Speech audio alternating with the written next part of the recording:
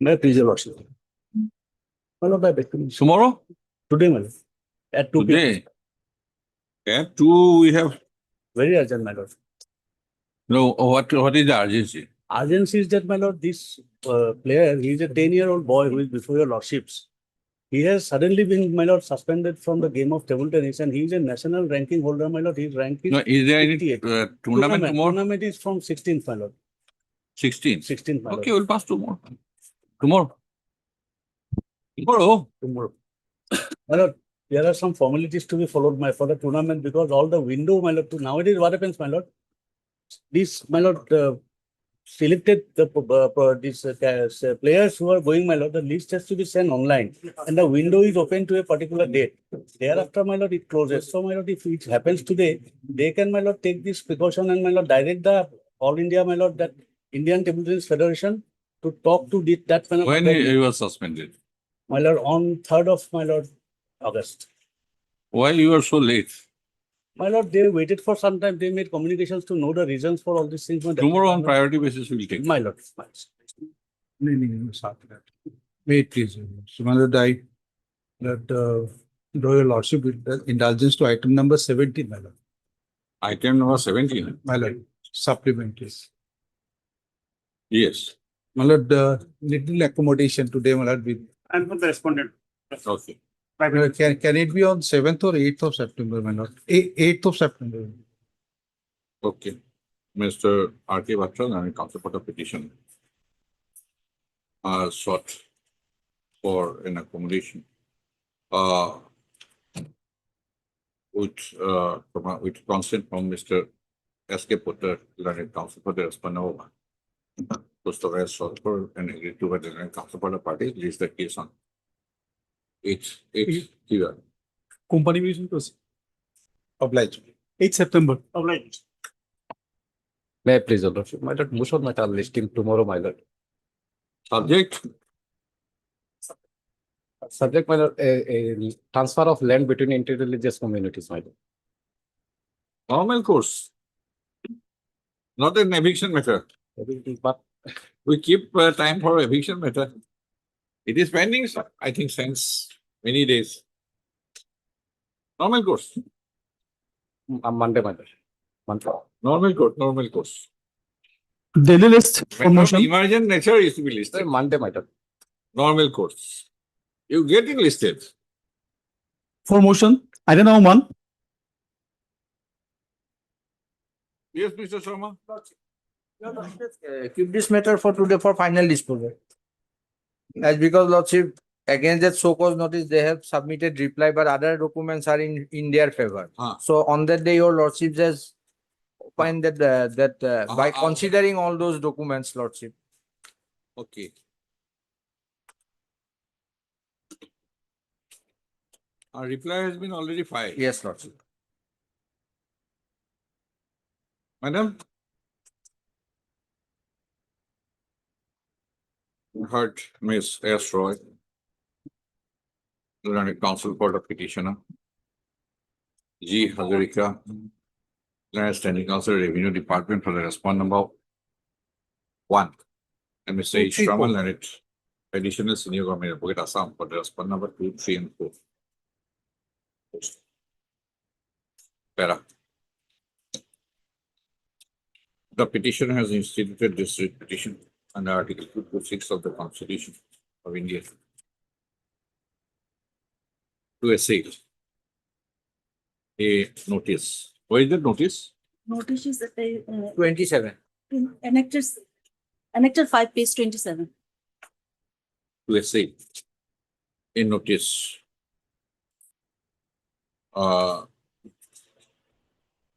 dated 10/7/2026.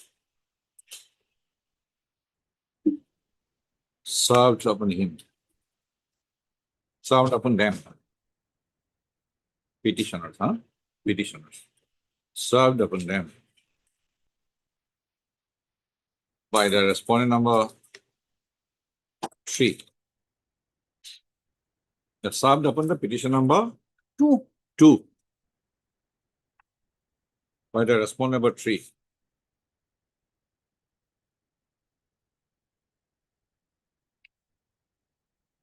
exercising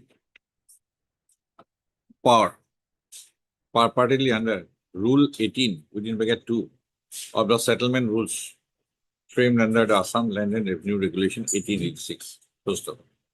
By the notice, impute notice, the notice has been directed to show cause and file a representation along with supporting documents within 15 days from the date of issuance of the notice as to why the notices should not be evicted from a plot of land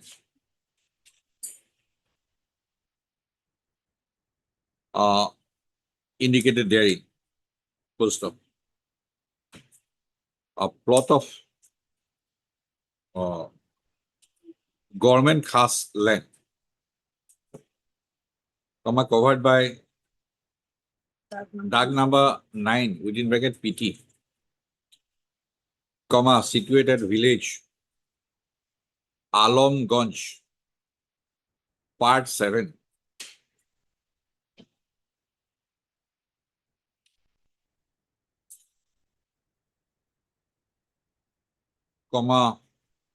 Gauripur Revenue Circle, District Dhuri.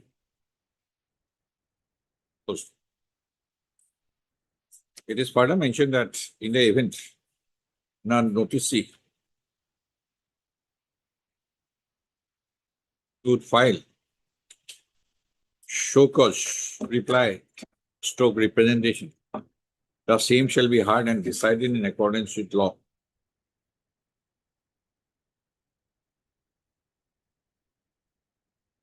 And the show cause stroke representation is to be filed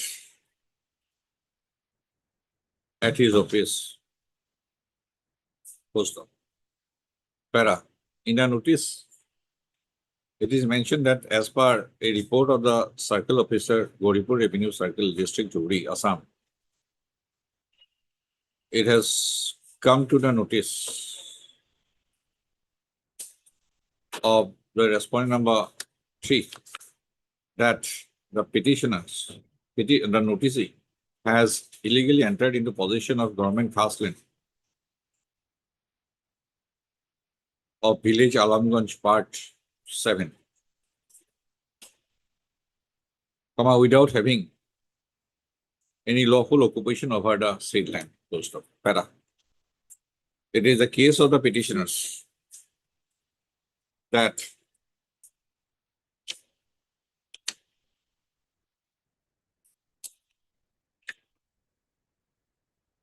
their sons and successors in interest of one late Somor Ali,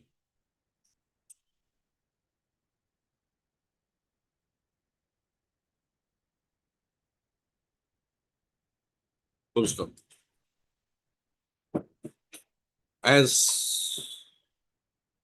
Somor Ali was found to be a landless person, it is stated that as Somor Ali was found to be a landless person, he was allotted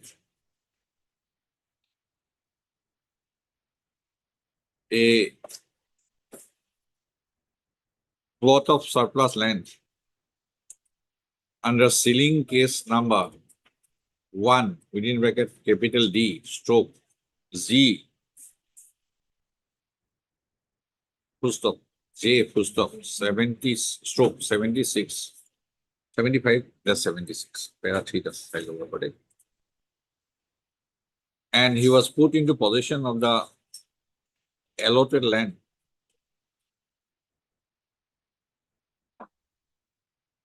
post of after being after being in possession, Somor Ali was enjoying continuous and uninterrupted possession of the said allotted plot of land by constructing his residential houses and paying land revenues to the state government. Post of.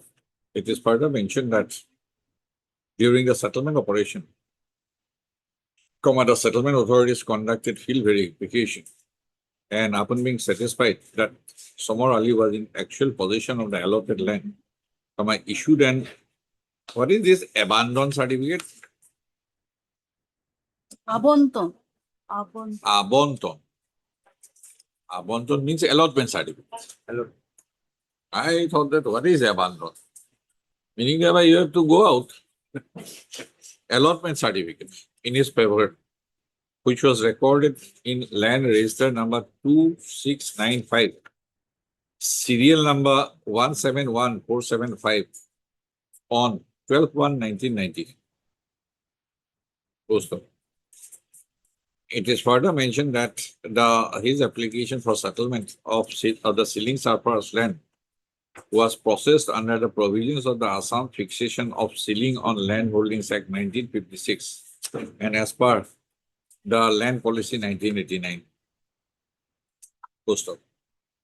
The petitioners have further stated that upon due inquiry and verification, the collector, the additional deputy commissioner. Where is that order? Page 16, my lord, particular question. The collector, Rumanen, additional deputy commissioner, Dhuguri,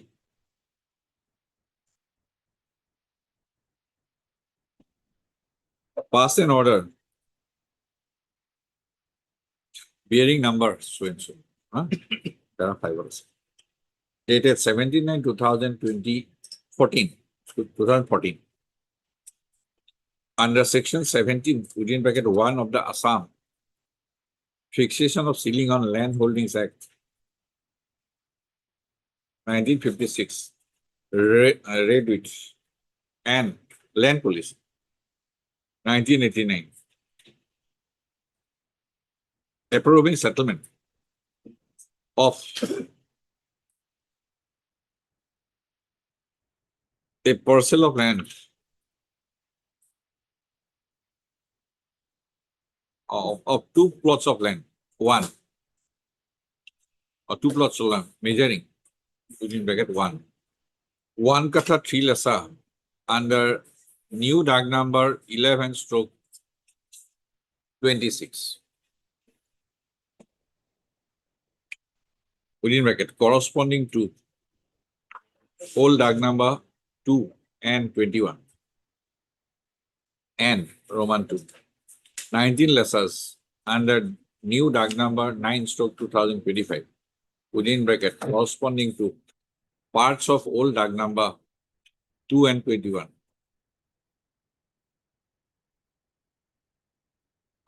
after excluding roadside land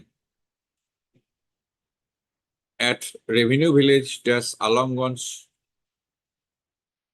Part 7, Gauripur Revenue Circle District, Dhuri, in favor of Somar Ali. Post-op. By the order dated 17/4/2014, a premium amount of rupees 5,360 was also fixed and late Somar Ali during his lifetime deposited the said premium amount via a treasury salan dated 9/7/2014. Post-op. It is a further case of the petitioner that by the order dated 17/9/2014, the collector and additional district commissioner, Dhubri, directed the assistant settlement officer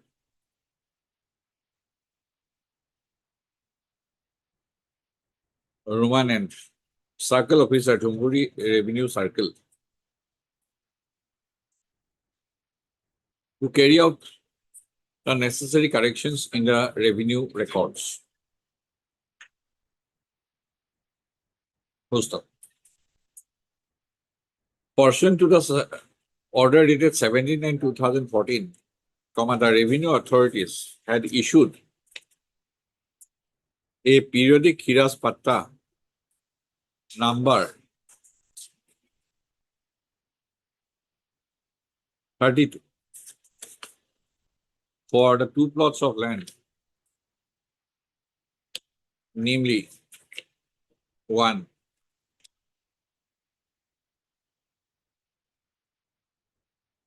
measuring 1 katha 3 lasa under dag number 11 and 2, 19 lasas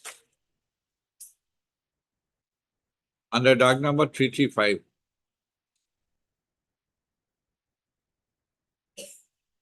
comma, fixing the land revenue and classifying the two plots of land as quote unquote bari.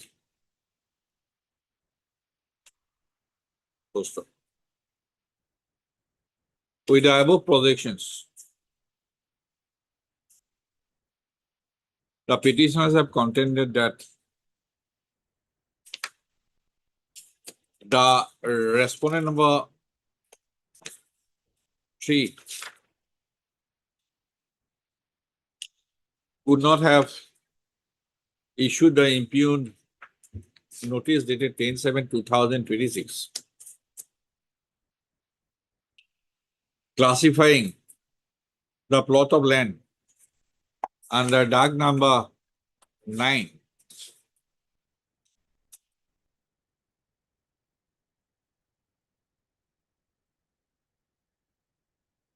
exercising power under Rule 18(2) of the settlement rules. So it is a contention of the petitioners that the plot of land under dag number 9 within bracket part is not a khas land as a periodic patta, Hiras Patta, had already been issued in favor of late Somar Ali,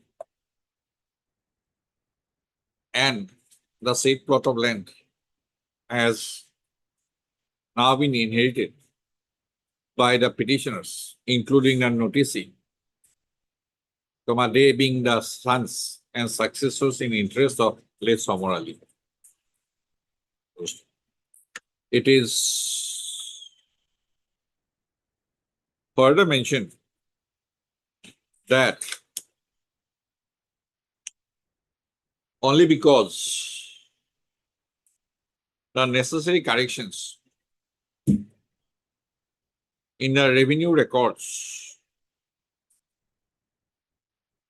are not carried out, as directed by the order dated 17/9/2014,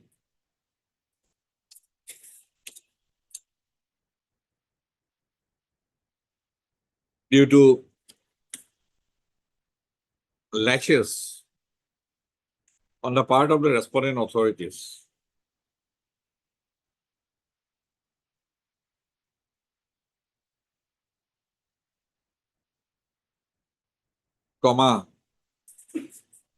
the impugned notice has been issued. Poster.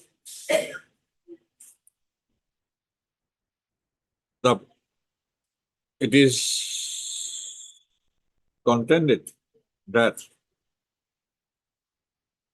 the plot of land measuring 19 lasas settled out of whole dag number 9/25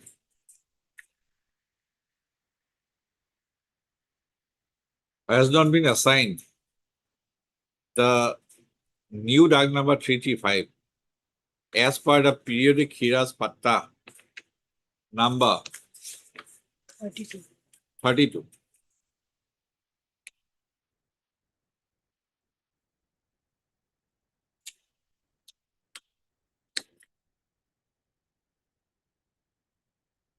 The impugned notice has been issued.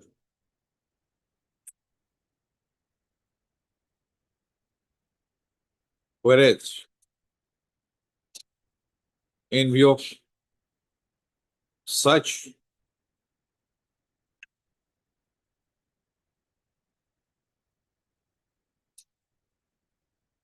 in view of the settlement already made in favor of late Samar Ali, in notice under Rule 18 of the settlement rules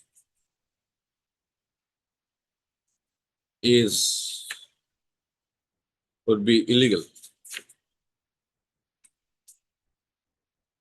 and without authority.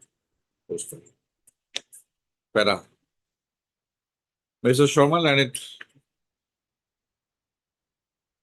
additional senior government advocate appearing for the respondent number 3 has submitted that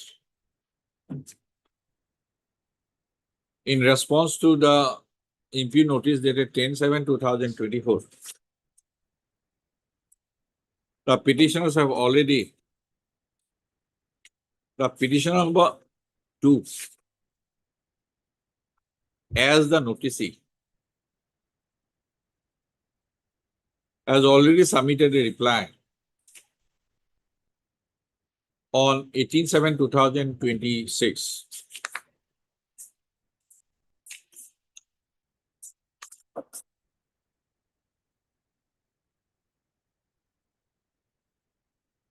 Stating the above facts as pleaded in this writ petition. Post of. He has submitted that as in a notice, the respondent number 3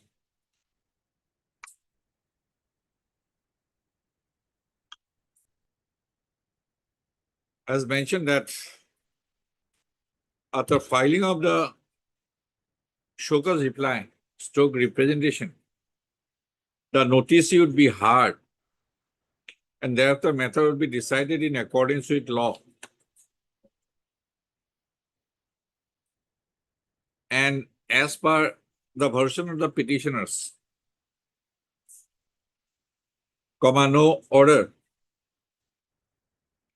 has been passed by the respondent number 3 after filing of the show cause reply stroke representation by the petitioner by the petitioner number 2 as the noticee on 18/7/2026. This petition can be disposed of with a direction to the respondent number 3 to pass a speaking order. Post of. He has further submitted that a period of 1 month from the date of submission of a period of 1 month would be reasonable. Would be reasonable and sufficient for the respondent number 2 to pass and a speaking order.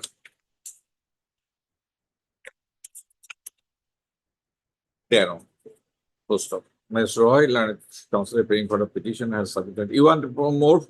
You have submitted all the documents? Yes.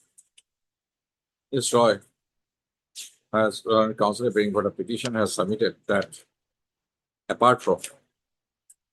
Have you submitted this apart from the Yes, so-called reply? yes, enclosed. Stroke representation dated 18/7/2026. The petitioners have also submitted an application for correction in the revenue records as regards the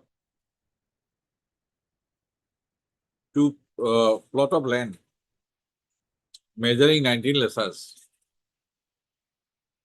by creation of new DAG number 335 out of old DAG number 9/2025. Post of. A direction, Ms. Roy has submitted that a direction be made to the respondent number 3 also to take the said application on board along with the so-called reply and stroke representation dated 18/7/2026. Full stop. Para. Taking into consideration the broad consensus arrived by the learned counsel for the parties in the aforementioned matter, in the aforesaid manner, comma, and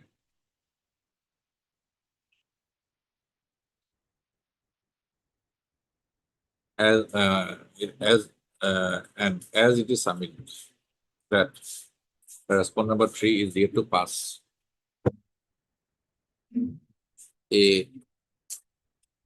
an order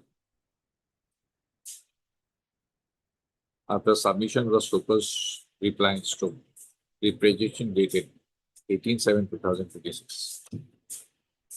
This court is of the considered view that instead of keeping this petition pending,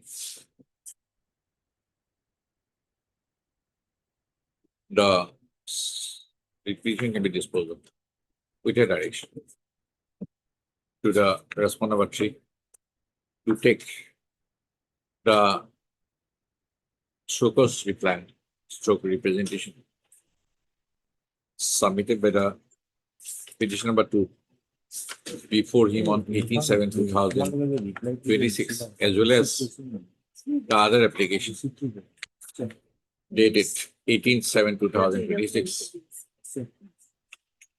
seeking correction in the revenue records pertaining to new DUG number 335 and old DUG number 9/2025 on the basis of the periodic Hiras Patta number 32 on board, and thereafter and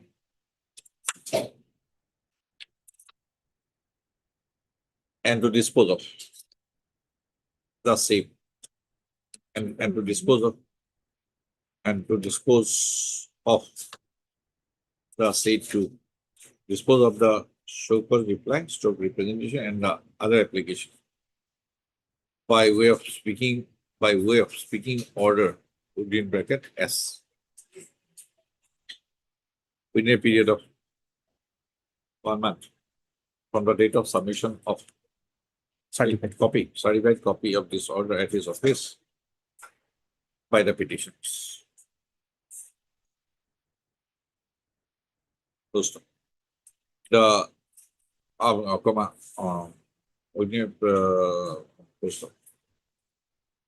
the response number 3. The petition number 1, at the time of submission of the certified copy of this order, shall also inform whether any opportunity of personal hearing is to be afforded to the petitioners or not. If such a request is, if a request for personal hearing is made, then the response number 3 shall afford an opportunity of personal hearing to the petitioners, and thereafter pass the speaking orders Lordship, some protection. by taking into consideration the If it goes against Facts. them, thereafter Fact. Lordship immediately, so that No, it fact. should not be. the facts. Taking into consideration the facts.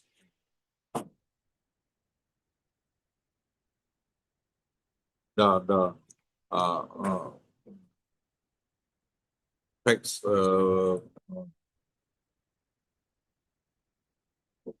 presented. The facts narrated above by verifying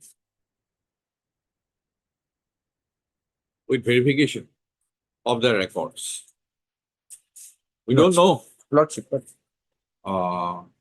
First, my anxiety is it Lordship. is further observed that in the event the order, the speaking order are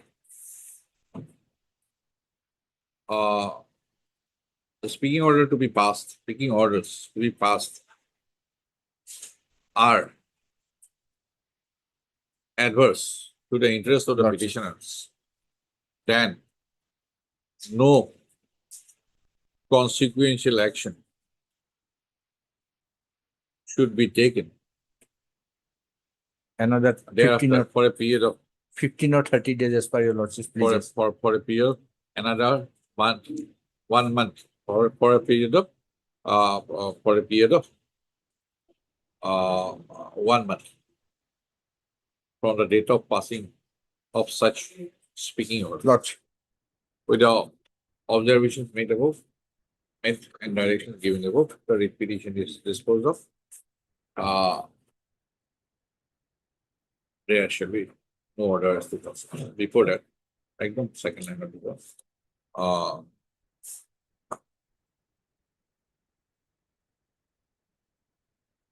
issue notice, post of as all the parties are represented and as sought for by the learned counsel for the parties and in view of the order to be passed in this petition, the notice is made returnable for March. and accordingly the petition is taken up for consideration for disposal. 18. Item 18.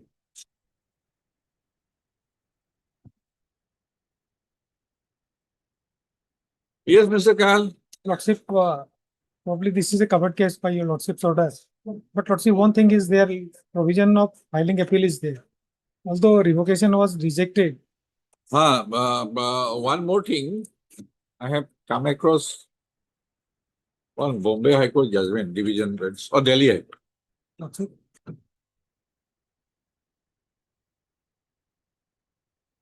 Third proviso to section 161 requires a personal hearing. 161. Third proviso. Yes, yes.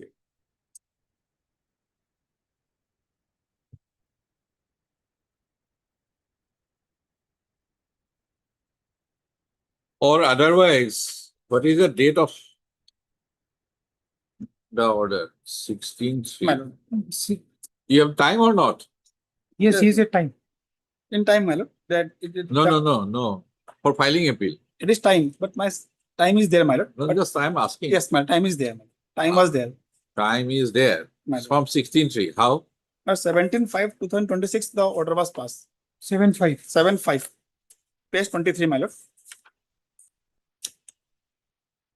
Or that is not very clear in the sense that whether any judgment is there, that the time spent, That is only your Lordship's judgment is there. that principle will be applied. The time spent during the revocation application, section 14 will apply. Yes, Lord. Principle of section 14, Yes, Lord. not section 14. Fine. Right. Lordship. So, on otherwise, as per the Delhi High Court judgment, proviso 3 to section 161, the proper officer requests to give personal hearing if the order is to be adverse. Even section 30, my lord. Lordship is mandatory, my lord. Section 30, which says revocation of cancellation registration. It says, my lord, first proviso, Lordship, Provided whether it- 161. No, Mr. my Mishra, lord. problem is that here My lord. it cannot be said that the show cause notice is vague. Right. Come to page 19. My lord.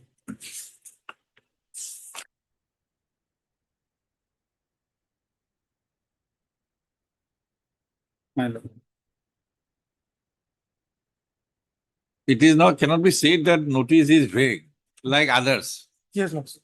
That is. Now, Lordship may see page 22, my lord. This so-called notice for revocation, my lord, against cancellation. Right. No, the show cause notice is not vague. Page 19. My lord. Let us go one by one. Sorry, my lord. Yes, It cannot be said that show cause notice is vague. no, it's correct, my lord. And since you did not reply, My lord. so it has crystallized. Yes, my lord. So order of cancellation cannot be said to be bad, My lord. prima facie, My lord. because you did not respond, Yes, meaning ma'am. thereby Yes, ma'am. you admitted everything. Yes, my lord. Yes, that is correct. That is true, my lord. can I am just- concerned at what faith the appeal would have, My lord. because it is not a, it cannot be said that it is a non-region order Yes, my lord. because of the completeness of the show cause notice. Yes, ma'am. That is a problem. Yes, ma'am. Now you filed a revocation application in time, My lord. right? Yes, ma'am. Whether it has merit or not, that is a different Right. issue. But you say one thing we can say, My lord. page 22.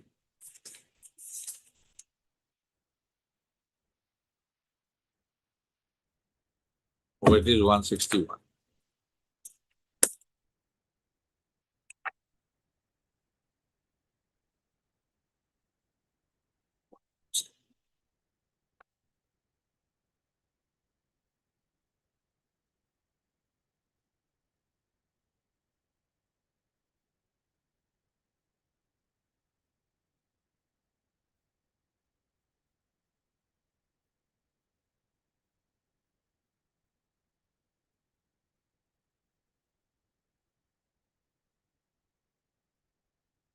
Hmm. 161, third proviso. Lordship. Like where the rectification adversely affects any person, the The principle. principles of natural justice shall be followed by the authority carrying out such rectification. My submission before Lordship, whether 161 be applicable in this case presently. That is a different matter, whether a revocation application, but notice for, no, what is that application?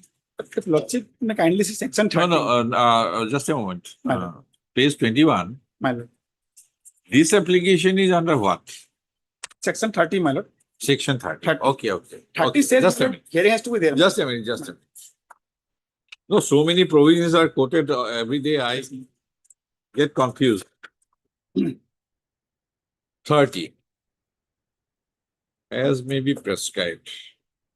Whose registration is cancelled may apply to such officer for revocation or cancellation of the registration in such manner, within such time, and subject to such conditions and restrictions as may be prescribed. Okay. Now, what is concerned Rule 23? My lord. Just take Rule 23.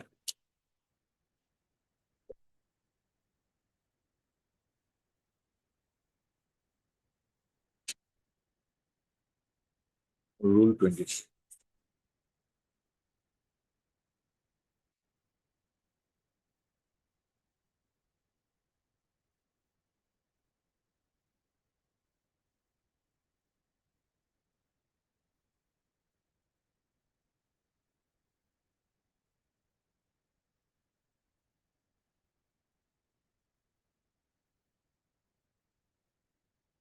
Now,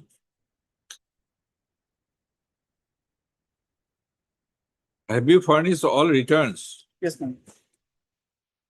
As he submitted a petition to March 2026, he has submitted it.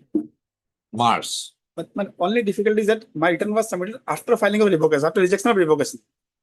But return was filed, my lord. It lordship will find page 24. All returns were filed, tax were paid, my lord. What is the date? Date of filing return 9/6/2026. Oh, after. After, my lord. That I made a statement in the petition after, my lord.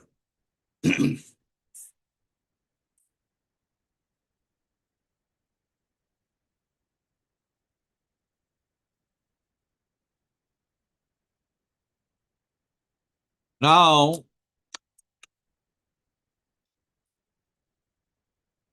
this page 22. My lord.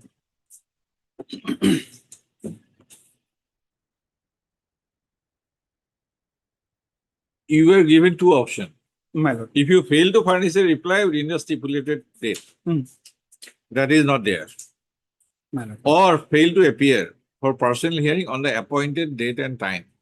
But appointed date and time is not there. Not there. Not there. So on that count, you can set aside. Because Delhi High Court says And that hearing is to be section given. 30, And that must, and according to my view, that must be proper and effective. When you do not assign the date and time, Lordship, that is not correct. so only on that count. So if he appears, then if he makes submission that I have filed all the returns, he can drop. Lordship, My lord. That is the way. Otherwise, this limitation issue, That and is- if you file an appeal, the order to be passed, you know also. My lord. Lordship, that is, I think, That is the only way. Lordship, I refer to the Delhi High Court judgment also. Lordship. Heard My lord. Mr. R.S. Mishra, learned counsel for the petitioner, and Mr. S.C. Carroll, learned senior counsel and special counsel from us CGST for the response number 2, 3, all the respondents. and for all the response. First, para.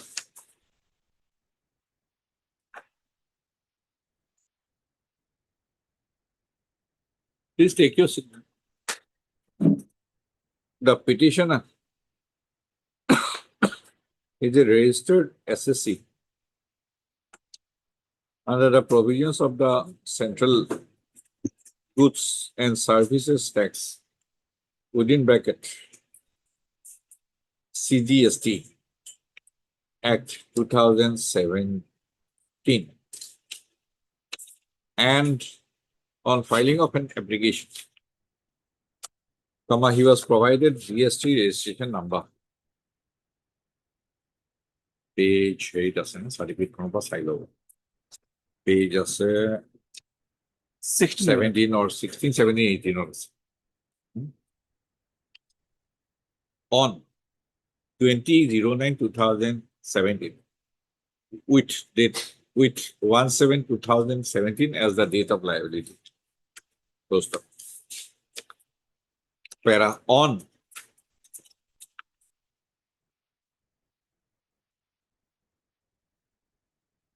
4/2/2026, a show cause notice was issued to the petitioner by the proper officer. Paragraph 3 doesn't. Check inform GST REG 3 31, my lord. 31 in terms of rule 21 capital A of the CGST rules 2017. Close stop. In the said so cause notice, the proper, it is mentioned that it has come to the notice of the proper officer that as per provisions of clause H or clause Roman 1 of Rule 21, which requires an SSC to file return under subsection 1 of section 39,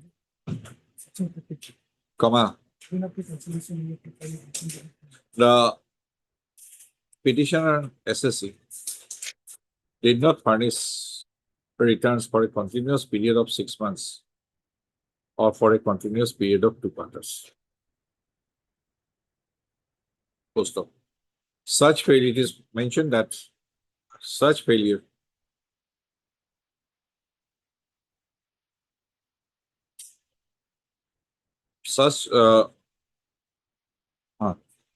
it was mentioned that such discrepancies or anomalies would privacy indicate contravention of the provisions of the CGST Act and the rules made thereunder. And if not explained satisfactorily, then the registration of the petitioner SSC was liable to be cancelled. Full stop. The petition SSC was requested to file returns under section 39(1) on the compound portal was requested either to file or to submit a reply to the jurisdictional tax officer within 30 days from the receipt of the show cause notice. Full stop. The GST registration of the petitioner was suspended.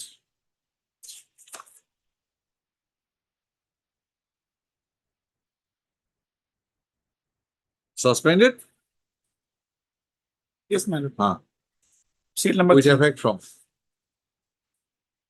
4/2/2026 in terms of Rule 21 capital A within bracket 2A of the CGST rules. And it was mentioned that suspension of registration would be lifted after filing of returns by the petitioner SSC under section 39 within bracket 1 of the CGST Act in the common portal. Post of para. The petitioner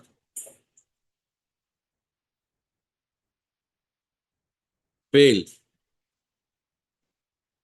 to submit any reply to the show cause notice within the stipulated time period of 30 days from 4/2/2026. Post of.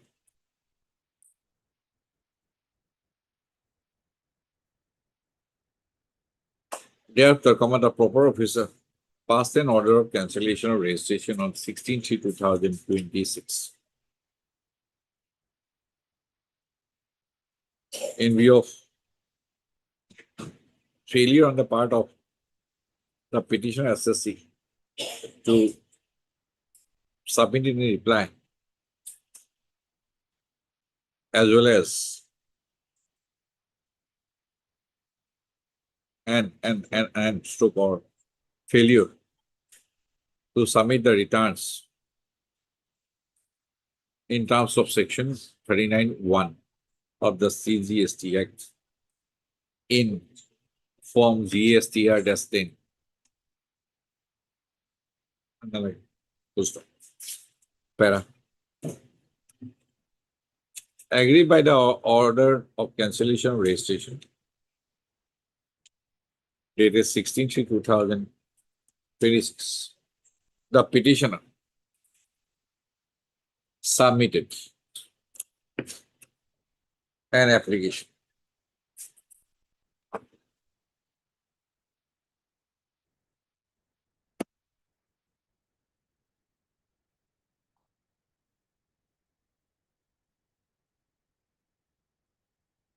for revocation of cancellation of registration on 6/4/2026 in terms of section 30 CGST Act.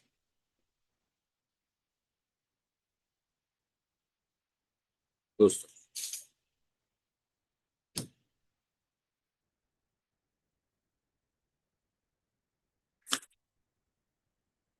On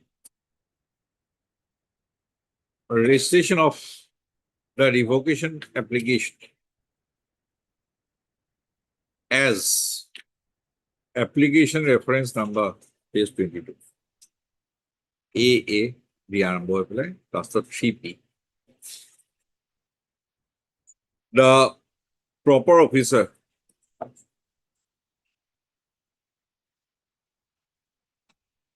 had issued a show cause notice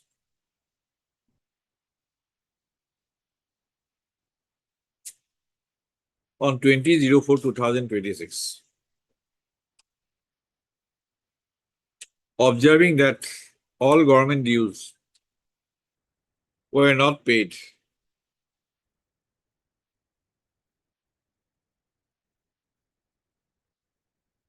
and the petitioner was requested to submit proof of payment of late fee of GSTR-1 and interest paid, if any. Post of the by the so-called notice, the petition was directed to furnish a reply to the notice within 7 working days from the date of service of the notice. Post of it was further observed that if the petitioner would fail to furnish a reply within the stipulated date or fail to appear for personal hearing on the appointed date and time, the case would be decided ex parte on the basis of available records and on merits.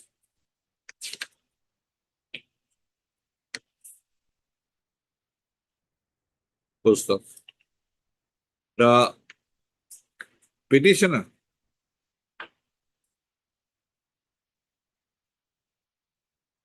did not, however,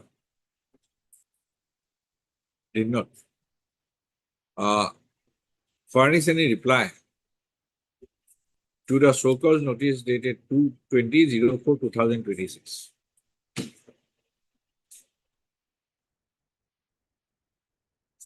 And instead,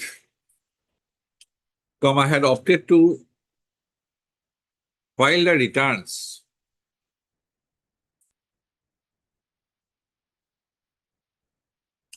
up to March 2026,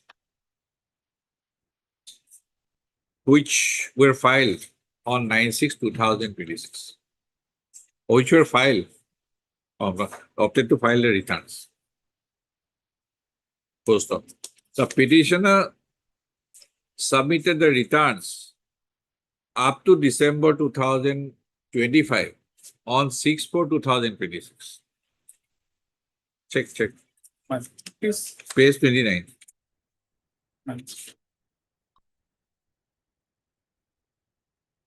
Yes. Hmm? Lordship will see page 24. 29 first. Yes. 6/4 Yes, Postman. and submitted the returns up to March 2026 on 9/6/2026. My lord. Correct? My lord. Post stop. But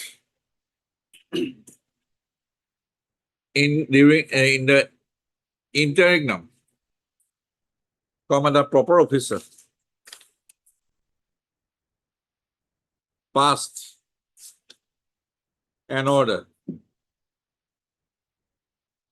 on 7/5/2026 in the following court corridor. Page 22.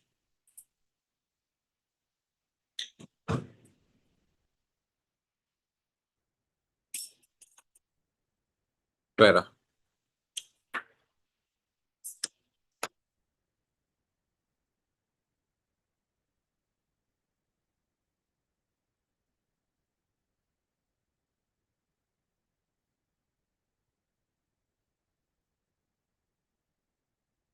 Then which provision will apply? It is not very specific. 75(4) or what?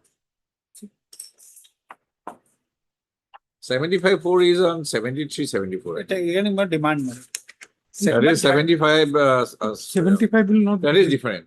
Section, No, just time. Section 30 will apply because Section 30 proviso says, my lord, without granting an opposition hearing, they cannot reject the application, my lord. Where is that? Section 30, my lord. I'm looking at 30. Sorry, my lord. Proviso, my lord. First proviso, subsection 2.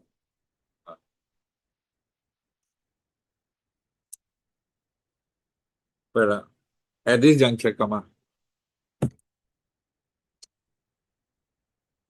three subsections in section 30. Yes, my 3 subsection. It is apposite to refer to the provisions of section 30 CGST Act, which raises under 32 good for you. Like, what to, um,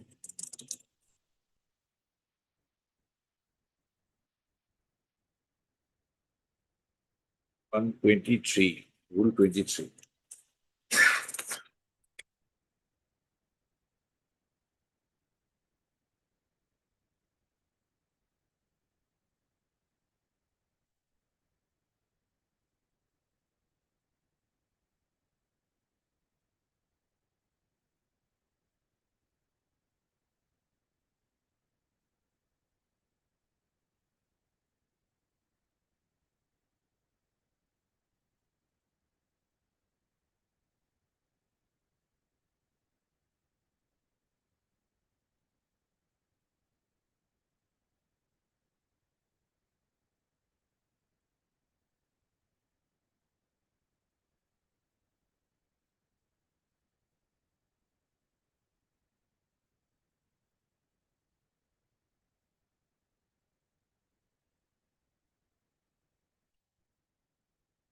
The proviso, first proviso to subsection 2 of section 30 CGST Act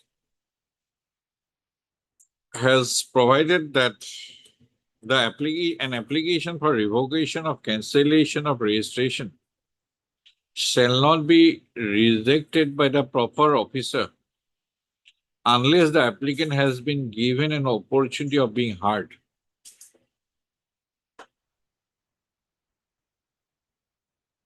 Full stop.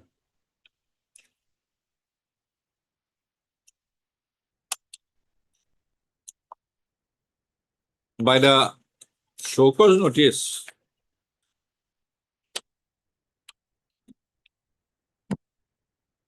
dated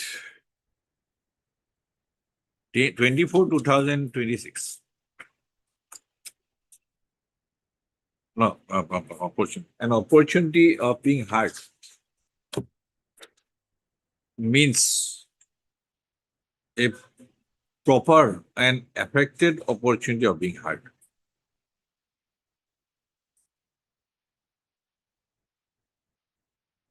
And only when a proper and effective opportunity is of being heard is provided, the principles of natural justice, and there is adherence to the principles of natural justice. Full stop. The show cause notice, though the proper officer in the show cause notice mentioned that the noticee, if the noticee would fail to appear for personal hearing on the appointed date and time, the case would be decided ex parte. Full stop. Comma, but the proper officer did not mention the time and date scheduled for personal hearing of the petitioner.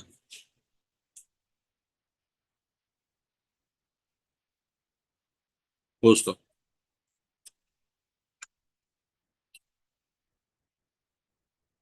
Thus, it cannot be said that the petitioner was afforded a proper and effective opportunity of being heard prior to the order of rejection dated 7/5/2026, which is prejudicial to his interest.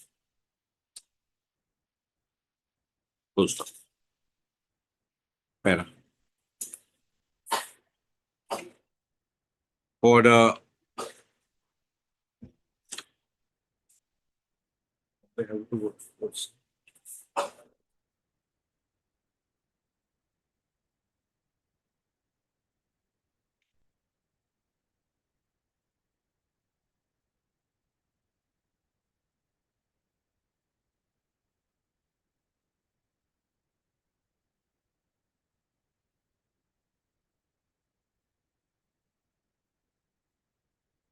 apart from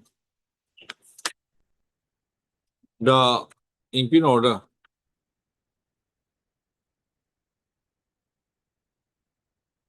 dated 7/5/2026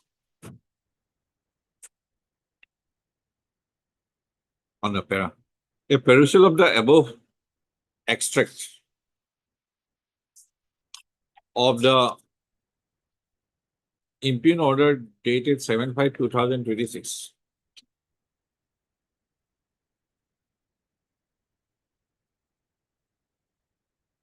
indicates that the impugn order is cryptic and non-speaking in nature. So, moreover, due to denial of a proper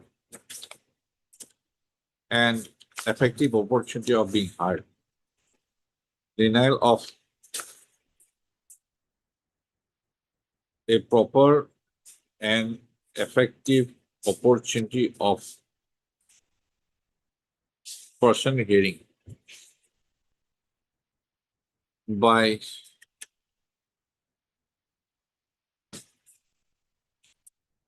due intimation of the appointed date and time on the part of the proper officer.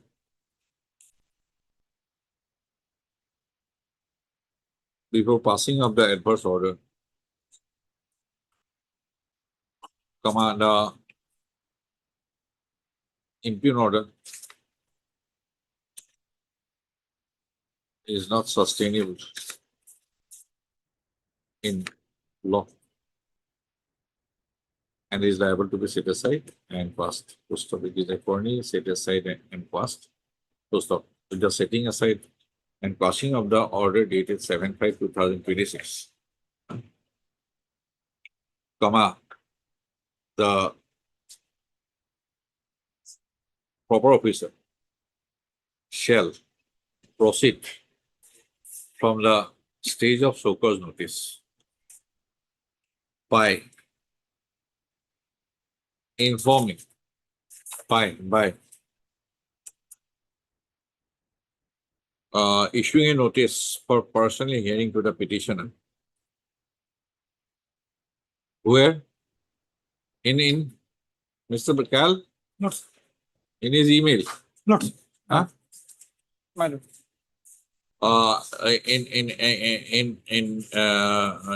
By issuing a notice in a common portal as well as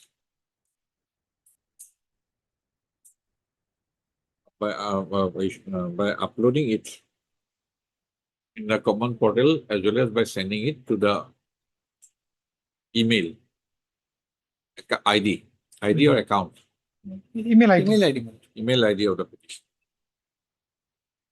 First of, if in response to such notice, the petitioner attends for personal hearing, and the proper officer, after hearing the petitioner and on the basis of the materials available on record, shall pass an order under section 30 of the CGST Act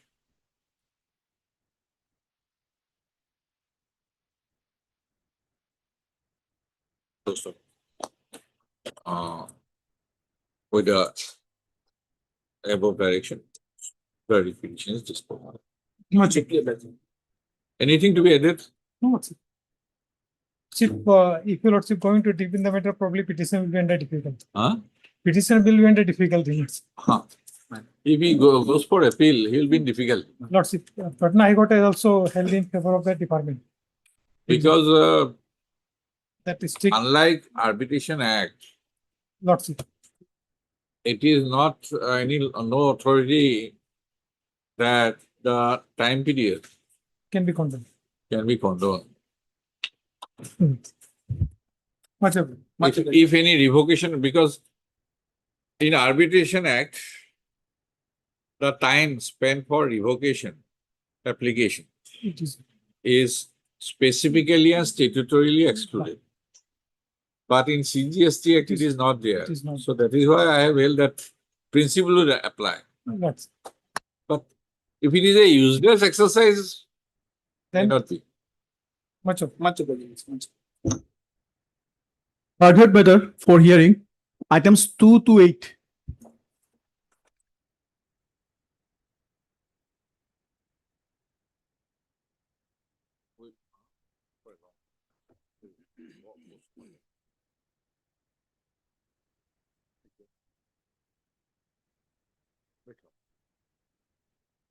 We'll be here for a long time, just.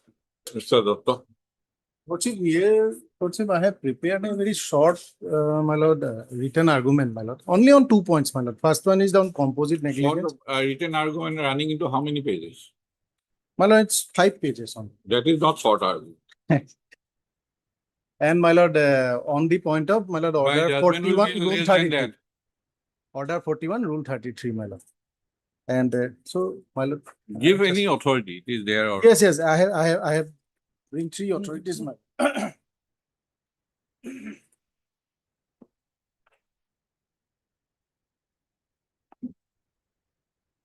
My lord, before going to a, my lord, these authorities, my lord, just I want to submit one line, my lord. My lord, the tribunal has though not used the word composite negligence, but the tribunal held both the vehicles liable, scooter, truck as well as the scooter. But my lord, the tribunal judgment is lacking in regard to negligence on the part of the scooter, my lord. That part is silent, my lord. We have adduced our, my lord, we have pleaded by way of filing our written statement. Then also we have adduced our evidence. My lord, the tribunal. That only- you have submitted already. Only 40 rule, order 41, rule 33. What is the principle? Yes. My lord, that 5 judge benches, my lord, that says, my lord, that, my lord, Paragraph. paragraph, my lord, uh, Because paragraph 13, my lord, this that, situation is to be examined yes. from the standpoints. First, the respondent failed to file any cross appeal. True. First. First. Second, he failed to file any cross objection. Right? Yes, yes. And he waited for 12 years to advance submission on order 41, rule 33. Yes. 3. Right? Yes. Now in such backdrop, the order 41, rule 33, appellant has raised a point that no liability is to be affixed on them. Right. Now, your contention is that 100% is to be affixed. Yes. Whether in the absence of any cross appeal or in the absence of any cross objection, whether such contention can be examined. Lord, in support of that, my lord, I have relied Which this one? two judgment, my lord. I have also judgments. Yes, yes. Now, which one paragraph? My lord, that Pannalal judgment, my lord, the 5 judges bench lordship, in paragraph 13, my lord. Paragraph 13. And also I am relying that paragraph 21. Paragraph 13 says, my lord, So you can- even a bare reading of order Let for me read.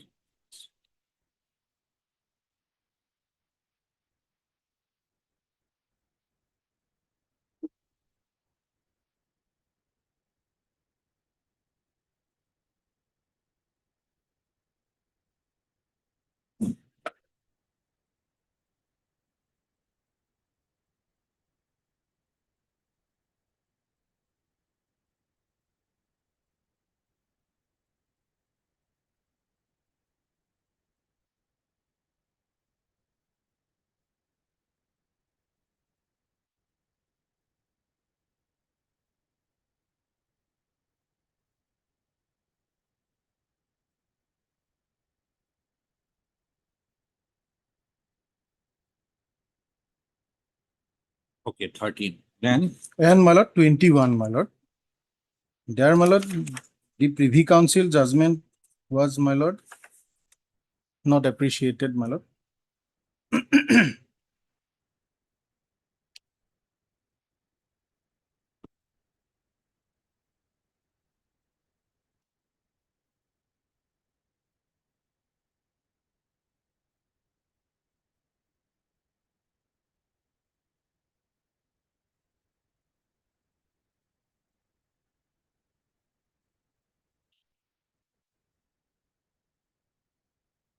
yes, next. Next, my lord, that,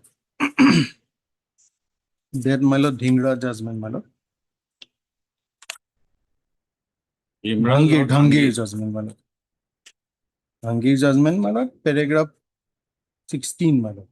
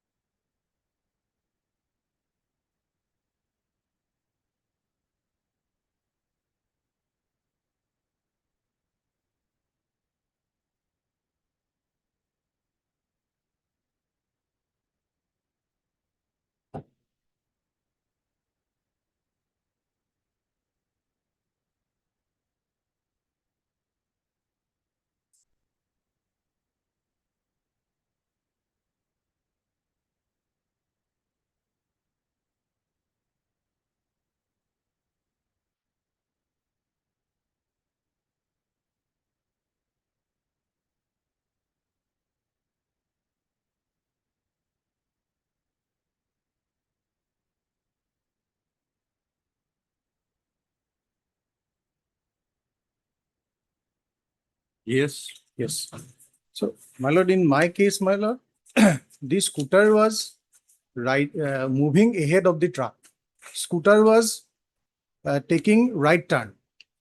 And the truck, my lord, offending truck, my lord, by going to the left side, there's the passenger who were waiting for the buses.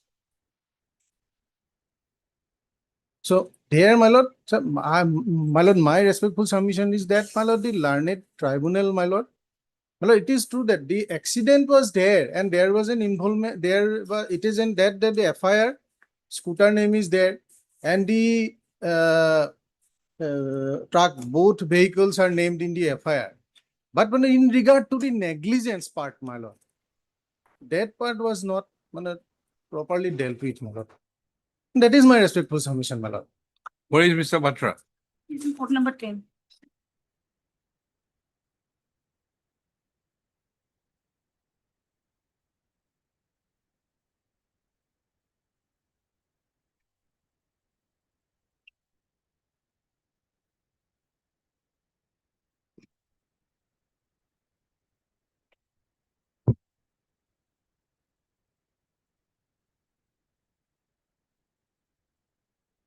The issue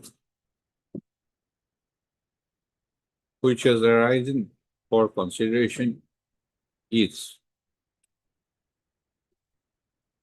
whether the appellant can be settled with the liability to pay the compensation amounts to the extent to the claimants and to the extent, as determined by the tribunal, in its common judgment and order award dated 18/7/2012 on the basis of the evidence on record. Full stop. Insurance sector, motor vehicle.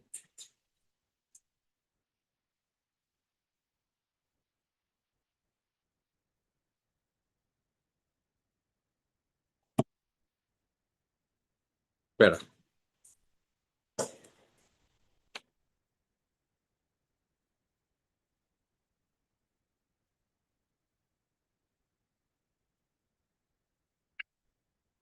The definition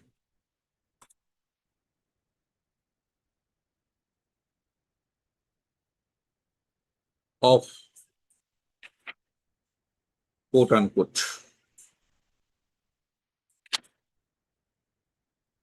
certificate of insurance is provided in clause B of section 145 of the MB Act. Full stop. As per section 145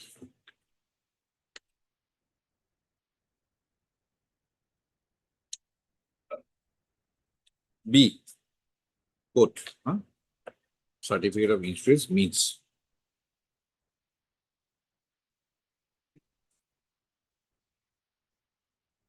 does, comma,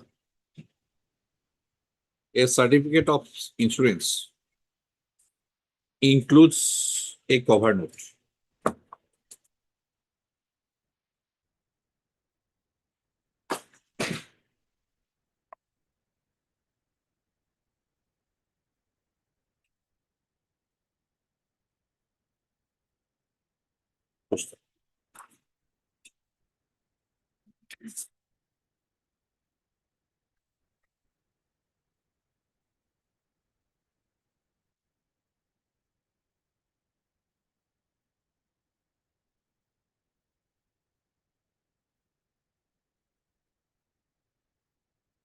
In terms of section 64 PB of the Insurance Act,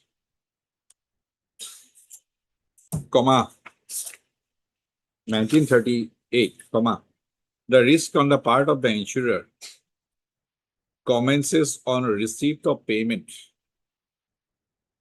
of premium from the insured.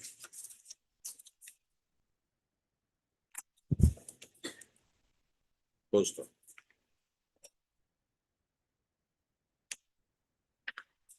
Para. As noted above, comma, the tribunal proceeded to affix the liability on the part of the appellant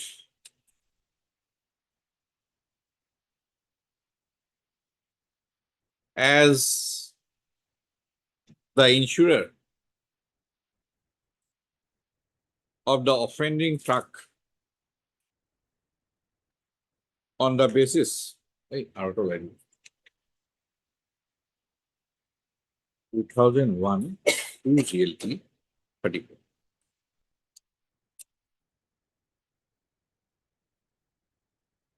On the basis of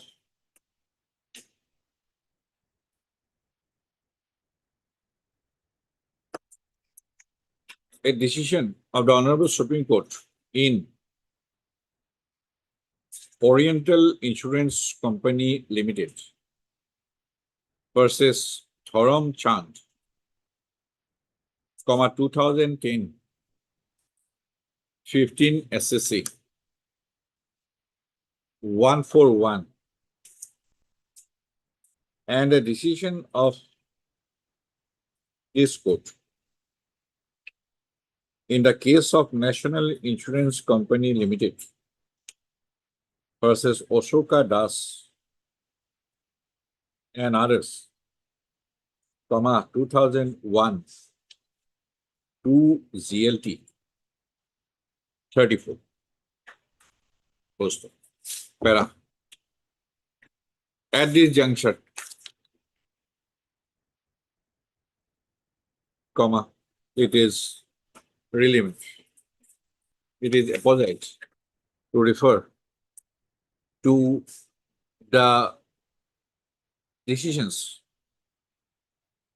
cited at the bar on the point of commencement of insurance coverage,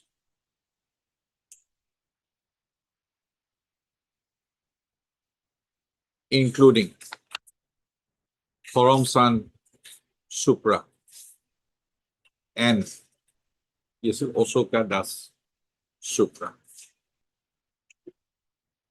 Full stop.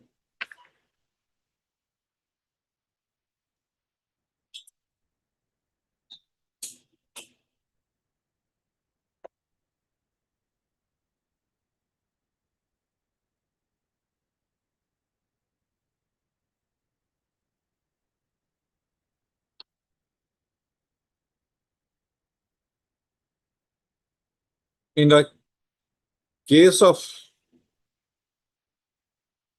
Chan Supra, the premium check for the insurance policy was received by the appellant insurance company on 7/5/1998 at 4 p.m. and a cover note was issued at the same time. Full stop. It was in the cover note, comma, it was, however, stated that the insurance would commence from 8/5/1998 and expire on 7/5/1999. Full stop. The motor accident in regard to which the claim case was filed took place at 8:30 p.m. on 7/5/1998. Full stop. The insurance company sought to disown its liability on the plea that the accident took place before the commencement of the insurance, as indicated in the cover note. Full stop. But, comma, both the tribunal and the High Court, comma, turned down the plea and held that the insurance company was liable to pay the compensation amount. Full stop. When the appeal was taken up for consideration by the Honorable Supreme Court, comma, the counsel for the insurance company submitted that since the check for the premium amount was received by the company at 4 p.m. on 7/5/1998, the insurance must be deemed to have commenced from that time, and 4 hours later, when the vehicle met with the accident, the owner must be deemed to have been covered by the insurance policy. Full stop. And Dharam sir, that is what 8-2 judge bench decision. Yeah, got it. Thus, comma, in Dharam Church, comma, Supra, it is held that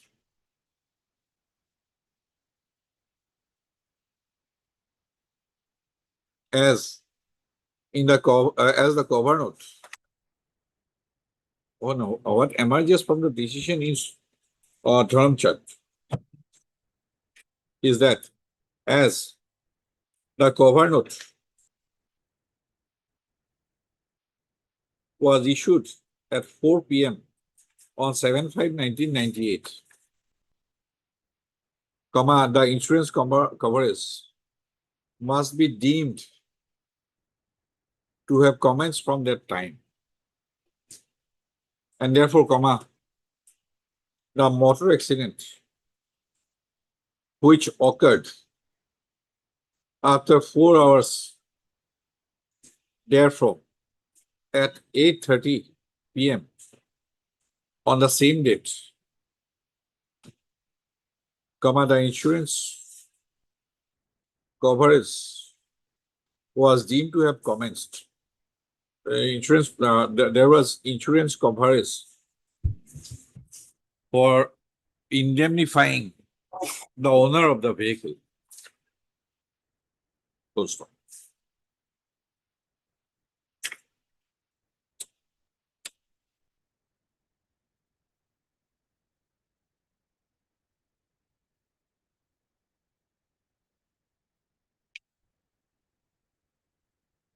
Prior to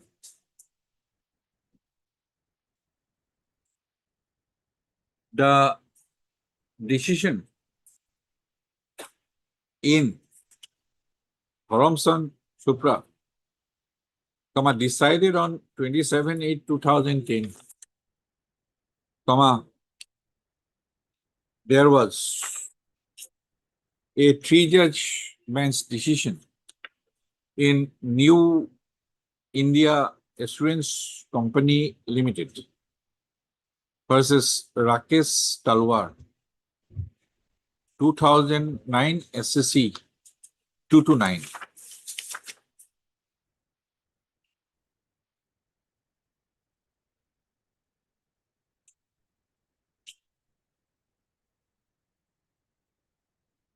The motor accident took place at 1 p.m. on 7/10/1996.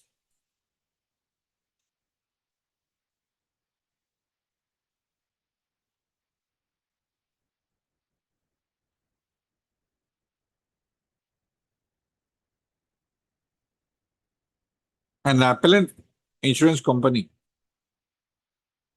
was ordered to pay the amount awarded to the claimants.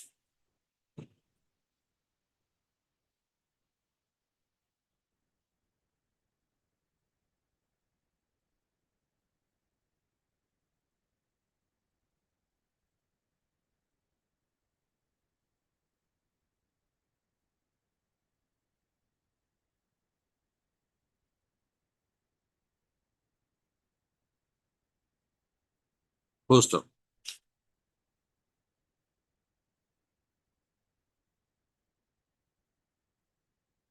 The appellant company laid evidence to establish that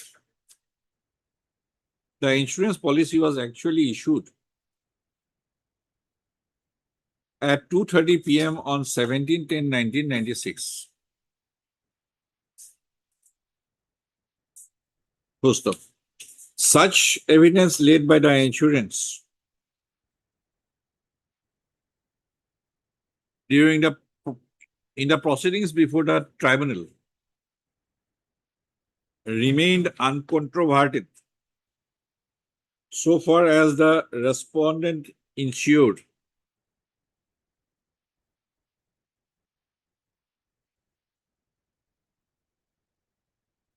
was concerned.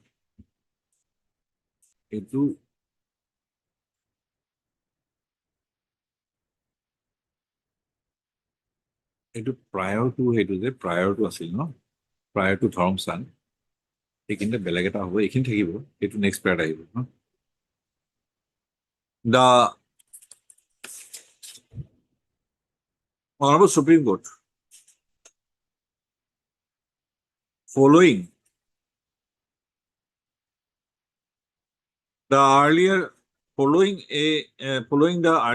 3-judge bench decision in Sunita Rathi,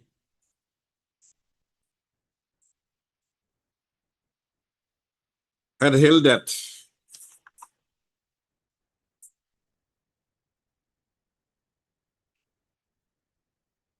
the appellant insurer was not liable as to pay to the claimants as the motor accident took place at 1 p.m. on 17/10/1996 and the insurance policy was issued only at 2:30 p.m. on 17/10/1996.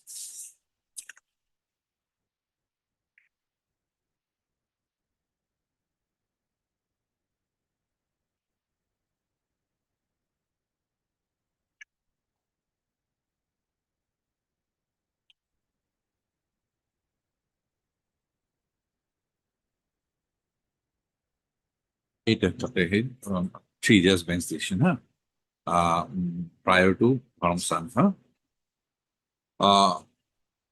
There was a 3 years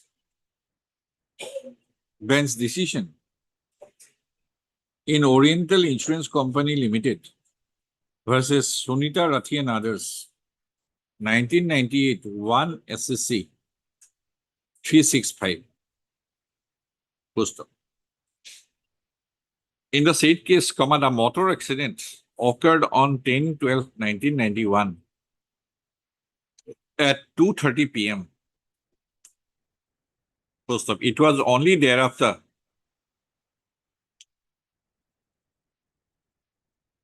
at 2:55 p.m. on the same day that the insurance policy and the covered note were obtained by the insured, owner of the motor vehicle involved in the accident. Full stop. There was express mention in the cover note that the effective date and time of commencement of the insurance for the purpose of the MV Act was at 10/12/1991 at 2:55 p.m. In such backdrop, in such obtaining fact situation, the Honorable Supreme Court had held that the insurer cannot be held liable on the basis of the above policy and the cover note. And, therefore, the liability had to be of the owner of the vehicle. Full stop. It has been held that the liability of the insurer arises only when the liability of the insured has been upheld for the purpose of indemnifying the insured under the contract of insurance.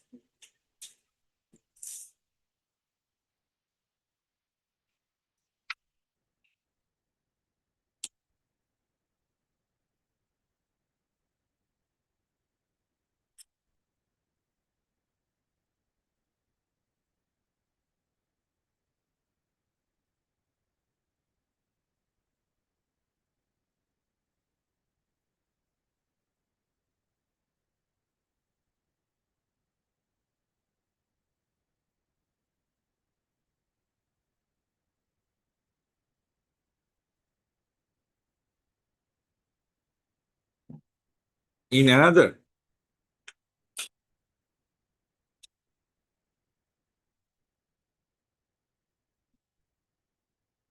T-judgment's decision in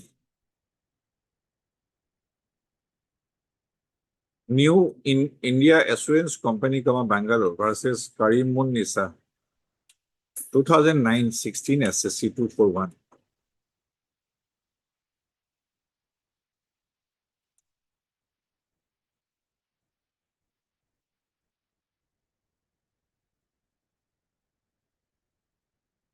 The Honorable Supreme Court has held as under.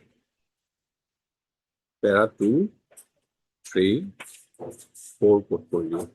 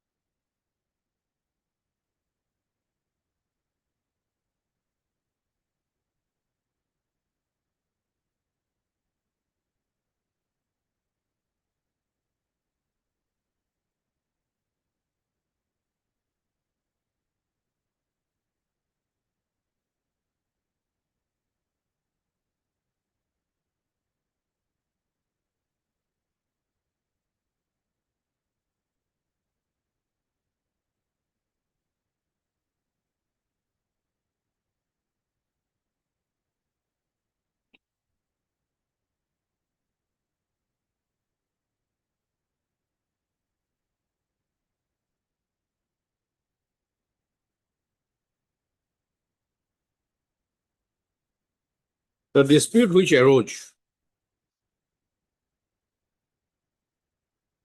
in the case of Oriental Insurance Company Limited versus Porcel V and another, 2009 15 SSC 116, was as to the date of commencement of the policy. That is, the date from which the policy was in operation. Full stop. The accident took place on 28/5/1996, and the policy covered the period from 29/5/1996 to 28/5/1997. Full stop. As per the cover note, in the cover note, it was indicated that the policy was valid from 29/5/1996 to 28/5/1997, though it was issued on 28/5/1996.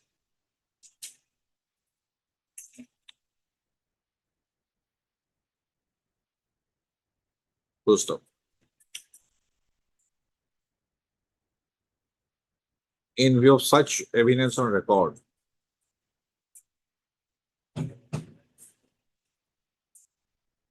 comma,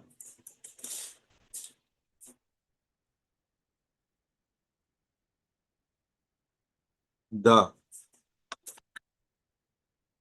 appeal preferred by the appellant insurer was allowed, extricating the appellant insurer from the liability to pay the amount. Full stop. It is also relevant to refer to the following observations made by another 3-judge bench decision of the Honorable Supreme Court of India in New India Assurance Company versus Sita by Para 6. From the above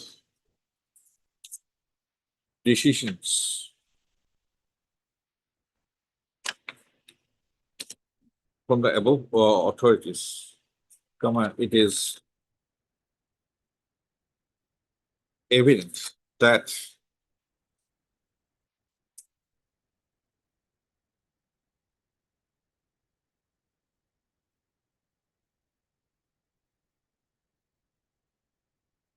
if there is express mention in the cover note about the time and date of commencement of insurance coverage for the purpose of the MB Act, then there, then the insurer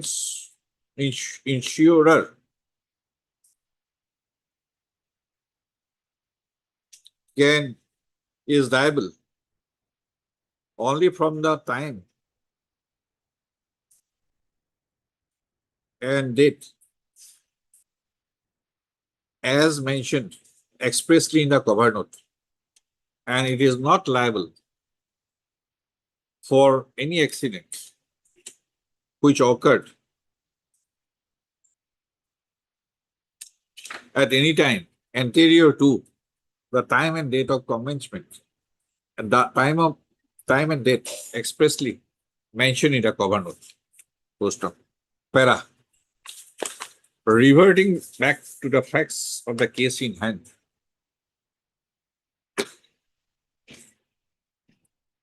Comma. It is found that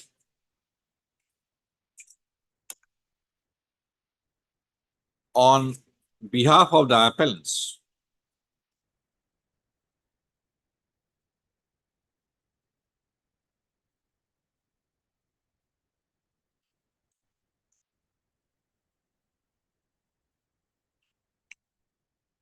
comma,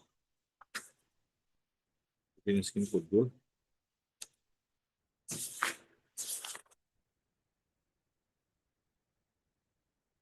Hey, green screen.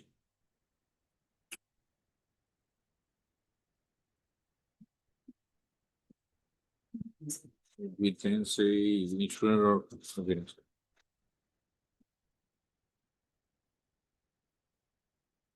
বহুত কাগজ নহয়।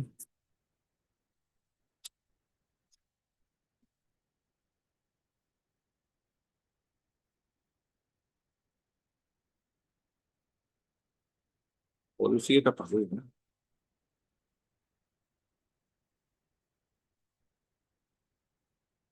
কাম on.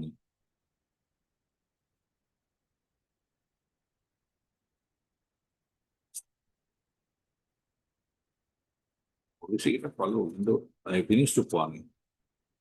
কোনটো কেছত বা I finished আছিল?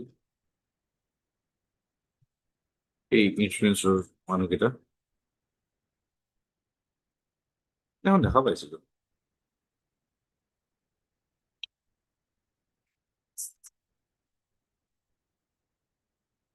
Evidence.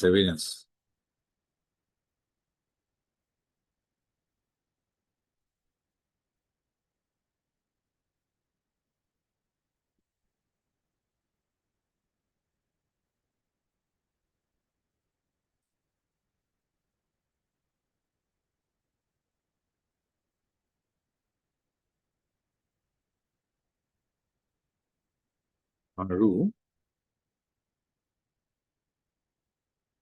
এই দাগ মাৰা এনেকুৱা থাকিব য'ত মাৰা আছে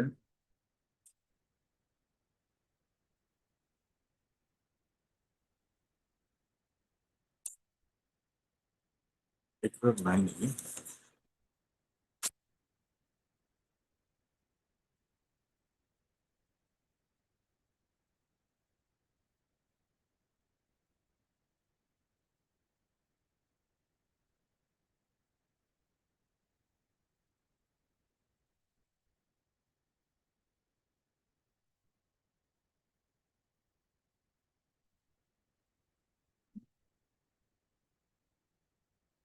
You will find an evidence file.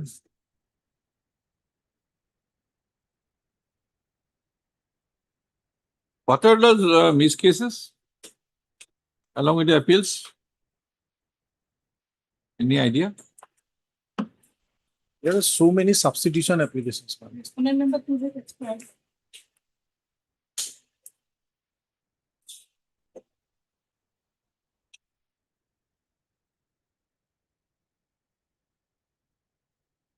এক্সিবিটো আছে ডিপজিশ্যনটো কালি ক'ৰবাত দেখা পাইছিলো নহয়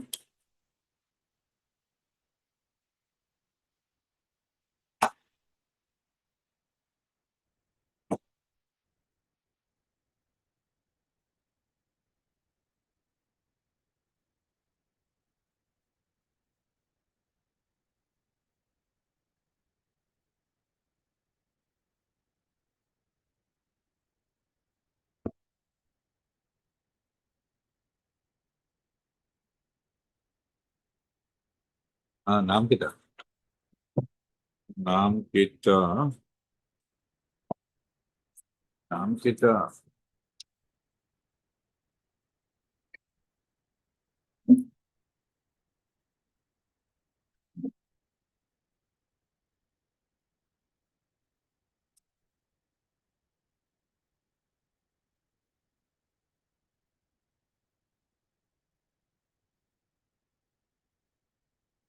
দিয়ক নহলে মোকে দিয়কচোন এভিডেন্সৰ ফাইল কেইটা।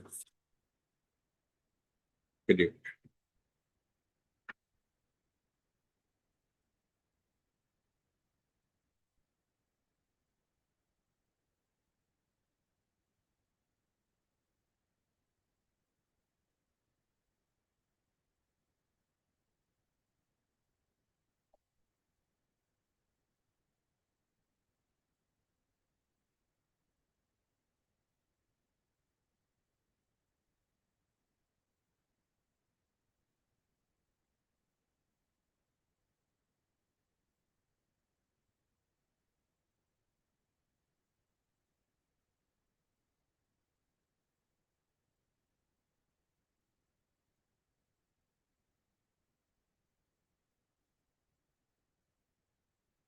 এতিয়া ফাইলটো নেকি?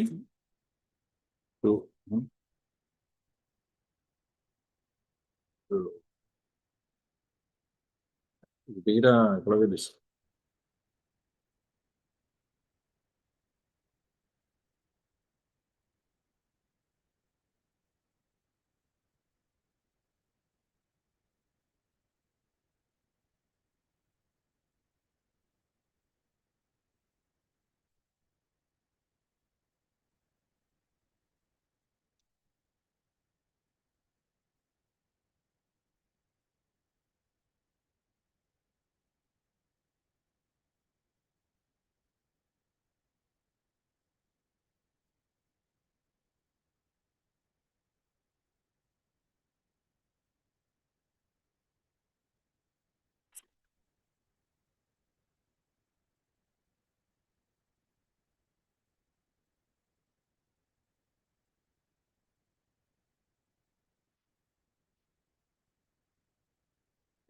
এইখন দিয়কচোন, অলাগতিয়াল বিচাৰি দিওঁ।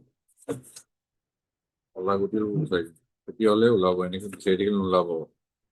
ক'ত গ'ল অলাগতিয়াল? অলাগতিয়ালটো হেভিও এইবোৰ হাজিৰা পায়।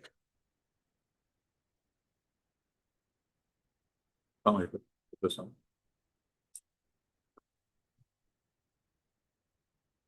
কৰিব নোৱাৰিব।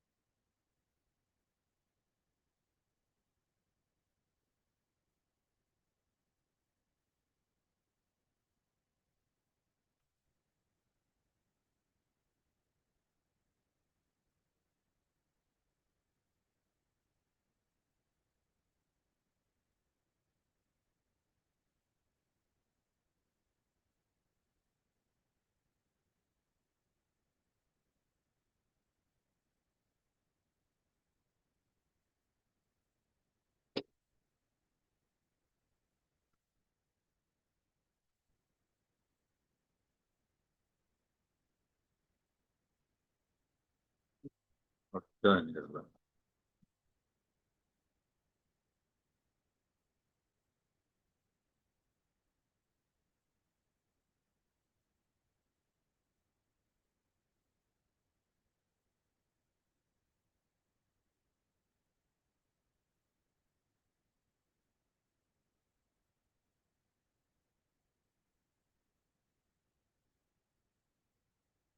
এখন আছিল দেখোন, আহিছিলো।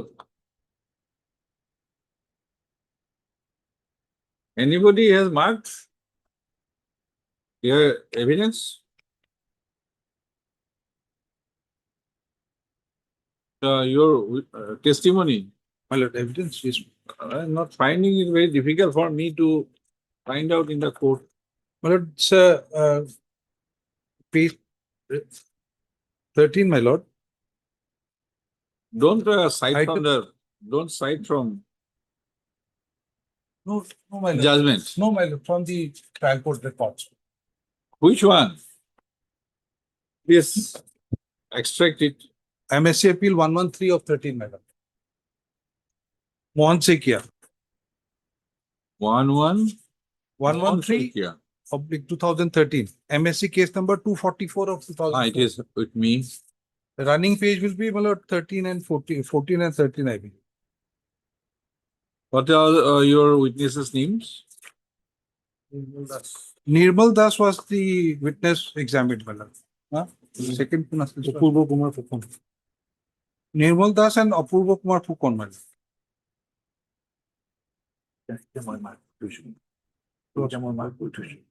চাই ল'ব বাৰু তাতে আছে।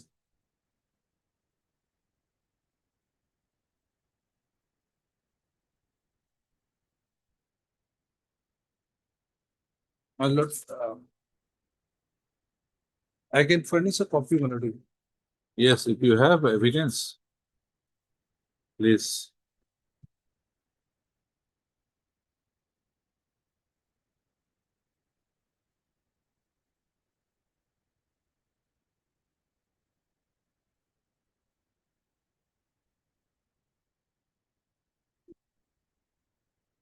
On behalf of the appellant,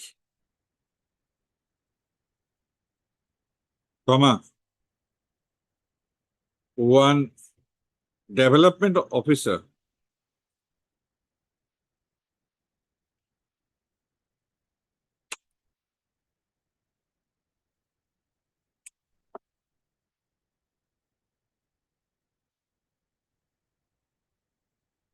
namely Sri Apurva Kumar Phukon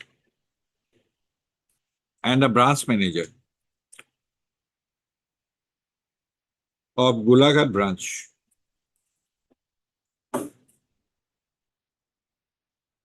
namely Nirmal Das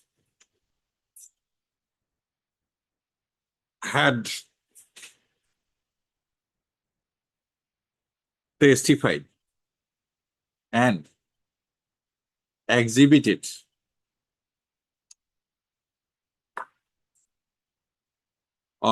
two exhibits. Exhibit A certified copy of a cover note number 080220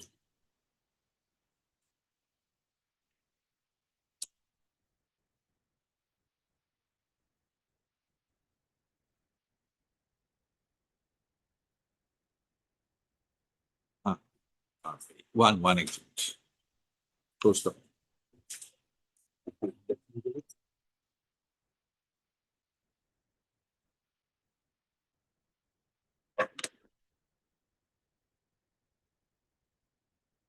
Google negative. Policy to go to back. To switch over the policy to go to.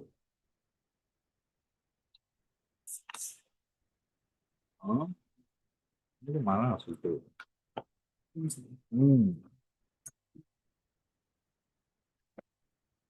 নাকি কাগজ মাৰা আছে এনেকে চাই লাভ নাই ওপৰত এনেকে কাগজ মাৰা আছে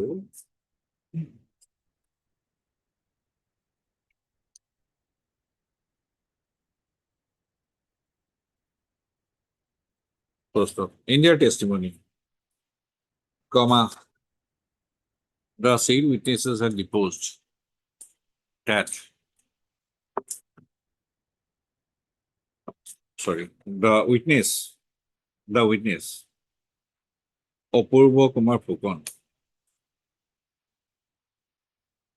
we didn't make it DW3, deposed to the effect that he issued the cover note number 808220 against the truck bearing registration number AS-044271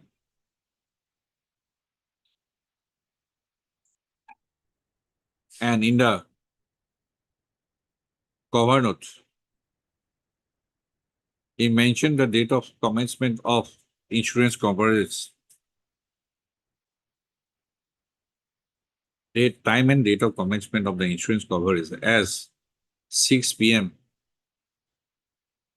as 9/5/2003, 6 p.m. onwards. He further deposed that the alleged incident occurred at about 8:40 a.m. on 9/5/2003, and a cover note was obtained fraudulently after occurrence of the accident. Full stop. The other witness from the appellant insurer, Nirmal Das, which is like a DW2.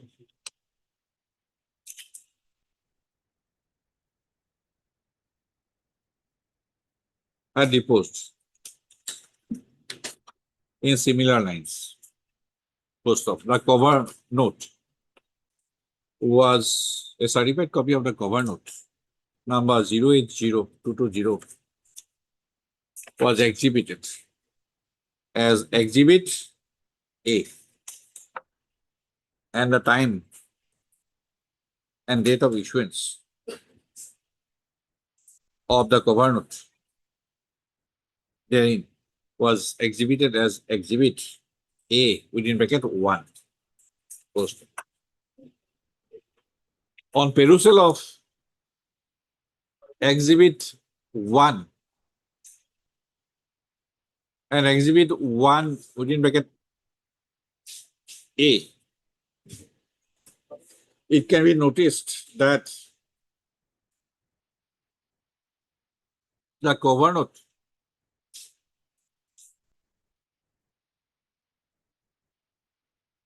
in the cover note, the name of the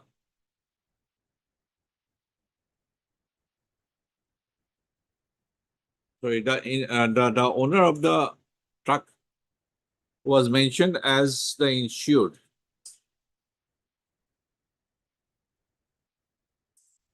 With the registration number AS04 4271. And upon payment of an insurance premium of rupees 7,649.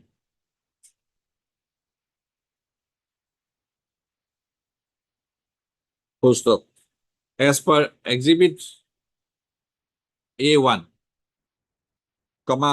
the effective date of commencement of insurance for the purpose of the MB Act was from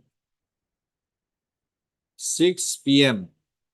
on 9/5/2003 to midnight on 8/5/2024. Full stop. The said two witnesses, the said part of the testimony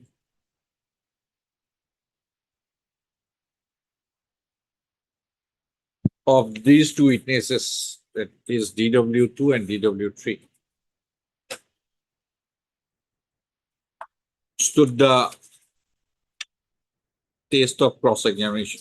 Was the meaning thereby it has emerged from the evidence on record that the time and commencement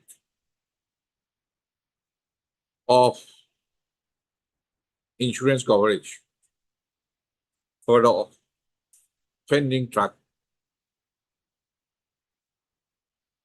was only from 6 p.m. onwards, only from 9/5/2003, 6 p.m. onwards. First stop. As it has also emerged unerringly that the accident occurred at 8:40 a.m. on 9/5/2003, comma, that is, comma, prior to time and date of commencement of the insurance cover as per Exhibit A and Exhibit A1 within bracket, comma, the appellant cannot be held liable to indemnify the owner of the truck for making payment of the compensation amounts awarded by the tribunal by the common judgment and order dated so and so. Full stop. In view of the provisions of section 145B read with section 147 or 147 C2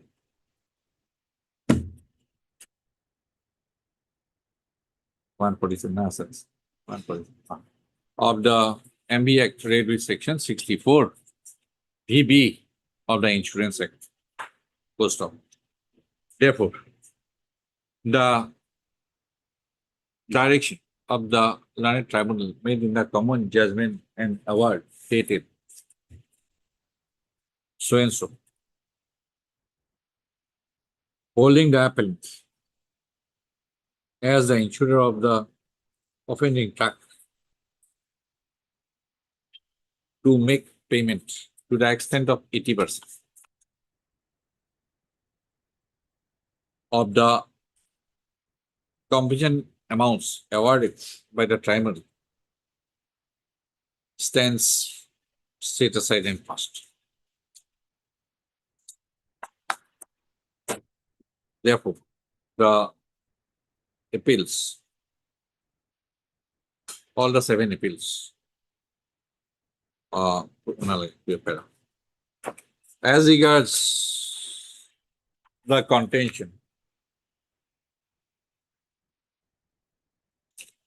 made on behalf of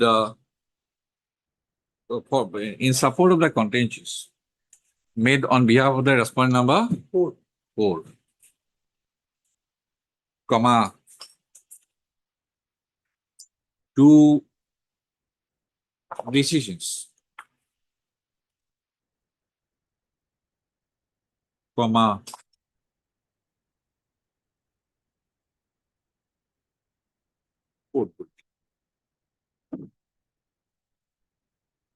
boleh kita metode disil.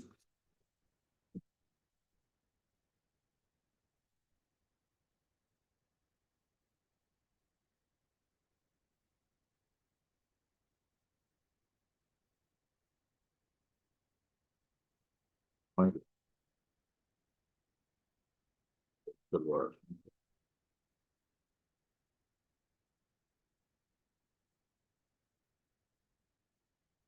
Itu.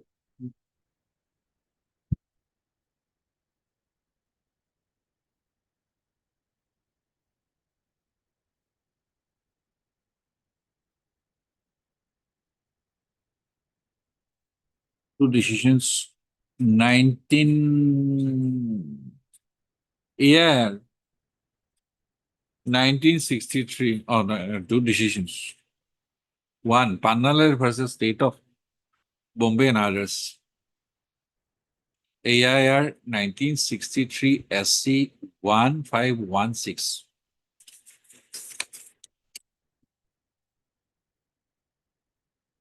And Hangir and others versus Madan Mohan and others.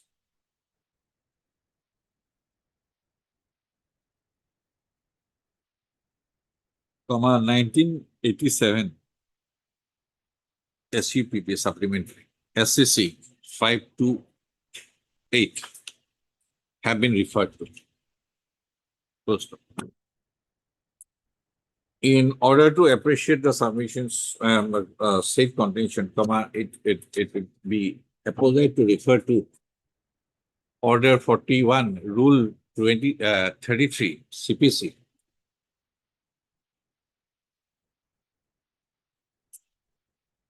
Post of Order 41, Rule 33, CPC, as provided as under. Post. Para.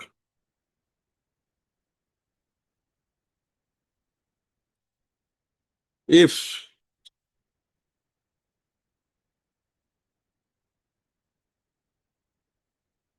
any of the parties is aggrieved by a judgment and award passed by the Motor Accident Tribunal, comma, such an aggrieved party, notwithstanding, comma, notwithstanding any appeal preferred by any of the other parties, comma, can prefer an appeal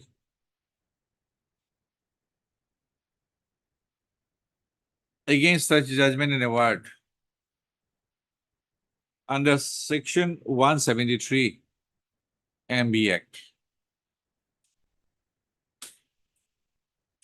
At the first point of time, full stop, even if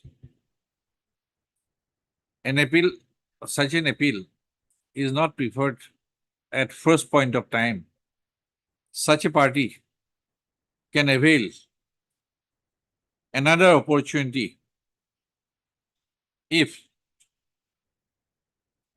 any of the parties had preferred an appeal, and upon admission of the appeal, wherein such a party is made a respondent, the appellate court issues notice. In such situation, comma, the aggrieved party can avail another opportunity under Order 41, Rule 22, CPC by filing a cross objection. Full stop. Para.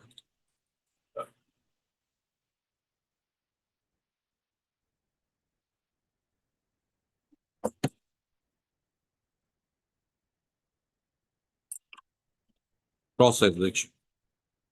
Full stop.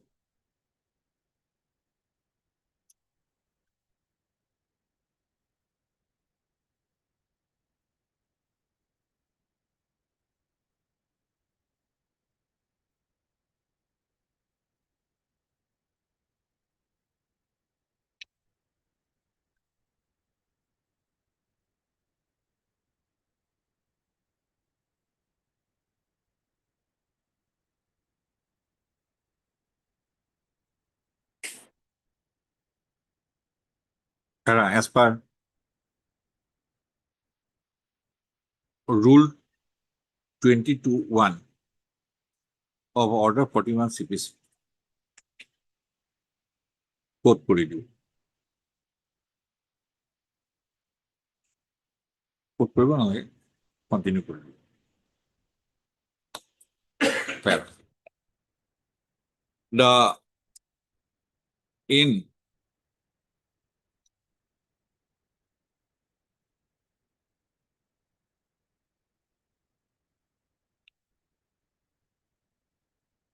Pannala, the Supra,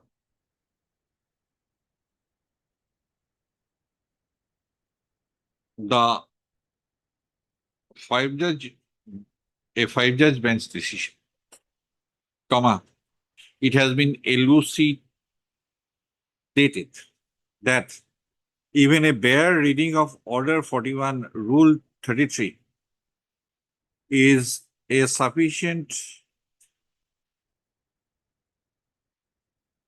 wrong typing Monupatra. My lord. Wrong typing. AR to like you, huh? Is sufficient. Is sufficient once again. A9.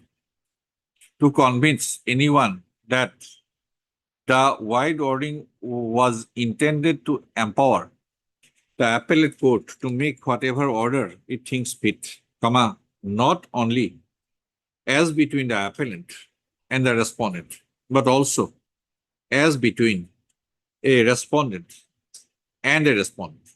Full stop. It empowers the appellate court not only to give or refuse relief to the appellant by allowing or dismissing the appeal, but also to give such other relief to any of the respondents as, quote, the case may require, unquote. Post. It has been observed that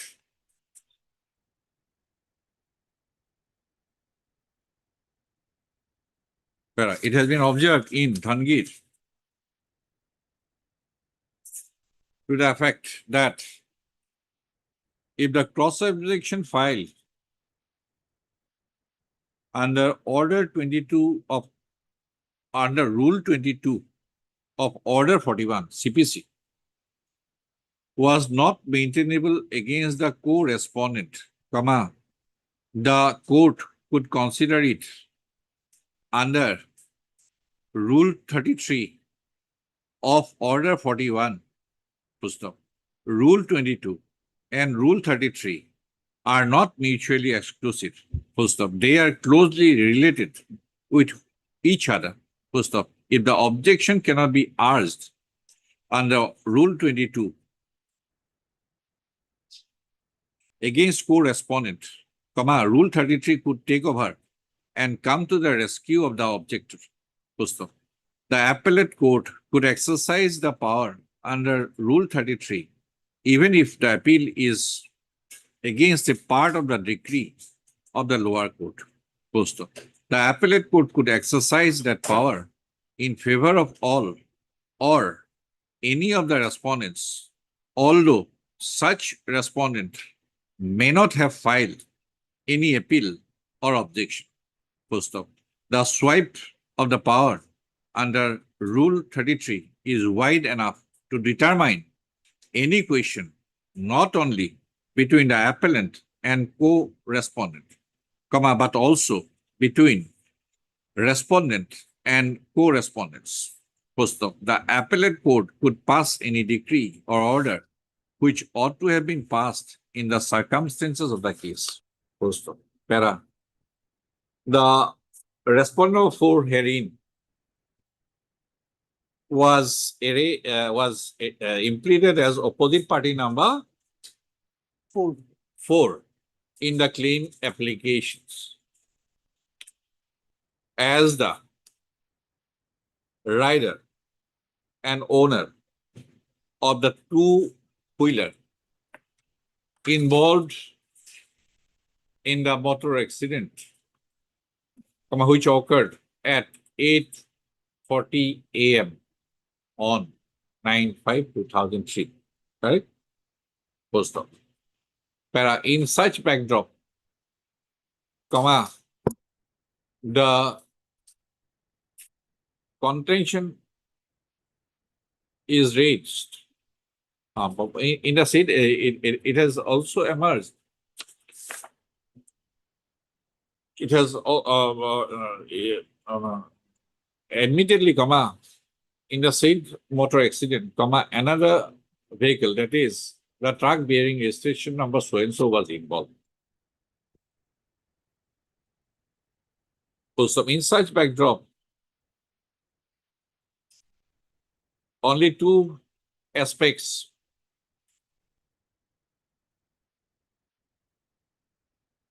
are open for the respondent number 4 hearing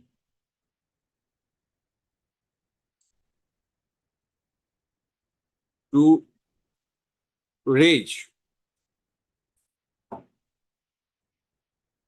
in the context of Order 41, Rule 33 CPC. Firstly, comma,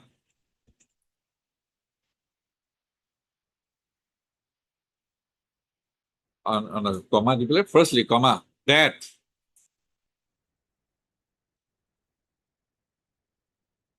he is not liable to make any compensation amount to any of the claimants, to the claimants in the claim application, because the two-wheeler was, comma, at the relevant point of time, comma, under insurance coverage, and therefore, comma, the insurer would be liable to indemnify him, full stop, comma, semicolon. And secondly, comma,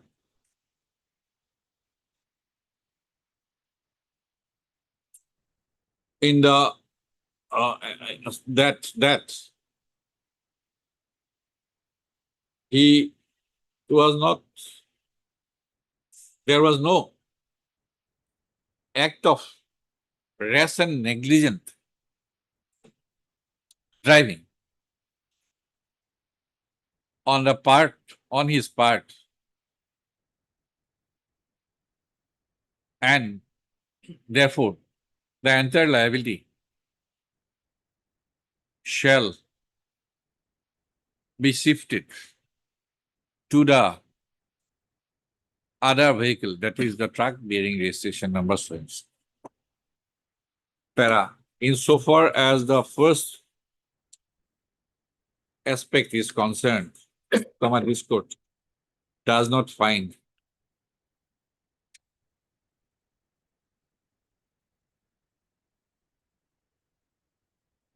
it acceptable in view of the testimony of the, in view of the testimony, in view of the fact that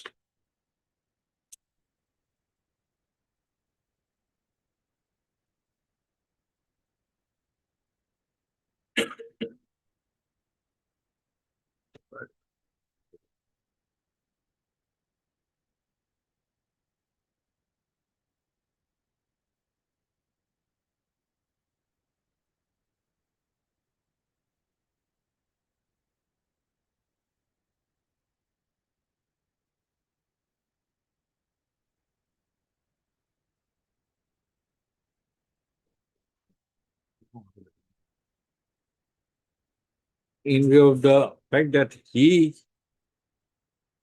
entering into the response number 4, entering into the witness box, had himself testified that on the date of the accident, the two-wheeler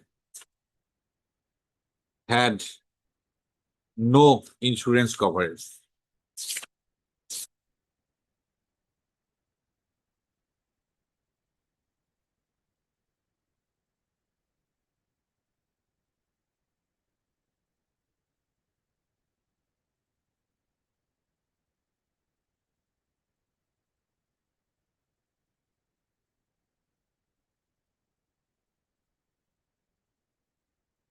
Also,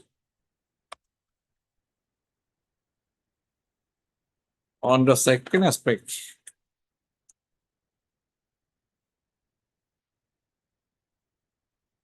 it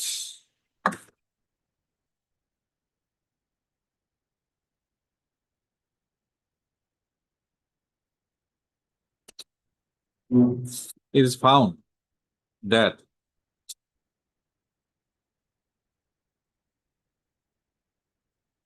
in the written statements filed by him,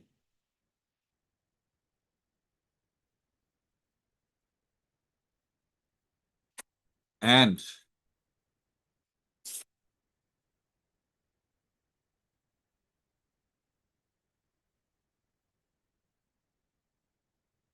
in the evidence filed before the tribunal on affidavits,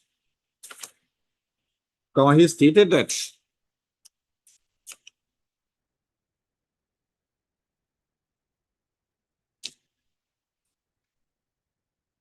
he was the owner of the two-wheeler bearing registration number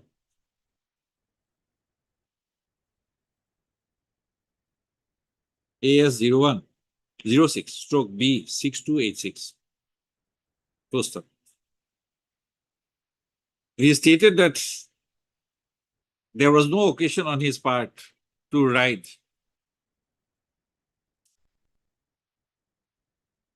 the two-wheeler on the date of the accident,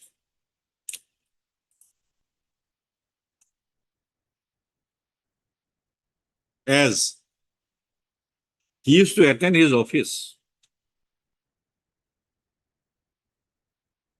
by boarding a bus at Rongagora Tiniali.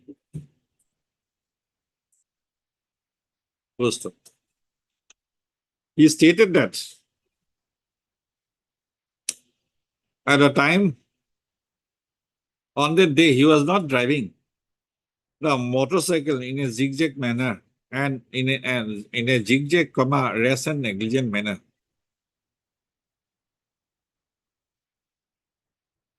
Full stop. Para.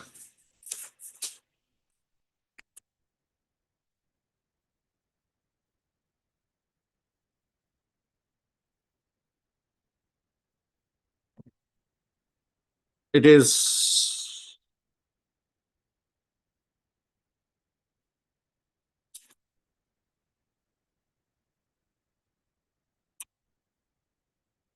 one second.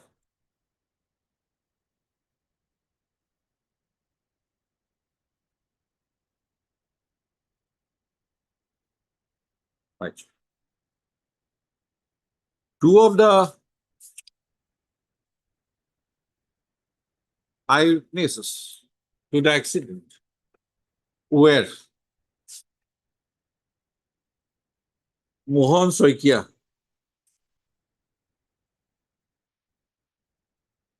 the claimant in MACT number 244/2004, and Sanjeev Hiloidari, the claimant in MACT case number 257/2004.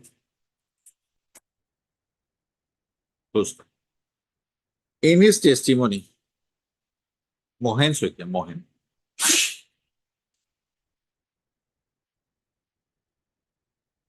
the witness testified to the effect that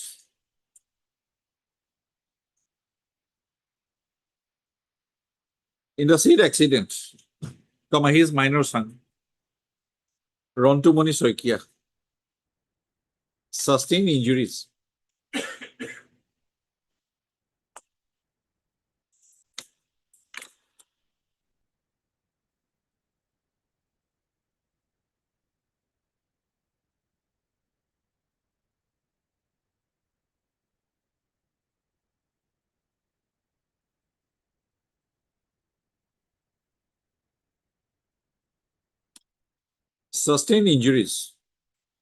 and his khumti shop was damaged.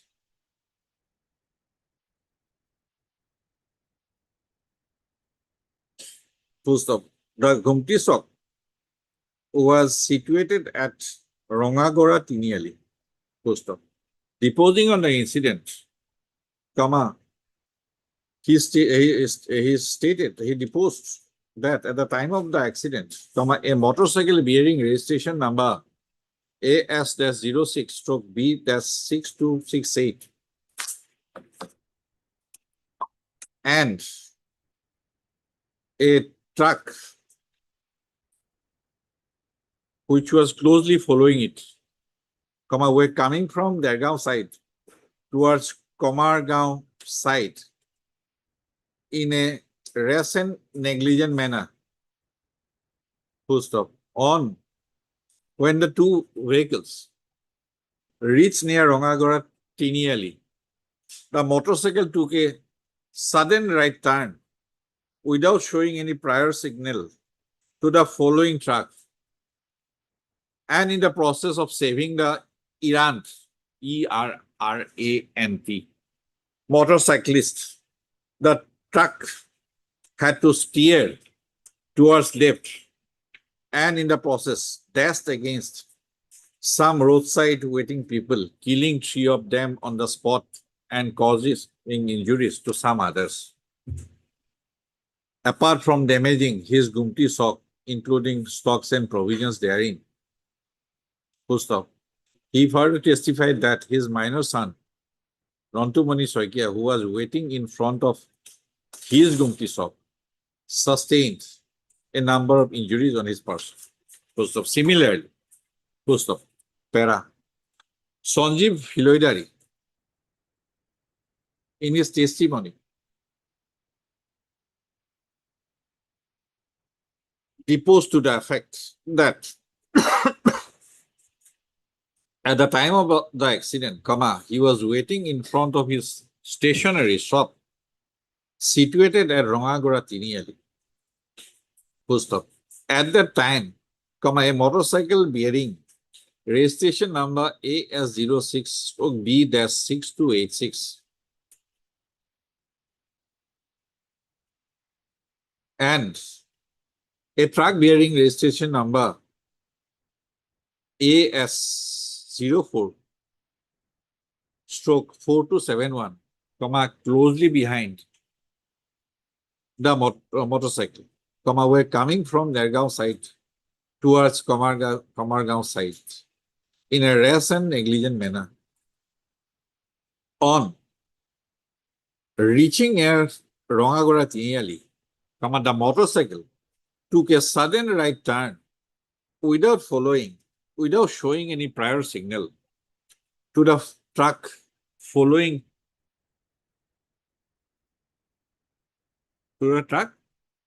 close behind. And in the process of saving the errant motorcycle, the truck steered towards the left and dashed against some persons waiting at the roadside, including him. And the truck also damaged his stationary Gumti shop. As a result of the accident, 3 persons died instantaneously at the spot, and he also sustained a number of injuries on his person. Full stop. The testimonies of these two witnesses stood the test of cross-examination.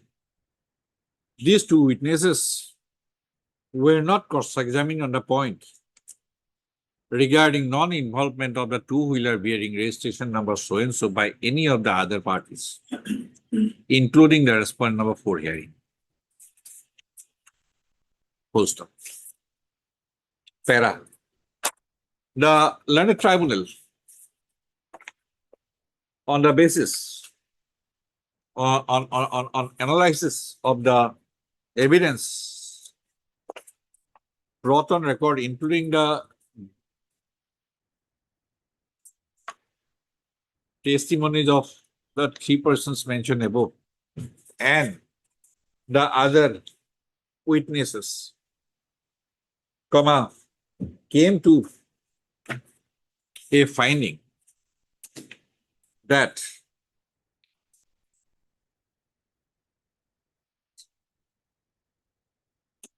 came to a clear finding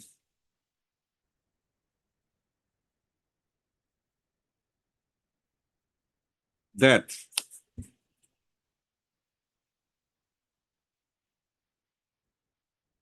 the plea taken by the respondent number 4, that on the relevant that he was attending his office at Jorhat by boarding a bus, cannot be accepted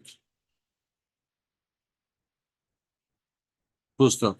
The tribunal reached a finding that from the evidence of the claimants supported by the exhibits, including the charge sheet and seizure report, seizing the two-wheeler bearing registration number so and so, found it established that the accident occurred due to rash and negligent driving of both the vehicles, that is, the two-wheeler bearing registration number so and so and the truck bearing so and so, causing the death of Ranu Dole, Lakshmi Gupta, and Kulamon Das on the spot, and injuries to Sri Ramananda Das, Sanjeev Hiloidari, and Ranju Soikia. So stop. After finding involvement of the said two vehicles,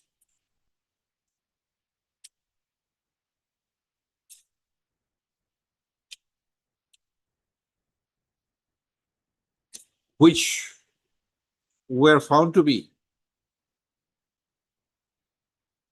due to rash and negligent driving on their parts, the tribunal proceeded to apportion the liability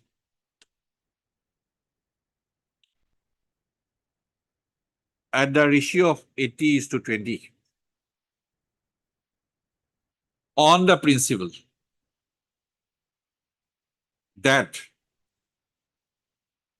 heavier the vehicle, heavier the responsibility.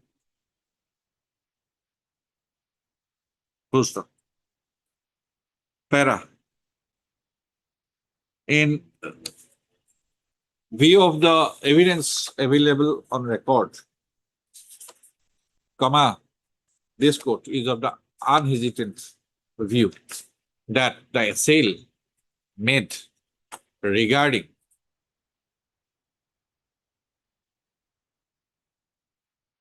perverse nature of finding recorded by the tribunal on the point of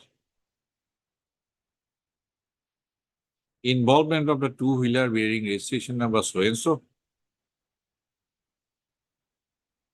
and on the points of apportionment of liability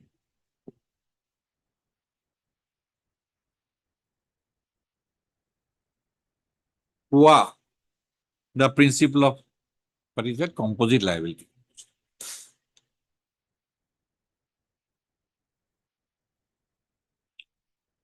Fails. Full stop. The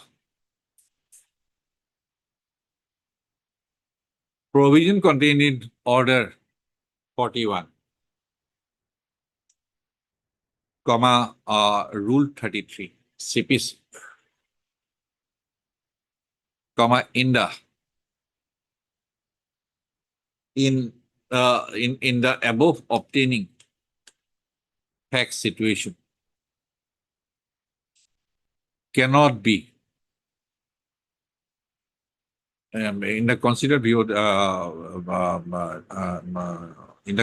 this court cannot be brought in to for any interference to the common judgment and order dated so and so, passed by the tribunal. Post. Para. Allowing the appeals in favor of the appellant to the extent indicated above, and rejecting the contention raised by the all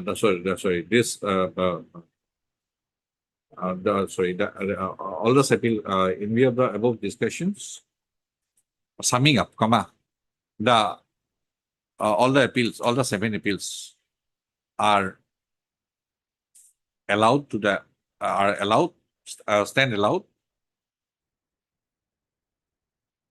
on summing up while rejecting the contention advanced on behalf of the respondent. 4, by rejecting all the 7 appeals stand allowed.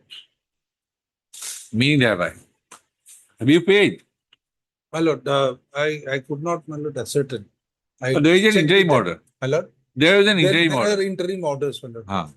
I'm not sure whether they were complied or In not. which case interim order has been passed? Please find out. I have to pass the last time.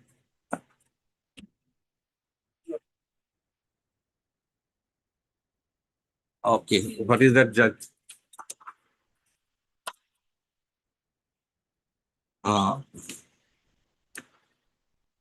While parting with.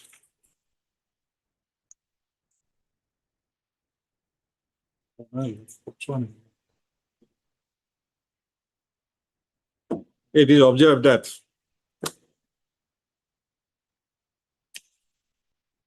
if, in the meantime, the appellant has paid any amount to the claimants,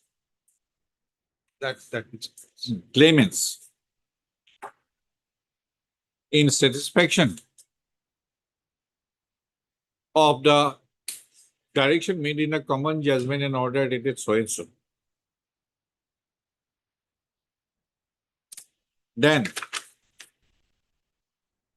such amount is not to be recovered from the claimants, and the appellant is permitted to take all legal steps to recover the amounts from the owner of the truck. Right. Who's on the other hand, if no amount has been paid by the appellant in view of the interim order of stay passed in these appeals on 2/5/2013 in MSC appeal number in MC number 1013/13, arising out of MSC appeal number 113/2013. Interim order of stay, dated 2/5/2013. Then it is not liable to pay any amount in satisfaction of the common judgment in order dated so. So if not paid, not required to pay. If already paid, Then not to recover from the claimant, but to recover from the owner of the truck. My lord, statutory deposits, my lord, if lots of cases. It is to be mentioned. If the statutory deposits, the deposits, under which provision? The statutory Filing deposits April 173. under what section? 173. The statutory deposits made by the appellant at the time of filing the appeals are to be 73. Return back to the. Are to be refunded or what? Refunded to the appellant. Are to be refunded, because I am not doing appeals, so I don't know. Lordship. I know the principle, but I know what are the are to be refunded to the appellant, insurer, by following due formalities. Lordship. Right? That's all. In view of the judgment passed today in the accompanying appeals, appeal number 12, all these interlocutory applications stand accordingly disposed. Others are there. Anything to be added? No, no, my lord, that's up. No, my lord. Nothing from. my side. Yes, something? Man, Lordship wanted a chart of. Please give. Yes, Mr. Sharma, I'm deeply. Mr. Goswami, Mr. Kaushik. Going through it, I found that section 6(2)(f) will not be attracted in the case of the appeal petition. Because as on date, there is no order taking cognizance of the charge sheet. Meaning thereby no criminal proceeding is pending. As per your own explanation in the office memorandum of 2019. So, Mr. Sharma, you have to respond to the objection letter. I'll observe, giving facts, and thereafter they will consider and process the application. Strictly as per the provisions. But I find that section 2F, the bar under section 2F is not or passport act. For not processing the application is not present. Because that is why I have asked you to verify. So instead of dismissing, I'll direct you to respond to the objection letter because there is an adverse police verification report. You have to respond and also say that there is no criminal proceeding pending. In that way, that judicial order, why the judicial order will not stand in the way. Lordship will give us some time to respond, my lord. 15 days? Yes, my lord. Right? Then you process strictly as per, but 6(2)(f) is not attractive. So there is no bar for processing the application because as on that no criminal proceeding is pending. Only charge sheet has been filed.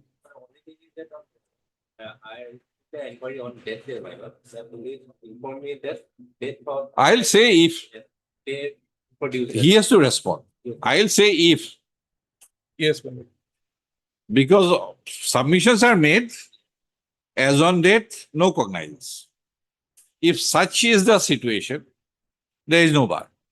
So you have to respond and state specifically in the reply to the objection letter sent to you by the. If no cognizance is taken by. I'll say if because I don't know. No, again, in the meantime, if they take cognizance. That I don't know. That I can't prevent. Yes. Then the bar will come. I will not stop that criminal court from taking cognizance. Why should I? Well, in that case, my lord, will there be a direction if in the meantime they take cognizance, my lord? I will be at That liberty. I cannot. No, I cannot take anything. I will be at liberty to approach under 528 BNSS. That is up to you. It is there. No, See that Nita uh, Khanna. One observation. Nita Khanna, you know, Supreme Court has settled the position that 226 not applicable, 528. See, BNSS. That you know. That is there. I have indicated. I'll see that 215.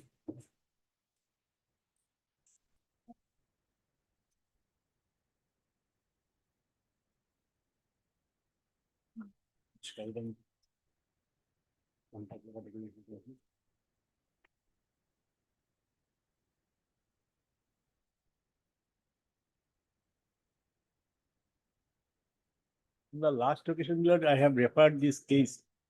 That is 2017, 1 SSC, page 148, Lord.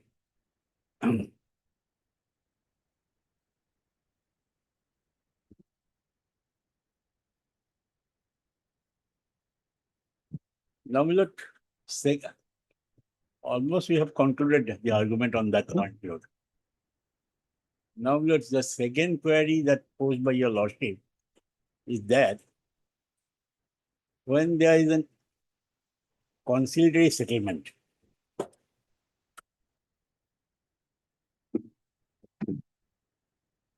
when there is a conciliatory settlement which fixes the wages payable to the contract worker, and that conciliatory settlement is binding binding settlement to all, whether you are a party to it or not. So, so how the Deputy Labour Commissioner can invoke his jurisdiction under Rule 25(5)(a) of the Contract Labour Yes. Contract Labour Regulation and Abolition Act.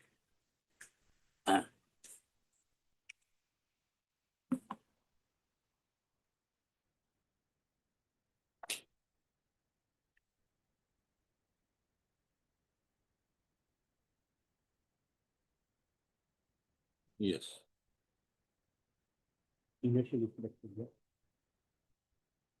Now, for that purpose, Lord, I would like to draw your lordship's attention to the provisions contained in section 18 of the Industrial Dispute Act.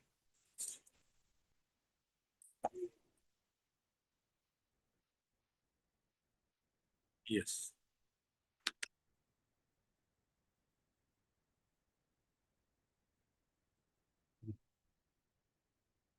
Married. Now, let us come to subsection 3.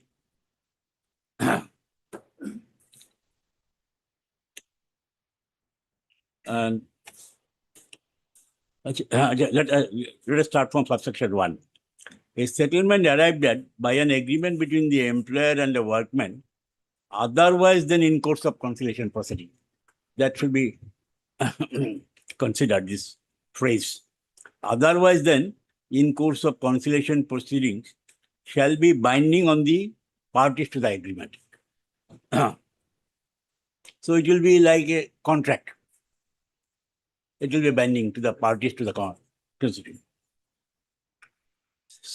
Now, subsection 2 states that the subject to the provisions of subsection 3. Now, because the subsection 3 deals with the settlement in course of conciliation proceeding. The settlement arrived at in course of a conciliation proceeding under this act. Subsection 2, subject to the provisions of subsection 3, an arbitration award which has become enforceable shall be binding on the parties to the agreement who refer to the dispute to the arbitration. That is with regard to the arbitration award. Now, subsection 3 is very much crucial. A settlement arrived in the course of conciliation proceeding under this act or an arbitration award in case where the notification has been issued under subsection 3 of subsection 10A, an award of a labor court tribunal, national tribunal, which has become enforceable shall be binding to all parties to the industrial dispute. The parties to the disputes are bound by the settlement. Next, B and C is very much important. All other parties summoned to appear in the proceeding as the parties to the dispute, unless the board, arbitrator, labor court, tribunal, as the case may be, records the opinion that they were so summoned without proper cause. Okay. Now, C is applicable in our case.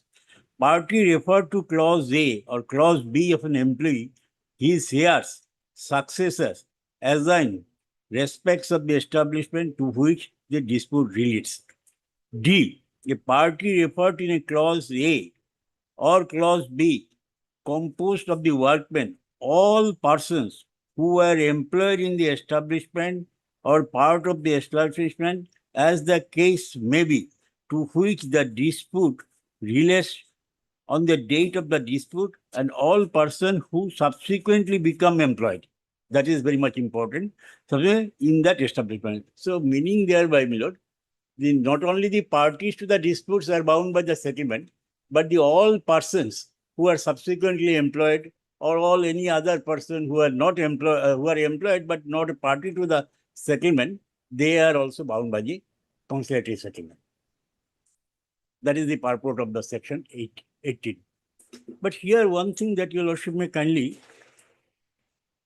take note of, that this section, there is no non-obstinate clause.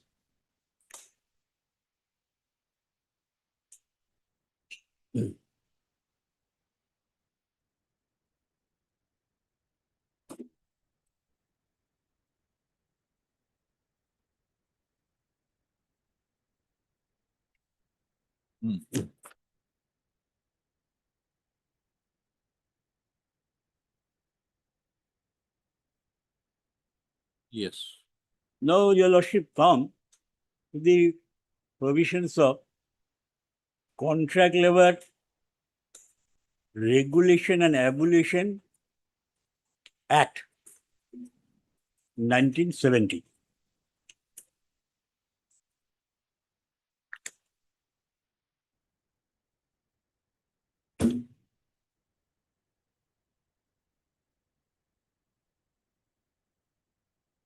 Party.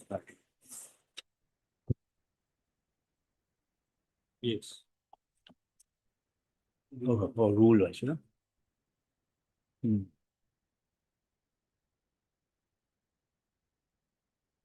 Lordship may kindly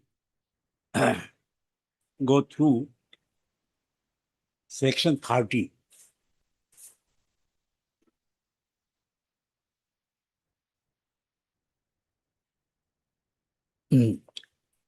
Effect of law. Two things, my lord.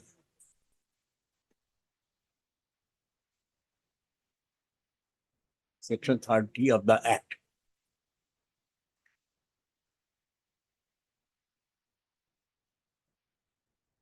Yes. Effect of laws and agreements inconsistent with this Act. Any law which is inconsistent with this Act or any agreement which is inconsistent with this Act, what will be the effect of those law or the agreement? The provisions of this Act shall have effect. Now, yes, notwithstanding anything inconsistent therewith contained in any other laws. Well, so far section 30 is concerned, there is a non-obstinate clause. That is notwithstanding anything inconsistent therewith contained in any other law. But this non-obstinate clause is not there under section 18 of the Industrial Dispute Act.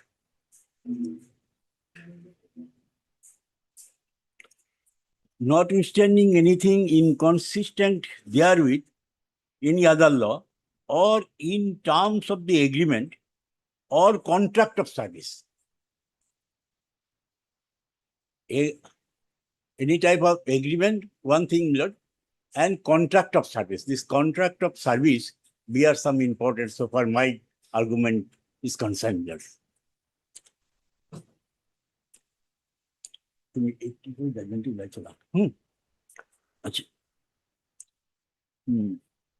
Any other law, in terms of any agreement or contract of service or any standing orders applicable to the establishment, whether made before or after the commencement of this Act.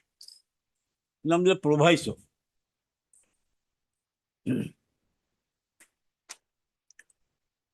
Provided that where under such agreement or contract of service, standing orders or contract labor orders, the contract labor employed in the establishment are entitled to benefits in respect of any matter which are more favorable than those to which they would be entitled under this Act, the contract labor shall continue to be entitled more favorable benefits in respect of the matter, notwithstanding that they receive benefit in respect of other matters under this act. Similar, even if any agreement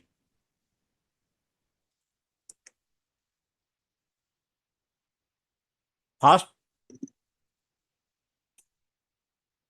part is that any agreement which is inconsistent with this act shall not be applicable. Proviso states that yes, if this agreement is more beneficial, then it will be applicable.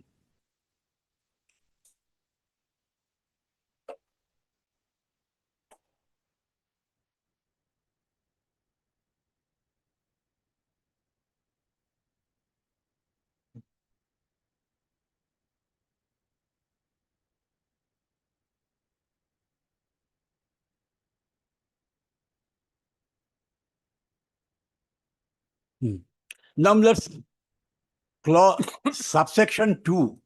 Subsection 2 clarifies subsection 1.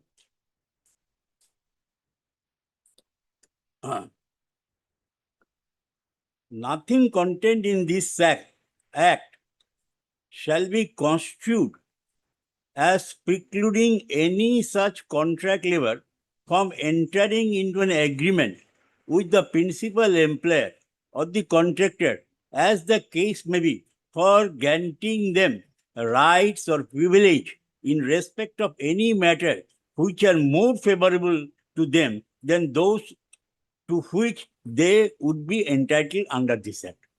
So anything which is more favorable, that will be applicable. And if anything is not favorable, that will not be applicable.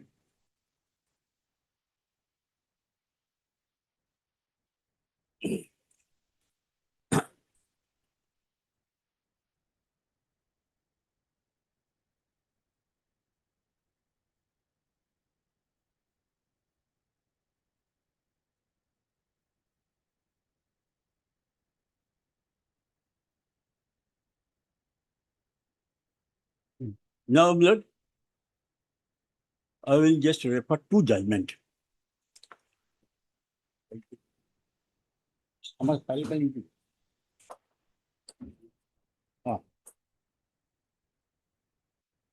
লঘু উদ্যোগটু কোথায় আছে? Yeah, I have the paper book, spiral binding, right?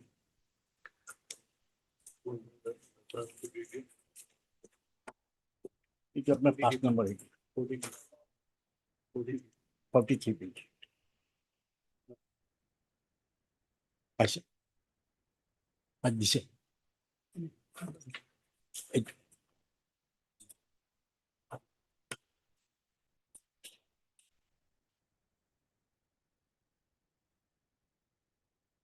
page 43.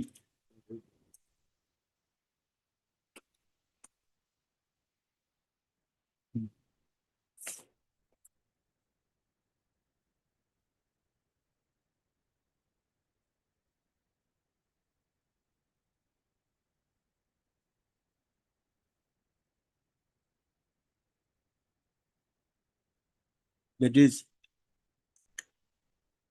contract Laghu Udyog Kamgar Union versus MG Maite and others.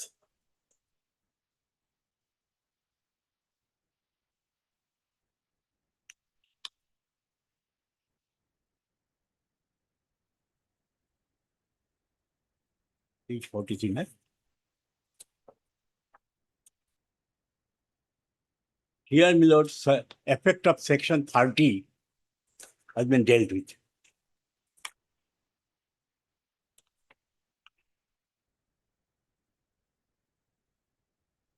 Page 43 of my spiral binding. Yes.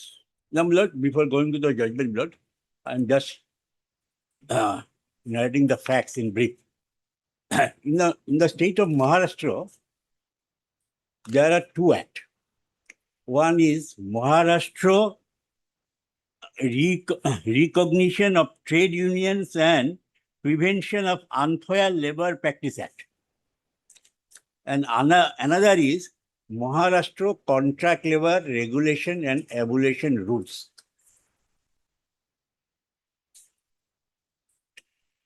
Yes. Now, my lord, in this case, so far the Unfair Labor Practice Act is concerned, in this case, my lord, union filed an application before the industrial tribunal. Their case before the industrial tribunal is that we are performing perennial nature of job.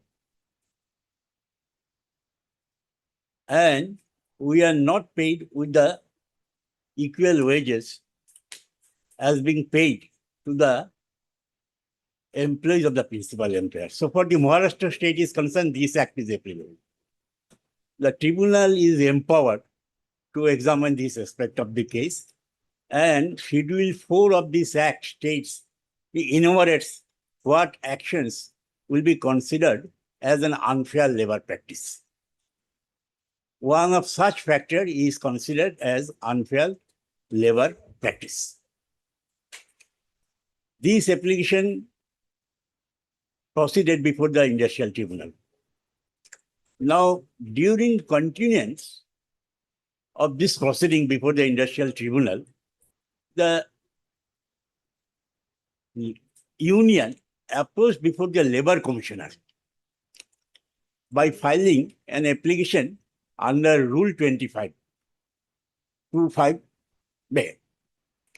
Now, the management came with an objection before the authority to whom this application under Rule 25 was filed. Their objection was that you see there is a proceeding pending before the industrial tribunal, and more or less same cause of action is being espoused here. So the proceeding which has been espoused before the labor authority should be kept in abeyance till disposal of the application which preferred in the industrial tribunal.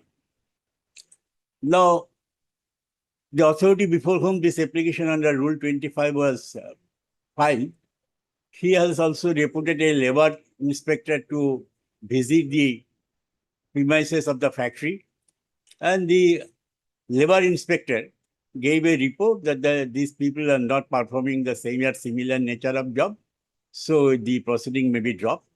And accordingly, the labor authority, he has dropped the proceeding by stating inter alia that they may consider it after closing up of that proceeding. Now, feeling aggrieved by this order by the labor authority, the union approached before the Bombay High Court. So here, this question cropped up about the section applicability of Section 30. The Bombay High Court was of the view that in view of the provision contained in Section 30, this proceeding initiated by the labor authority, proceeding filed before the labor authority shall be continued. And they have made some observations, which I will refer to your lordship.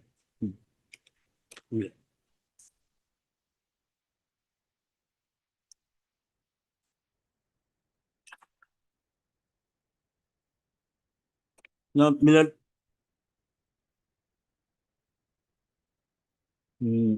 paragraph 2, just 2 or 3 lines I will read.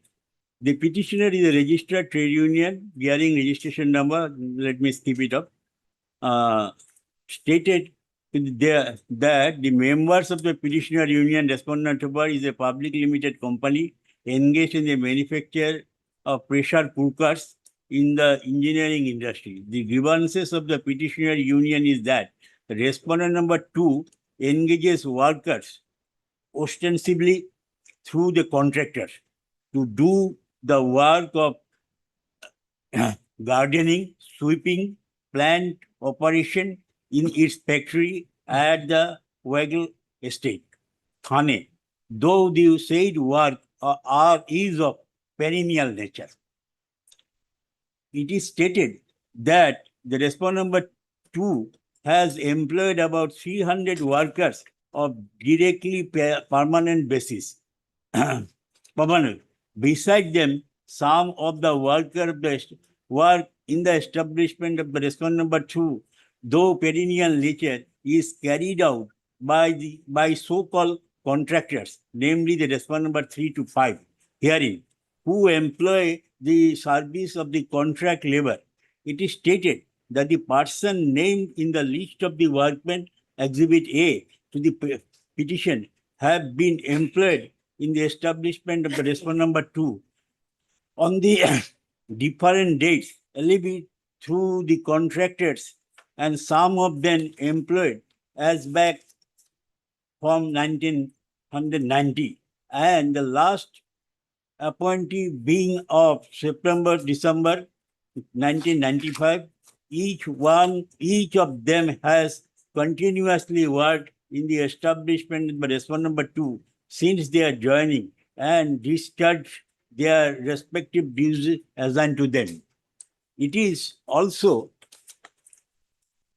stated that the petitioner union sometime in November 1996 filed a complaint before the industrial court at Thane, being complaint number such and such, that is ULP, unlawful labor practice, that is called the ULP, alleging the commission of unfair labor practice, sorry, not unlawful, unfair labor practice, practice to them. Schedule 4 of the Maharashtra Recognition of Trade Union Prevention of Unfair Labor Practice Act, hereinafter called as, he referred to as Act, in addition to the petitioner, has prayed for direction against the respondent to cease and desist from engaging any such unfair labor practice and declare that the said workers are the direct and permanent employee of the respondent of the company. The petitioner has also prayed for a direction the respondent number to company to pay the same wages and benefits to the said workers as Exhibit A at par, with the wages, benefits paid to the other workers employed in the respondent number 2 in its factory directly, doing the same and similar type of work with effect from the respective days of their joining. It is not in dispute that the said complaint is pending adjudication before the industrial court. That is under the Act, Maharashtra Act 1971. However, during the pendency of the said complaint, the petitioner union made an application to the respondent number 1, that is the Deputy Labour Commissioner, on 18 September 1998, purport to be used under Rule 25(4)(b) and Rule 25(2)(5)(b) of the said rules of the said rules 12. By the said application, the petitioner in subsistence prayed the respondent number 2 company directed to pay wages and extend the rate of wages and hours of the works of the service conditions members of the petitioner's union named Exhibit A as per those paid to the other workers and establishment directly employed by the permanent workers, permanent basis, performing the same kind of work. That is, yeah, next, let me skip it up. Now, Your Lordship, this application which was dismissed, now paragraph 3. The impugn order passed by the respondent number 1 is essentially based on the report of the government labor officer. That is the application which was filed before the labor authority. That application was dismissed on the basis of the report submitted by the labor authority.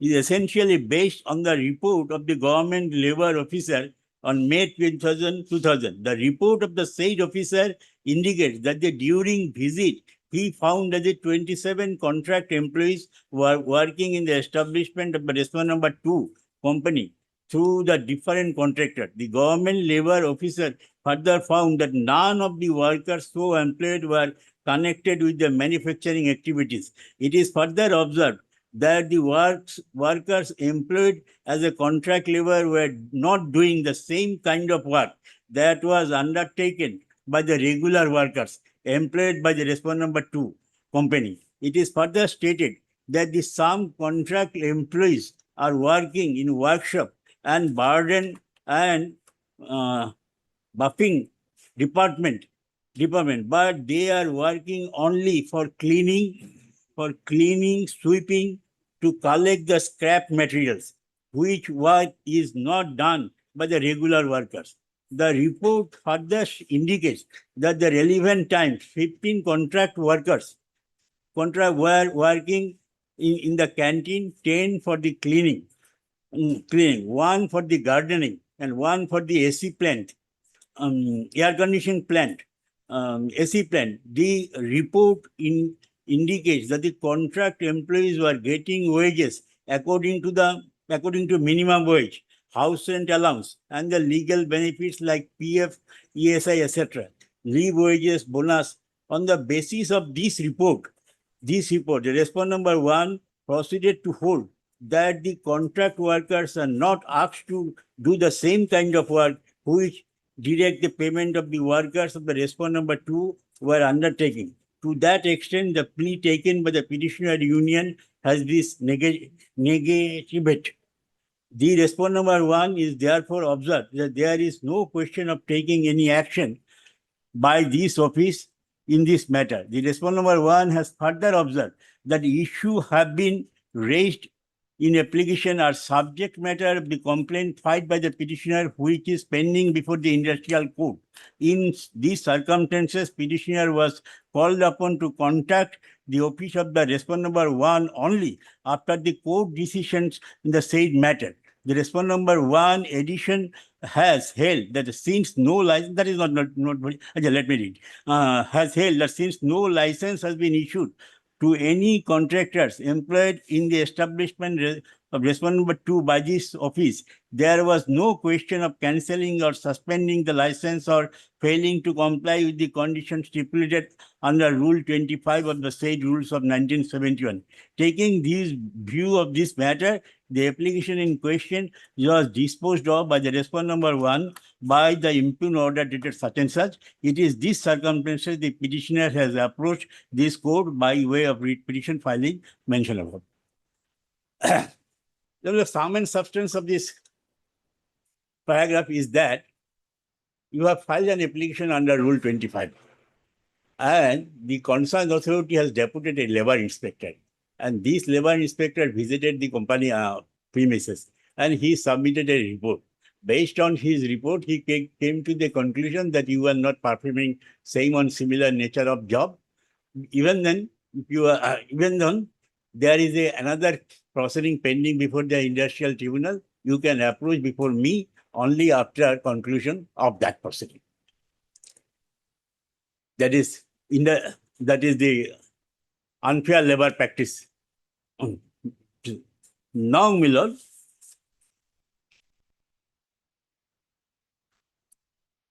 the Bombay High Court discussed the entire provisions of the Contract Labor Regulation and Abolition Act.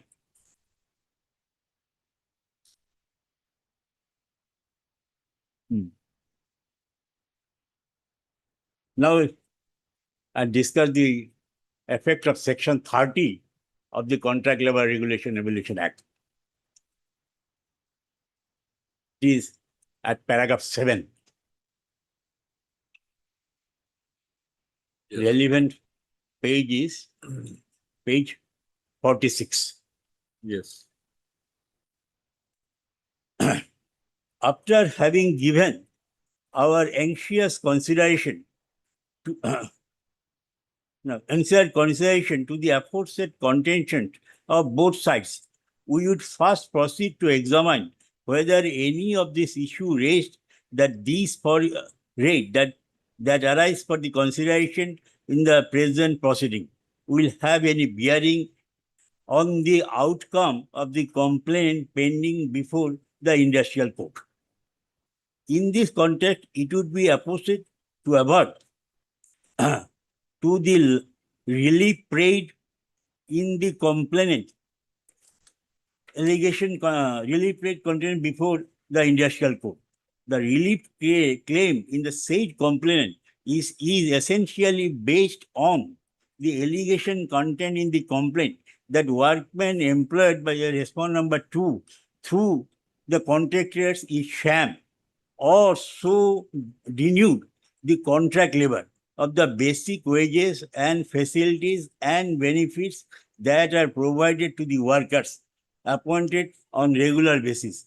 It is seen that the main thrust of the said complaint is that the work undertaken by the workers employed on the contract basis is of a perennial nature, and therefore it was not permissible for the respondent number 2 to continue the services of such workers for years together without giving them a benefits of the permanent employee. It is in these circumstances that the petitioner has approached the industrial code for a declaration that the approach of the respondent number 2 company amounts to commission of unfair labor practice within the meaning of item number 9 of the Schedule 4 of the Maharashtra Recognitions of Trade Unions Preventions of Unfair Labor Practice Act 1971. Accordingly, the relief which has been paid in the said complaint is essentially based on the rights and privileges granted to the workmen under the MRTU PULP Act, merely because the relief pressed into the service by the petitioner union in the subject application would overlap the relief claimed by the complainant filed in the complaint filed before the industrial code. That itself cannot be a ground to refuse the entertain the application filed by the petitioner. Though this relief claim in both these proceedings are more or less similar, but merely because it is. Why not?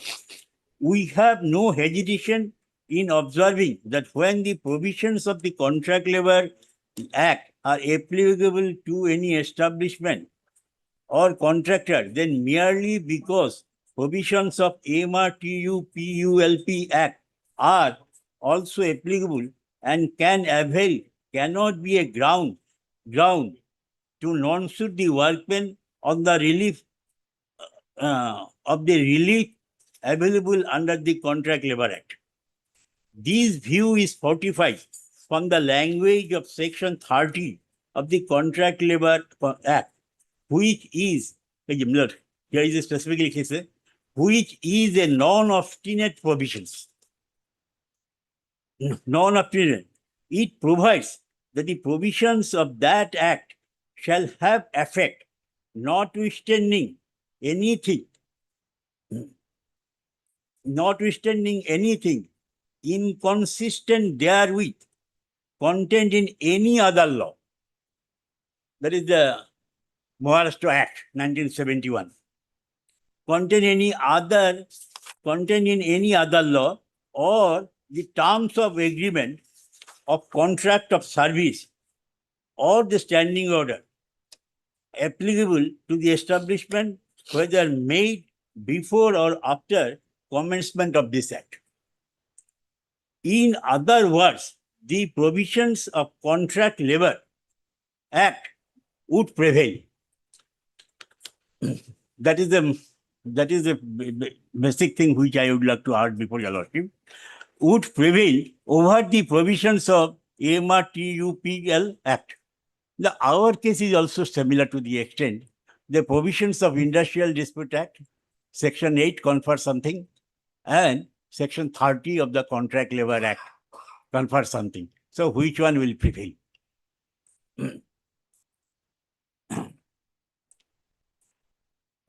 Unless the benefit of respect of any matter which are more favorable to the workmen so compliant than those to which they would entitle under the Contract Labor Act.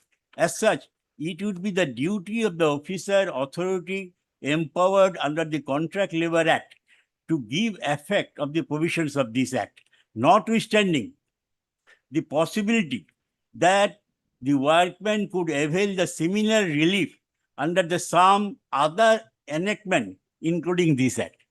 But here also, my lord, we already got similar relief under the settlement. So, and it is not only that relief, and it is binding on us by virtue of operation of section 18(3).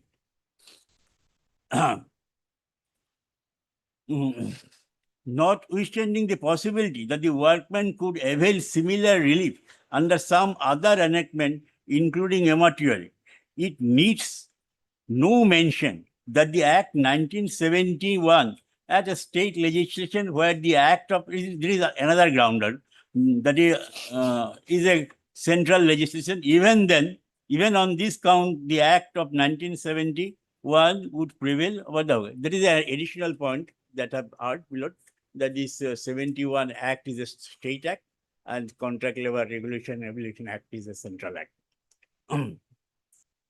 Now, your lordship come.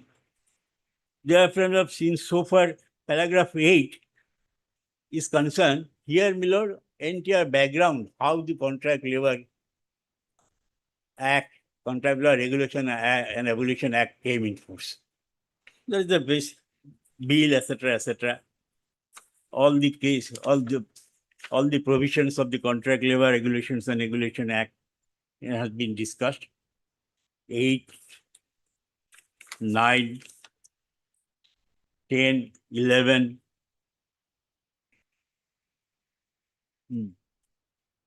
Now, after discussing all these things, my lord, now the Honorable High Court gave his opinion at paragraph 15, no? 15, no? Paragraph 15.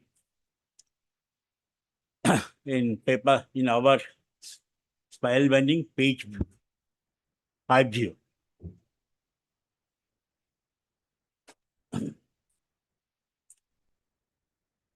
Response number 1 has proceeded on the basis of the report of the government labor officer, which indicates that the work done by the contract labor was not the same as done by the regular workers.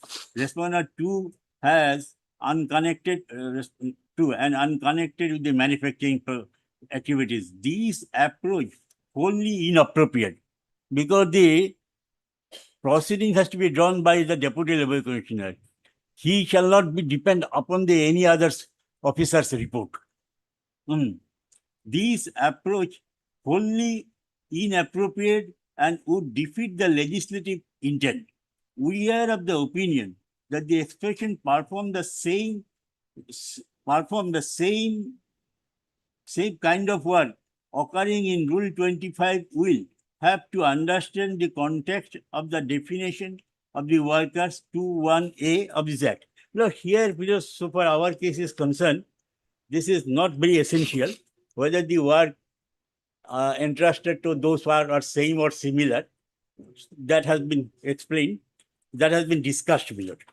And ultimately, the court's view was that it will be examined by the concerned authority to whom the power has been vested.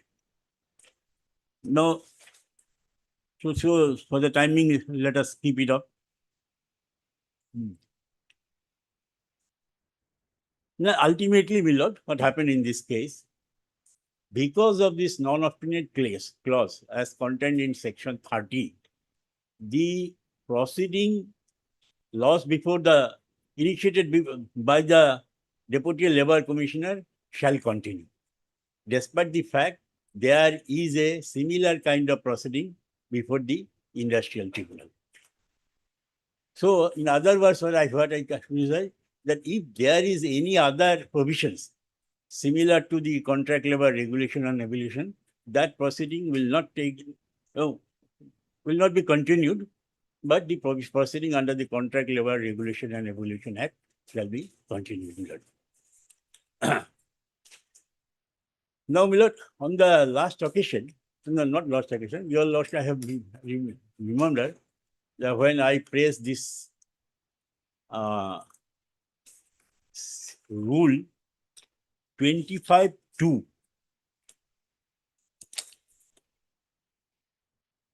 আগতে কিবা? Hmm. Hmm.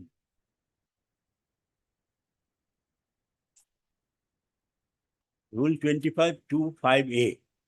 Your lordship asked me one question that in that rule, there nothing mentioned about the settlement, conciliatory settlement.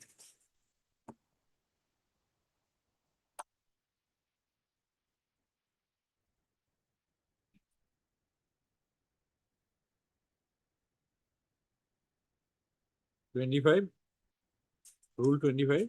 Rule 25, sub-rule 2(5)(a).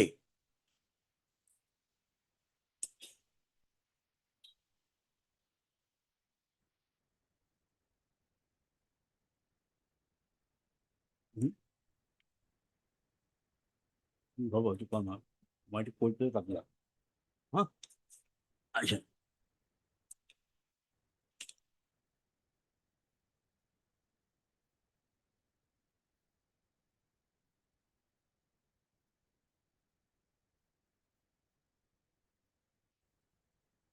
Now, 5(a), in case where the workman employed by the contractor, there is a special case. Contractor perform the same or similar kind of work. The workman directly employed by the principal employer of the establishment, the wage, rate, holidays, hours of works, and other condition of service of the workman of the contractor shall be same as applicable to the workman directly employed by the principal employer of the establishment on the same and similar kind of work, provided that in case of disagreement, disagreement with regard to the type of work, the same shall be decided by the Deputy Labour Commissioner. In other case, wage, rates, holidays of the works, condition of service of the workmen continued shall be such as may be specified in this behalf by the Deputy Labour Commissioner. Now, Your Lordship may come. Rule 25(2), subclause 4.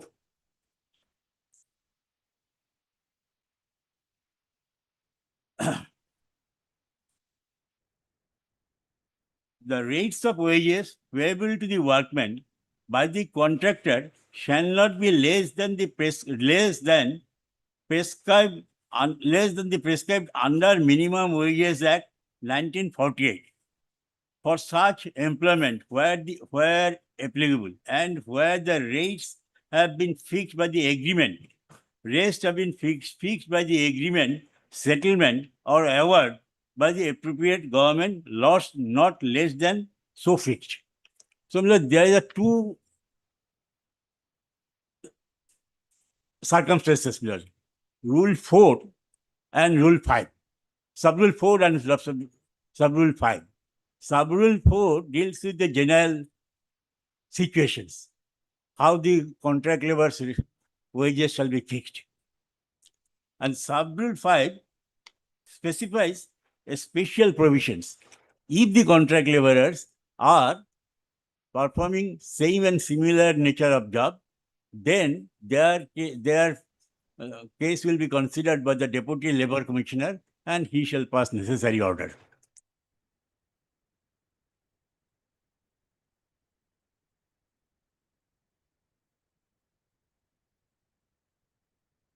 Now, Your Lordship asked me a question that you see, there is a conciliatory settlement and this conciliatory settlement is binding to all. And section 30 does not speak about the conciliatory settlement. So how can you get rid of this hurdle? the last occasion also your lordship asked me this question, that there is a conciliation proceeding, and this conciliation settlement is binding to all, including you. And so far the section 30 is concerned, there is no mention about the conciliatory settlement. That was your lordship's query. Am I correct? Mhm.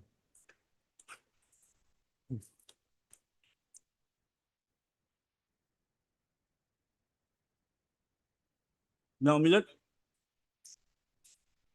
Yes. Again, I'm troubling your lordship by reading section 30.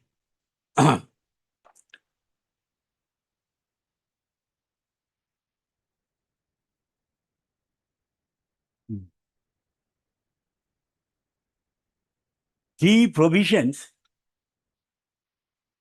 section surplus 1, the provisions of this act shall have effect, notwithstanding anything inconsistent therewith contained any other law,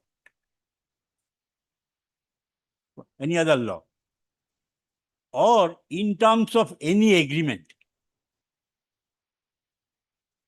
or contract of service, or standing orders applicable to the establishment, whether made or before, after the commencement of this act.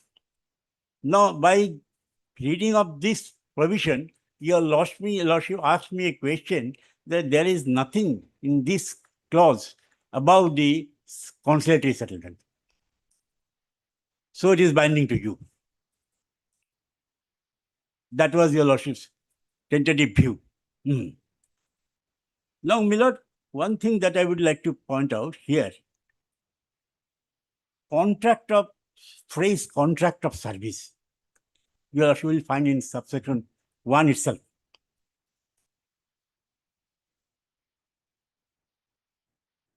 This phrase may kindly be noted, Milord. Terms of agreement or contract of service. Though settlement is not mentioned, but contract of service has been mentioned.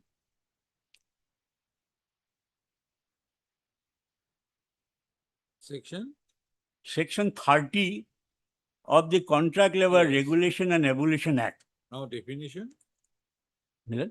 you are showing some definition. No, not definition. I am just pointing out again section 30. Section 30 states, notwithstanding anything contained any other law, agreement, or condition of service, or standing order, the provisions of this act will be applied, will prevail. By going through these clauses, through this subsection, your lordship specifically asked me that there is nothing about settlement or conciliatory settlement. And conciliatory settlement is binding on you in view of the provisions contained in section 18(3). So how can you get rid of this conciliation proceeding in view of the provisions contained in section 30? On 2 occasions, your lordship asked. The last occasion also, your lordship asked this question. Now, in order to dispel this anxiety, my lord, I would like to draw your attention to the phrase condition of service, which is stated in section 30.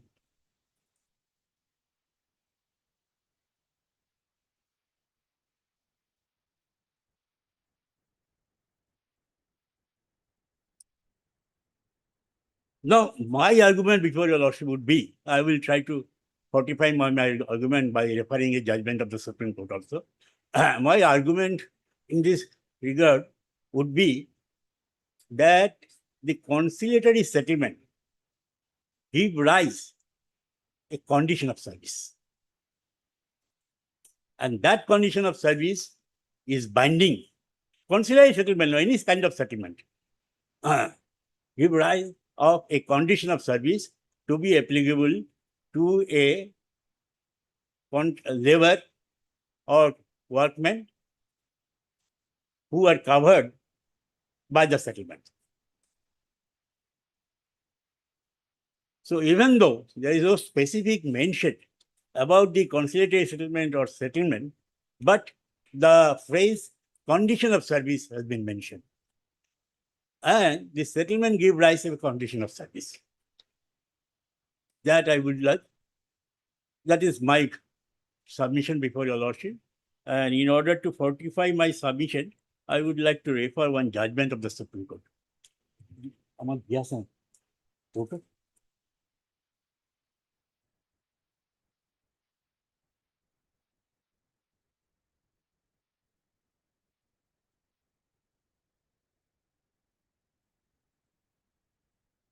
Hey,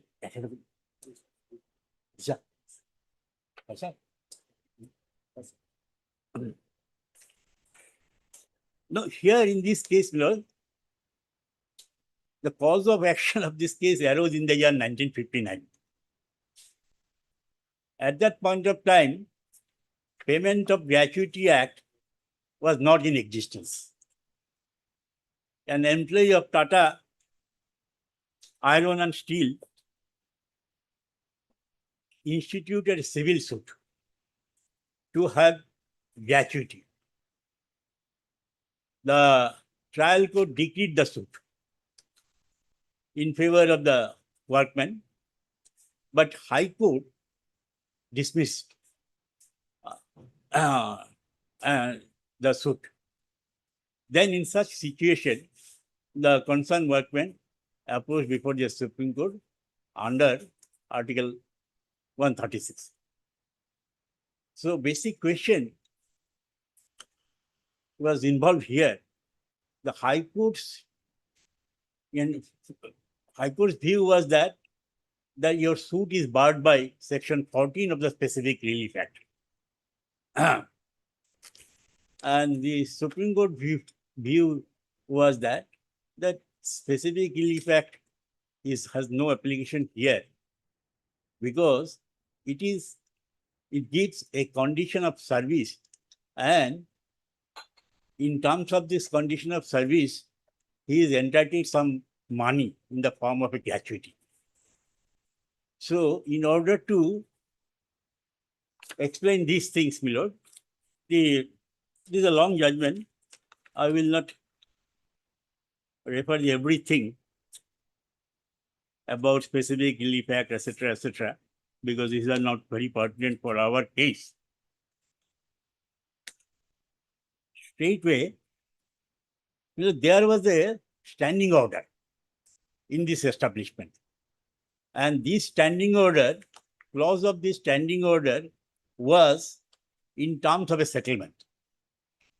In terms of the settlement, this standing order was framed.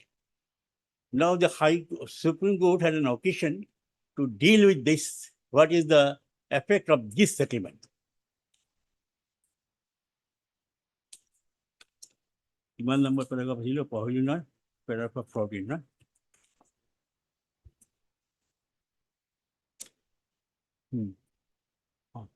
Now your lordship come.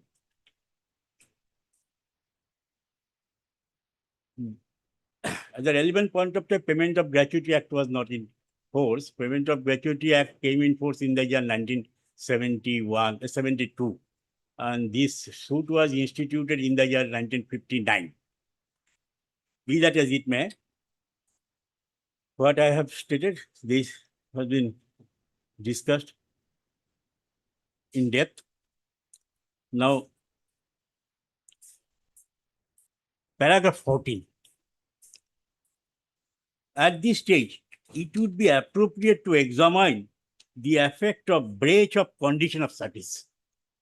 That condition of service has bearing with the Section 30 of the Contract Labour Regulation and Abolition Act. Breach of condition of service, which is either statutory in character or has the statutory flavor.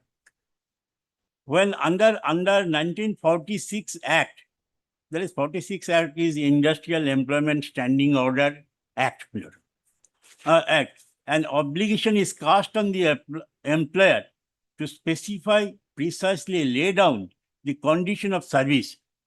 Section 32 subject that employer a penalty if the act is done in contravention with the standing order certified under this act. It would appear that such condition of service prescribed in the standing orders get incorporated of condition of service. Condition of service of the employee with the employer. A facet of collective bargaining. Facet of collective bargaining is that any settlement, that is very much important, my lord. Any settlement arrived at between the parties would be treated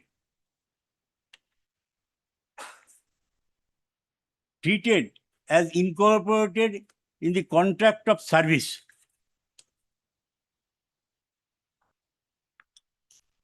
She got it? As a facet of the collective bargaining is that any settlement arrived at between the parties would be treated as incorporated in the contract of service of each employee governed by this settlement.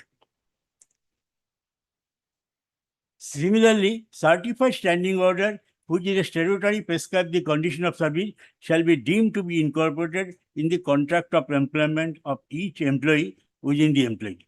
As per the incorporation of the result, there is an act that is called as Industrial Employment Standing Order Act. Under this act, a standing order is framed. And this standing order is applicable to the establishment for which that is framed. And the provisions of that standing order may be changed from time to time through settlement.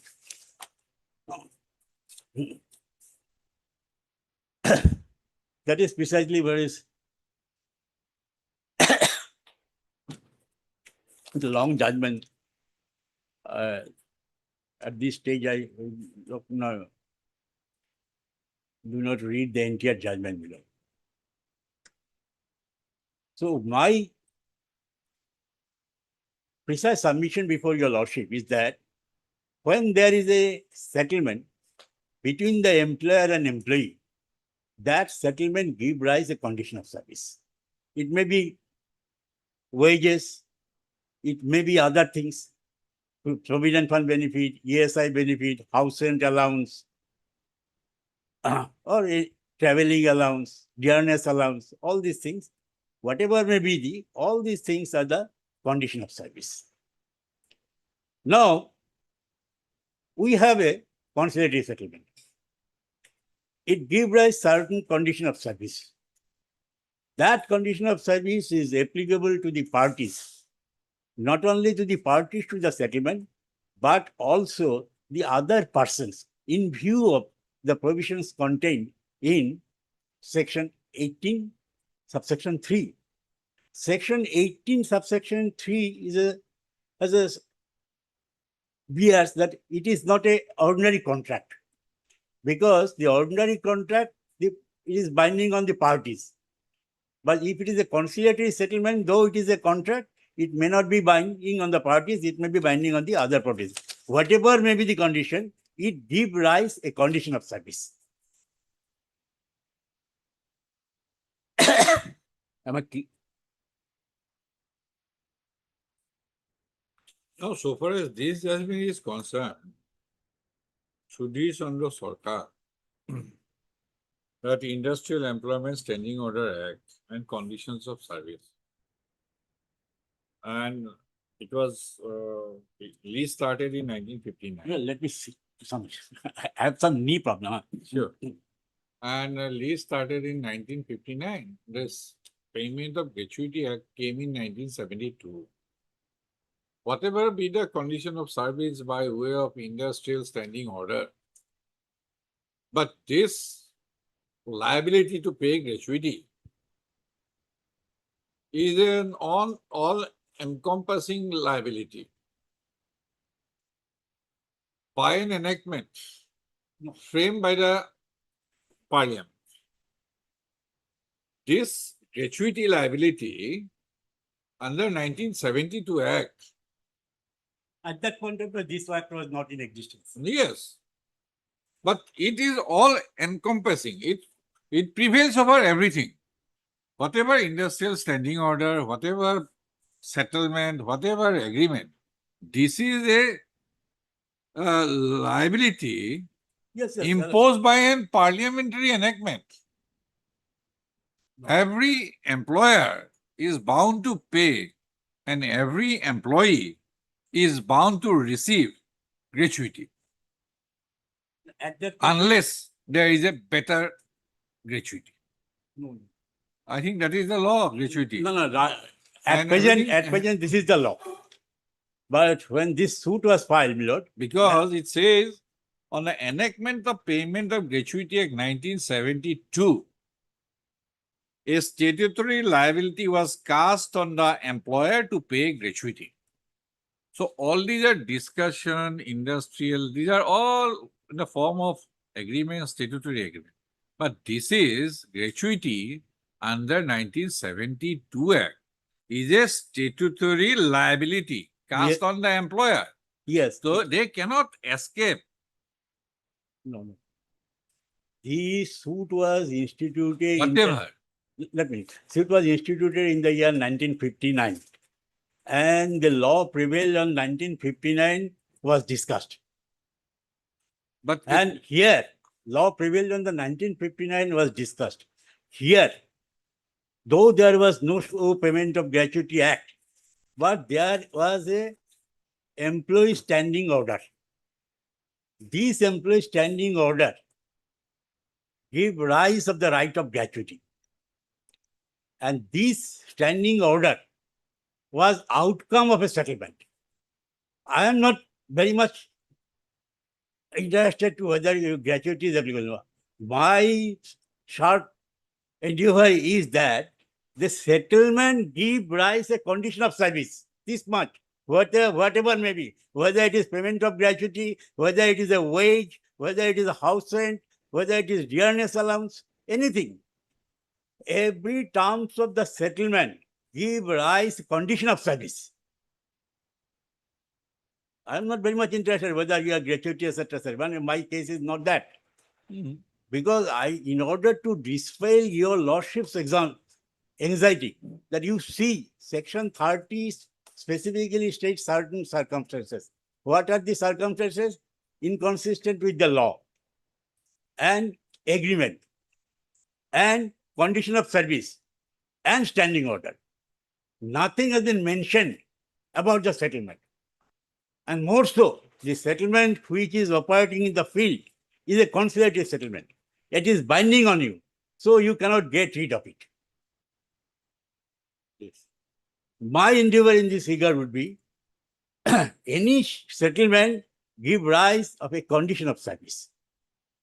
And any condition of service which is not consistent with this Contract Labour Regulation and Abolition Act, it will not prevail.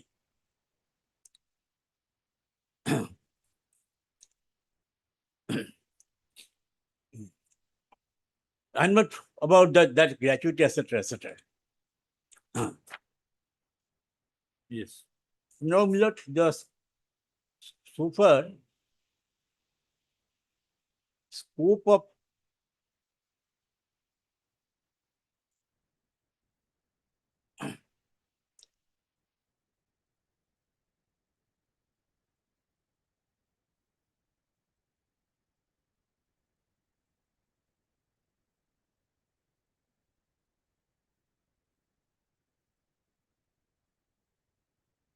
non-obstinate clause, Milord. I will refer one judgment of the Supreme Court. What is the scope of the non-obstinate clause, Milord?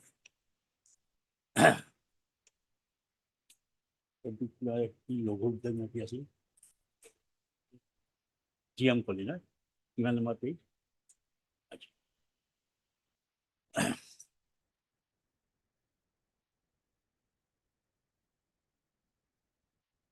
Now, non-obstinate clause, Milord. But this is a case of this is also a case of Maharashtra. But there are two acts. One is Bombay Shop and Establishment Act, 1940 or something like that. And other is Factory Acts.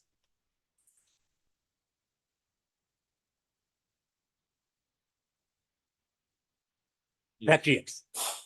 Now, under the Factory Acts, every workman of a factory is entitled to overtime. Now, this is a case of central government, it was a security press. Just a minute, page number 59. Pavilion number 2. Oh.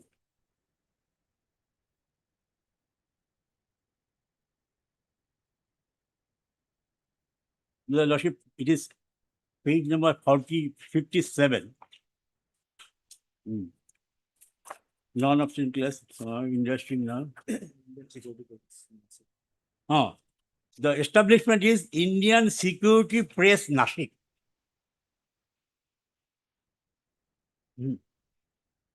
Now, in this Indian Security Press, my lord, there are 4 establishments. All are, This is Union of India, GM Kokil. yes, yes. Ajay, let me read out the judgment. It starts from page, my spiral bending 58 and SCC 58. SCC 197.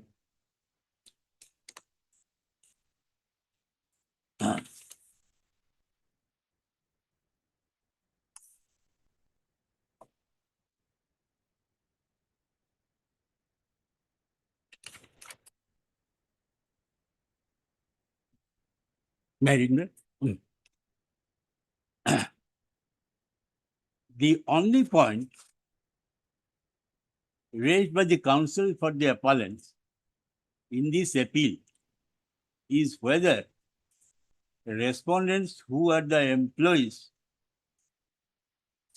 working in the factory of Indian Security Press, Nashik, are entitled to overtime wages at twice the normal rate of their wages under Section 59 of the Factories Act 1948, read with Section 70 of the Bombay Shops and Establishment Act 1948. Bombay Shops and Establishment 1948, and upon considering the Section 70 of the Act. Since, in our view, the question of proper construction of the said Section 70 concluded by the decision of such and such versus such and such is unnecessary to indulge any elaborate statement of facts and discussion, all the rival conditions. Now, let us start from paragraph 2. Briefly stated, the admitted facts are the Indian Security Press, Nashik, is a big establishment of the central government, headed by the general manager, who also known as master. Indian Security Press, apart from the administrative offices, it has been a factory. The press has 4 wings, namely the stamp press, the currency note press, new currency note press, and central stamp store. There are various categories of workers who have been classified into groups, such as employees working in the administrative office and those working in the factory. Now, so far the employees working in the administrative office, they had nothing to do with the factories. They will only carry out the administrative jobs. Now, what happened, Millard? Before reading, I am just in brief, Millard. The employees working in the administrative office and those working in the factory. The 78 respondents belonging to the 4 wings have been employees working in the factory, or those respondent number 1 to 3, the chief inspector central, respondent number 4 to 3 to 4 to 36 are inspectors control, respondent number 37 to 38 are the senior supervisor, 39 to 52 are supervisor, 57 to 59 are junior supervisor, and respondent number 78 is a storekeeper.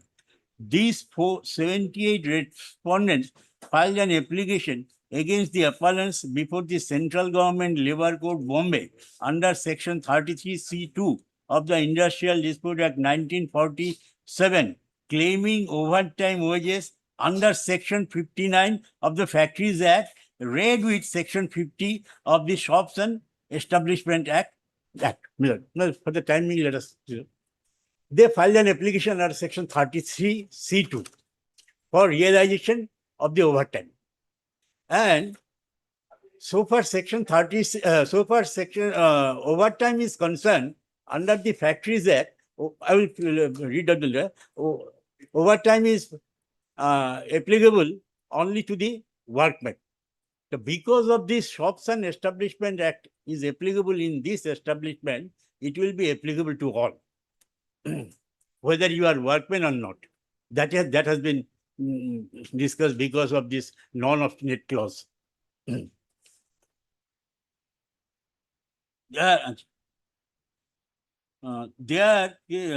33 of the Industrial Dispute Act 1947, claiming overtime wage under Section 59 of the Factories Act, read with Section 70 of the Bombay Shops and Establishment Act.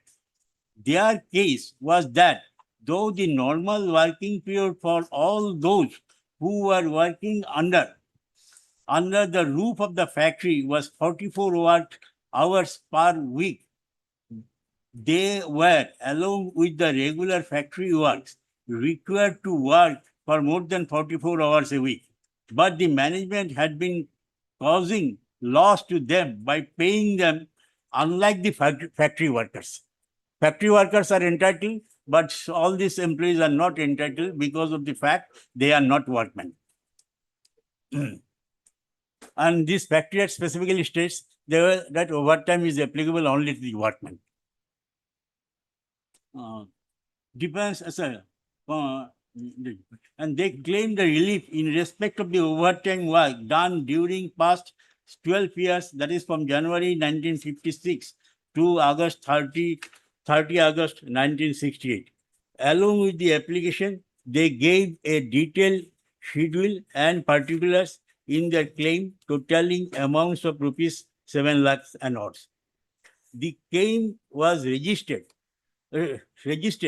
by the appellants on several grounds, but we need mention only those grounds which have bearing only to point that raised and argued before us by the counsel of the appellants. Inter alia, it was contended that none of the respondent was a worker. And the Factory Acts only states that the workers are entitled to have the overtime wage. None of the respondents are workers under Section 2(1) of the Factories Act, and as such, they were not entitled to the benefit of Section 59 of the Act. The Act means Factory Act. Read with Section 70 of the Bombay Shops and Establishment Act 1948. It was further contended that even assuming that the respondents were entitled to claim the benefit of Section 59, read with Section 70, notwithstanding that none of them was a worker. By reason of Rule 100 made by the state government in exercise of their power conferred under Section 64 of the Factories Act, Section 59 become inapplicable to the respondent and therefore would not be availed by them inasmuch as quite a substantial number of them fall within the category of persons who have been defined, defined or declared by holding positions of supervision or management or being employed in the confidential position in the factory. In other words, quite a large number of the respondents fell within the exempted category under section 64 read with rule 100, rule 100 framed by the state government, and therefore the benefit of section 59 was not available to them. It was further urged that none of the respondent was industrial employee, that is a workman within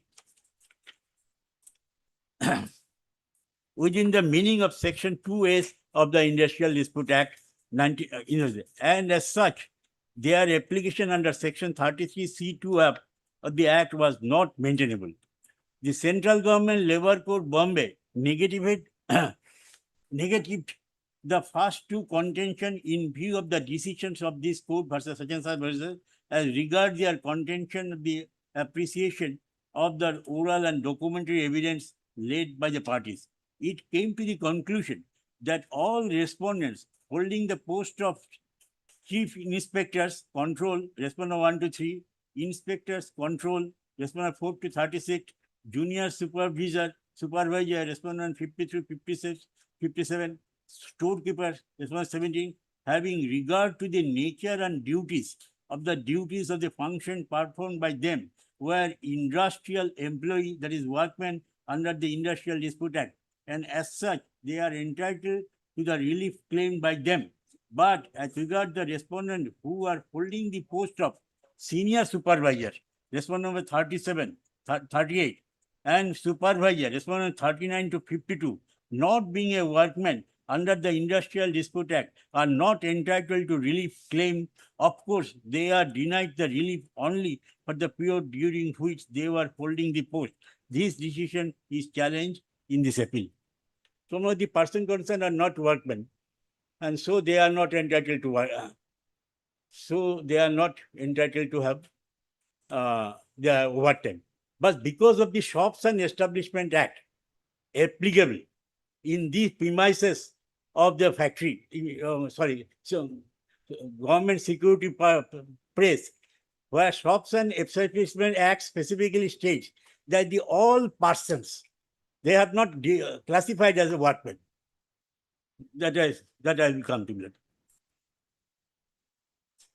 Okay.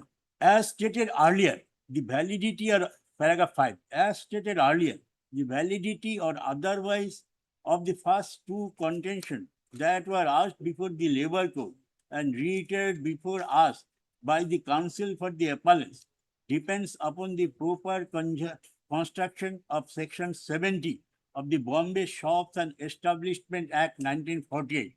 And in order to appreciate both contentions, it will be necessary to set out section 59, section 64, together with rule 100 of the Factories Act and section 70 of the Bombay Shops and Establishment Act 1948.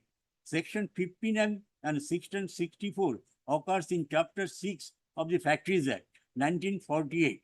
The material portion of thereof run thus: extra wages for overtime.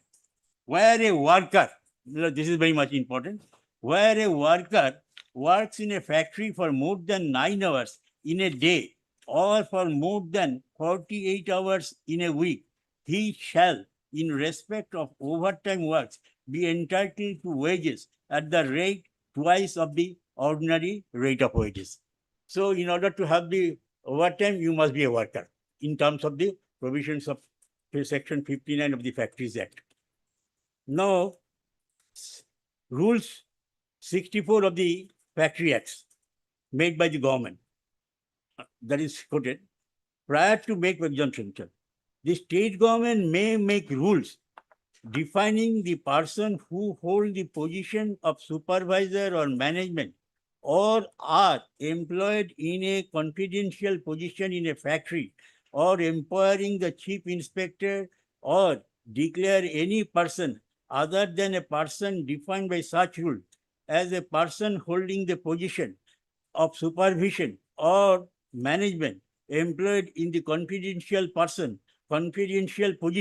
in a factory, if any, the opinion of the chief inspector such person holds such position, or employs the provisions of this chapter other than the provision clause B of subsection 1 of section 66 of the proviso of subsection not apply to any, provided that any person so defined shall where the ordinary rates of wages and fuels does not exceed rupees 750 per month be entitled to the extra wages in respect of the wartime wage. So this is the rule. This rule was not made applicable. This rule states that the person concerned who is drawing the salary less than 750, they are entitled to overtime wage, irrespective of the fact whether he is a workman or not. Now, rule 10, rule 100, let us skip it off for the brevity.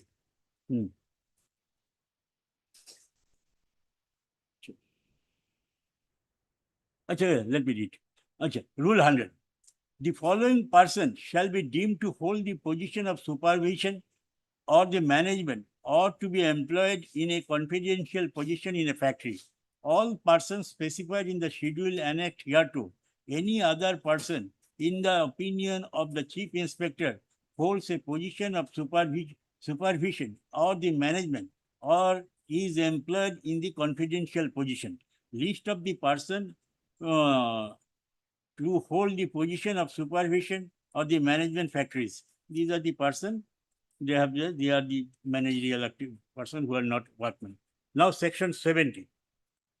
This section gives rise of the other person who are not the workmen to have the overtime wages.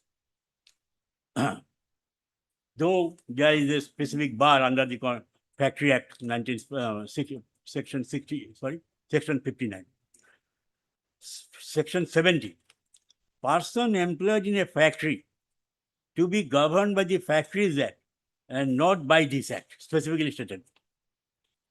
Nothing in this Act shall be deemed to apply to a factory, and the provisions of the Factories Act 1948 shall, notwithstanding anything contained in that, apply all persons employed in the Act connection with the factory. You know, the first part of this section is that the provisions of the Factory Act will not be applicable. Provided, now the proviso is important, provided that where any shop or commercial establishment situate within the precincts of a factory is not connected with the manufacturing process of the factory, the provisions of this Act shall apply to it. Provided further that the state government may, by notification in the official gazette, apply all of the provisions of the Factory Act 1948 to any shops and commercial establishments situated within the factory, and of the application of this Act to such shops and establishments. My lord, that is what is the purport of this section, is that if in any premises there is a factory and administrative office, and the employees of this administrative office or the office, whatever may be, are not connected with the factory activities of the manufacturing process, then also their case will be guided by the Factories Act. Here, in the so far the Nashik case is concerned, government place is concerned, there is an administrative office, and the employees of the administrative office are not connected with any activities of the security press. So this person, whether this person will get the overtime wages as contained under section 59 of the Factories Act. Because of the fact, my lord, so far the section 70 is concerned, here it is specifically stated all persons employed in the specific situation, nothing in this Act shall be deemed to apply to a factory and the Factories Act. Shall notwithstanding anything contained in this Act apply to all persons employed in the connection with the factory, provided that when a shop and establishment situated within the precincts of a factory not connected with the manufacturing process of a factory, the provisions of this Act shall apply to it.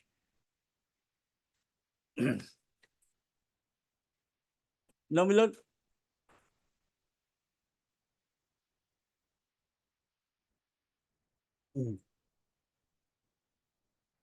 Paragraph 8. The counsels for the appellant are that the respondent, though employed in a factory of the press, were not workers within the meaning of Section 2(1) of the Factories Act, and therefore were not entitled to the benefit of Section 59 of this Act, read with Section 30 of the Bombay Shops and Establishment Act 1948. On the plain language, Section 70 of the Bombay Shops and Establishment Act contention has to act the language section on the plain language of Section 70, that is all persons of the Bombay Shops and Establishment Act, this contention has to fail.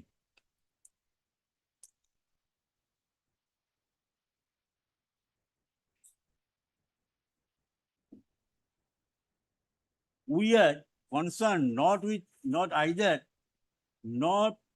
either of the provisions, but with the main provisions of Section 70, which consists of two parts.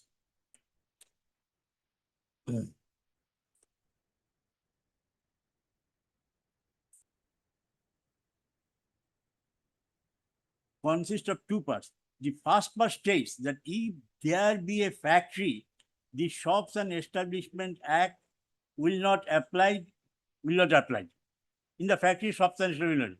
And second part states that such a factory, the provisions of the Factory Act shall notwithstanding anything contained in the Act, apply to all persons employed in the concern of the factory. Clearly, italicized portion, the non-obstinate clause of the phrase, all person employed, has the effect of enlarging the scope of Factory Act by making applicable to the all person employed in such factory, irrespective of whether employed as a worker or otherwise. Therefore, although the respondent have not been worker within the meaning of Section 2(1), they will get the benefit of Section 59. So far, Section 59 of the Workers' Factories Act is concerned, only workers are entitled.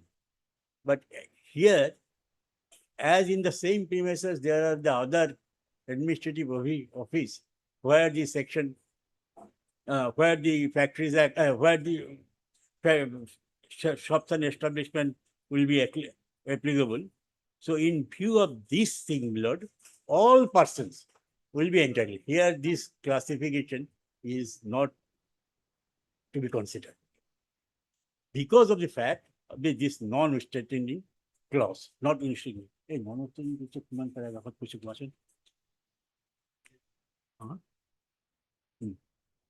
Similar, let me skip paragraph 10 now. In order to fortify their contention, so they have specifically dealt with the defined cases judgment rendered by the Supreme Court in paragraph 9 and 10. For the timing, I can skip it or I can read it also. Yes, these are two.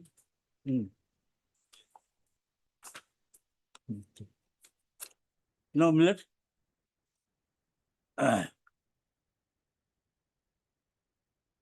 Here they have specifically dealt with Section Factory Act 2(1) of the Factory Act, Section 70 and 59 of the Factories Act, Section 70 of the Bombay Shops Establishment Act. All these things were good. And in order to fortify their contention, they have referred some judgment of the Supreme Court. Be that as it may, the ratio of the judgment is paragraph 8. Now, the scope of non-obstinate clause. Section 70 so far is at paragraph 11.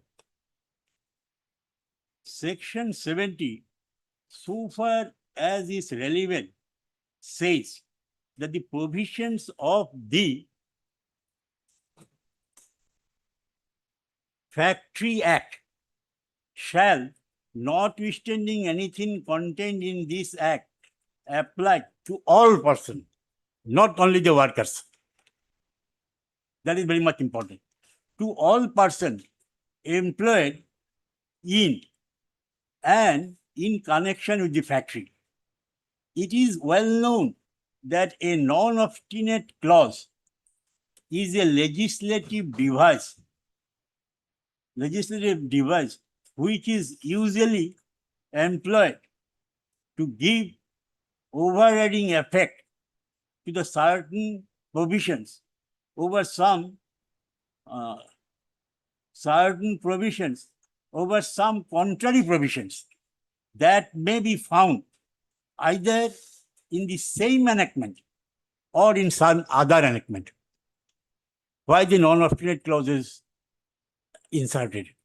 There may be some clause or some section which is in this act itself, which is inconsistent with that particular section which contains the non-obstinate clause, or there may be some other provision in other acts which is not inconsistent with that very particular section.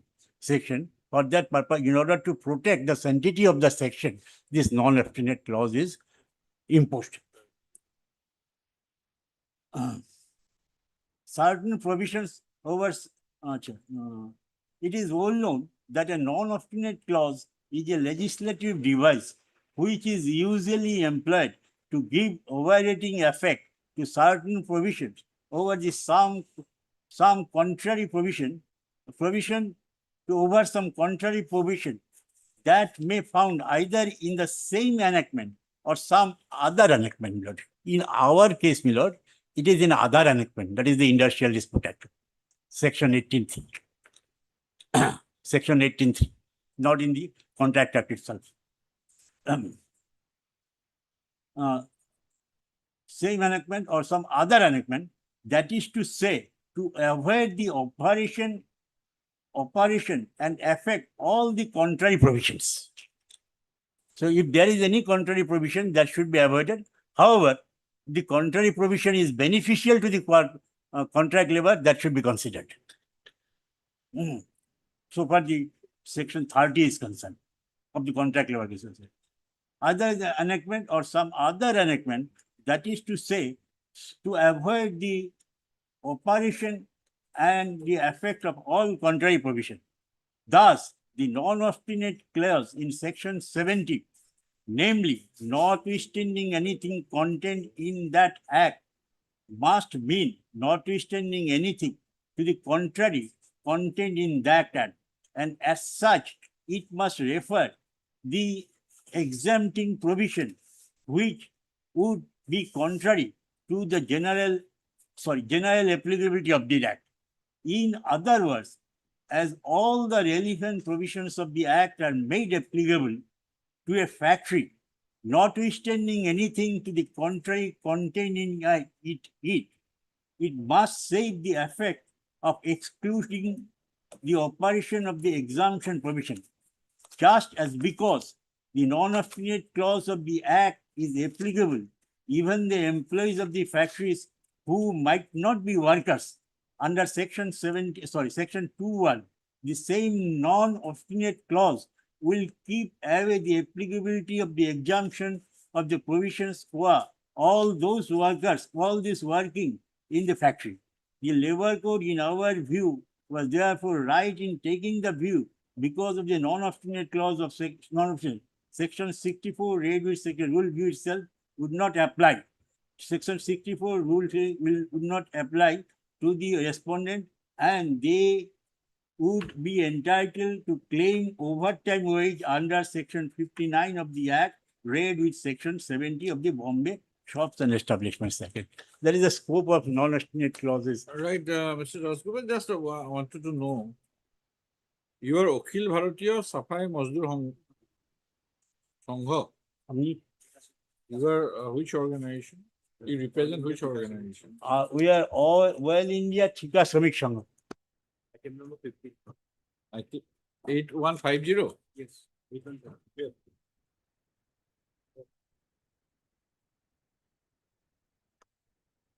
Where is your first letter which started this list?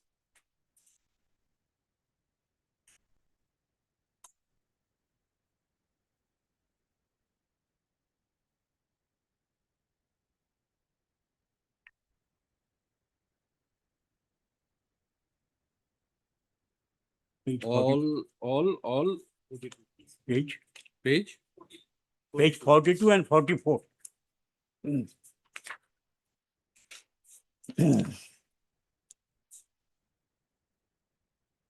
So page 42, annexer 3, letter dated 1/6/2015. First letter is not very much clear.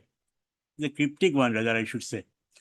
The respected sir, with due respect, we would like to inform you that WCL, that is Work Contract Laborers, working in Oil India Limited, various departments since last 30 to 25 years.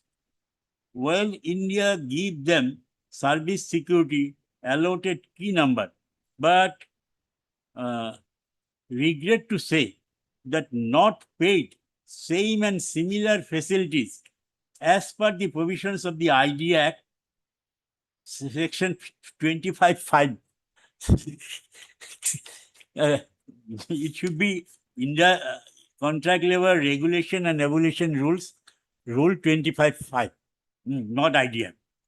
So we therefore request your honor to please look into the matter and help the suffering WCL laborers. Further, we request you please arrange to visit the site and take the needful action and oblige. This is the first letter. Again, 44.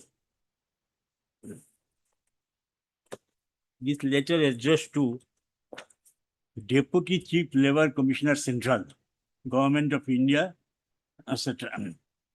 Now, here they have industrial dispute over the matter of payment of same and similar wages and facilities listed and unlisted WCL laborers. Respected sir, with due honor, we would like to draw your kind attention to the above with reference of our letter dated 1/6/2015 and regretfully observe that no action has been extended from your end up till now. We hereby raise industrial dispute over the matter as per the provisions of the existing Labor Act, Rule 1525(2)(5) of the Contract Labor Regulation and Evolution Act. It should be rules. Act 1971, Act 1971 rules, read with section 12 of the Contract Labor Regulation, Contract Labor Regulation and Evolution and Central Rules 1970.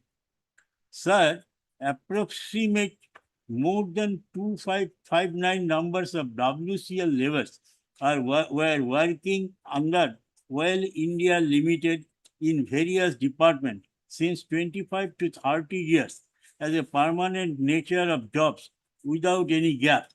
These WCL worker is being holding identity card with key numbers as per the agreement dated 27/12/2000 and 38/2006. Sir, we request oil management from time to time. We requested oil management from time to time with a petition, demonstrations as per the law from the last few years to settle the dispute as per the provisions of the past practice. We requested Oil India Limited, OIL management to regarding the medical facilities and family members of listed and unlisted laborers avail the families gratuity, bonus, PPR, group insurance, pension, etc. But well management is keeping silent. We therefore request your honor to please look into the matter and arrange to allow the listed and unlisted WCL key number laborers payment of same and similar wages come to facilities as per LD Act, ID Act 1947 and oblige. We remain ever grateful to you. This two application, my lord. Thereafter, my lord, in response of this application,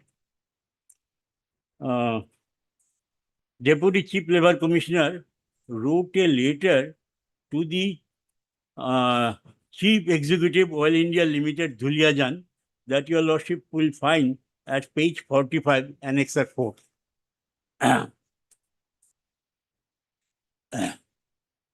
Subject, demand of same and similar wage facilities to listed and unlisted WCL laborers of Oil India Limited Dhuliajan regarding.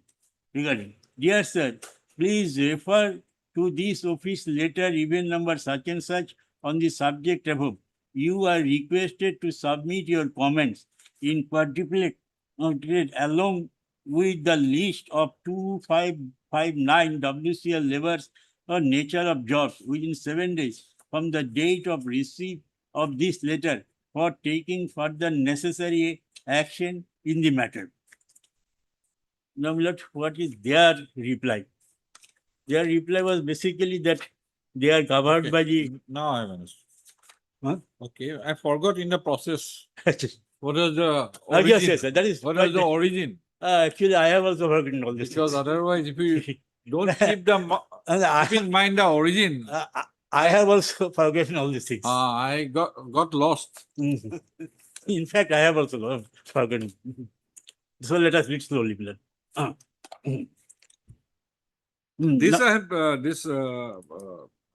that ZM Kokil. Hmm. That's section 70.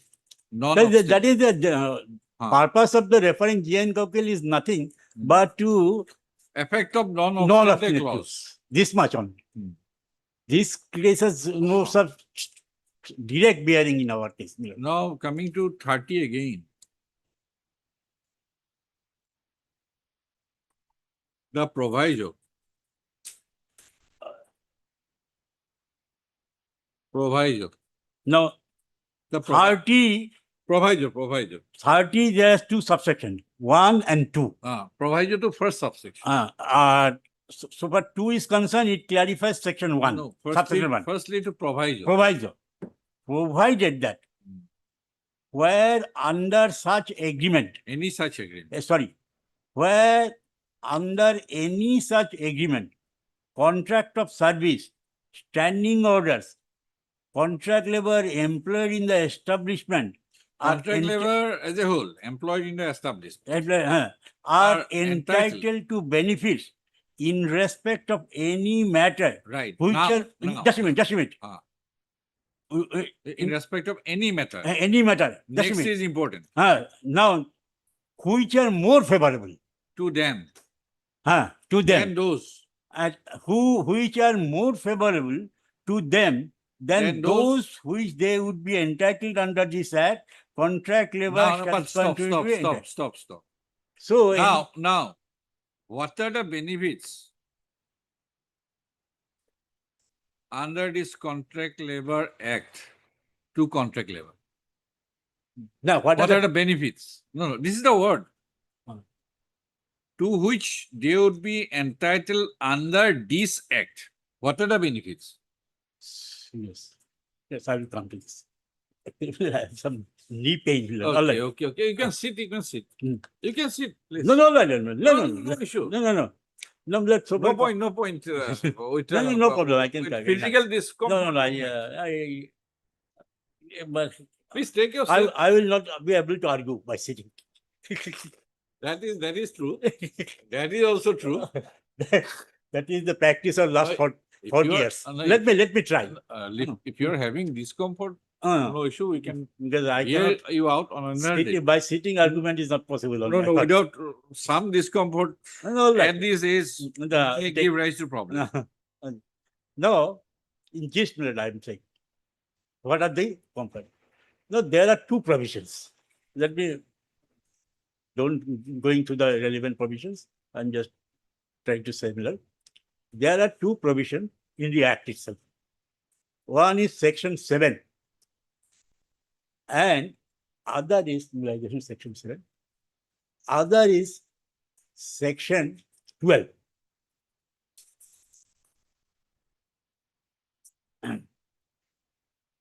These are for contractor, registration of Hmm. certain establishment.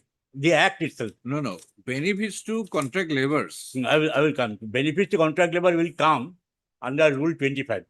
I will come later on. Firstly, chapter 5. Chapter 5. 5 of the If I contract. have Yes. understood correctly. No, this has been no bearing. Welfare, and that is contract laborers are entitled to have some canteen facilities, some washing facilities. These are amenities. Okay. These are amenities and which must be provided to them by the principal employer, by the contractor, and if the contractor fails to provide it, Huh. the principal employer will provide it. These are the benefits. That is washing facilities, rest facilities, crèche facilities. Okay, rule 25. Huh. One is minimum wages act. Hmm. But if there is some agreement, settlement award, then that benefit, wage rate at the benefit, then next comes that same or similar pay. Similar. Any other benefit? No. Same and similar pay as being availed by the employees of the principal employer. These are the benefits. That can be conferred. If there is a dispute, disagreement between the employer and employee, employee will say, I am performing the similar nature of job or the same nature of job. The employer will say, no, you are not performing these things. Then the Deputy Labour Commissioner, Central, will exercise his power to determine all these things. And if he has exercised his power and determined what are the benefits, Is there any guideline how he is to decide? no, that is a summary proceeding. Summary proceedings. There is summary proceeding. There is no such guideline as such in the Act itself. Okay. So he went to the spot and took evidence of other contract laborers as well as the regular employees. And after recording the statement of these employees, he gave a finding. Look, one thing that I would like to say, so far this case is concerned, there is nothing. My lord, actually, so far the Deputy Labour Commissioner is concerned, what is his basic finding? His finding is all right, you will be guided by the settlement. But because of stagnations of 17 years, 18 years, worker, I am giving some benefits of 5,000, 3,000. Otherwise, all the provisions of the conciliatory settlement would be applicable to you. But what happened? You have been working here for 17 years, 18 years. The similarly situated persons are getting more benefits because they will be upgraded from grade 2 and grade 2. That is what we see. We have to see basically we have to see the reasoning he has recorded. Yes. So that I will. And the manner in which he has recorded. That is the third point. Right. He may have the jurisdiction to decide, but the Yes, sir. What our lordship want to say is that, all right, you will be guided, all these employees will be guided by the settlement, but their basic wages will be increased by 5,000 and 3,000. So your lordship anxiety is that on what basis he had said so. no manner. I have not read that. Yes. His order. I have also forgotten, my lord. I have not read that order that Mr. Goswami had read once upon a time. So that is why I forgot. So I'll look into. I'll read it. I have also forgotten. Yes, I have also in the forgotten. midst of all this sea of decisions, I forgot what was the case about. So if your lordship fix it tomorrow, that will be better. No, not possible. All these motion cases. That will take more than 15 minutes time. 35 and Otherwise, again, we'll I am now 75. He is more than 80 plus 80. No, after 4:30 we have engagement meeting. Thereafter another All engagement right. up to 9 o'clock tomorrow. Not possible. Tuesday? I have to find time to sign the daily orders also. Tuesday? Yes. Next. Huh? Sorry. Oh, পাহৰি যাওঁ। this time I'll read the brief so that I'll be very Yeah, uh actually I have also forgotten. pinpointed next time. I'll ask pinpointed question. All right. No, your lordship asked me 3 questions. I tried to answer 2 questions. So for third question is concerned, I have No, not. that is broad. Uh-huh.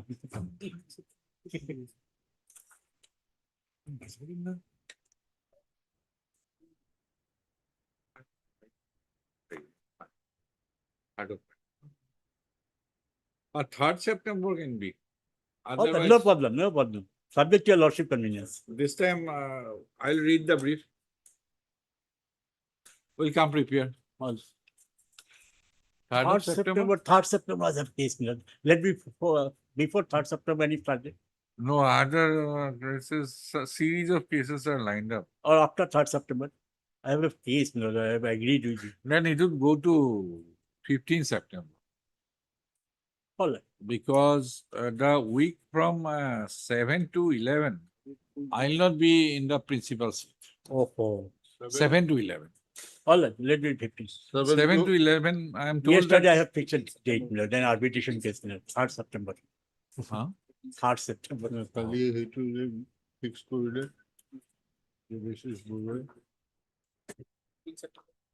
Though it is fixed at 2, then also, Milord. Anyway, also lordship convenience, Milord. 15th September. No, 15th September. It is up to your lordship. One more case was fixed. I don't remember now the day.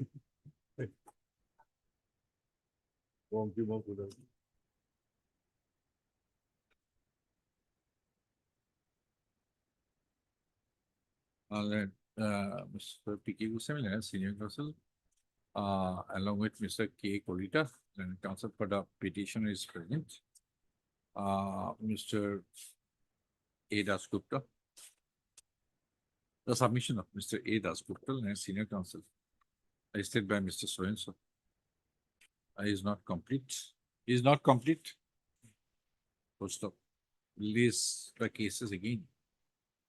On 15/9, 2 o'clock, All right, no problem. so that other councils are also aware. No. Yes. On that day, I will start from this point only. Huh. Not again, I will not repeat again all this things. This time I'll try to read. Because if I have to. My lord is fixing 15th. 15. Interim order, sir, give us. Interim order, cycle, extend for it. 2 o'clock.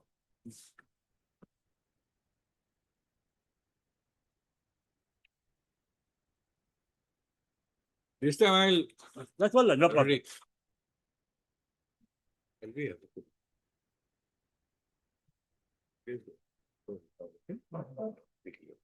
Huh?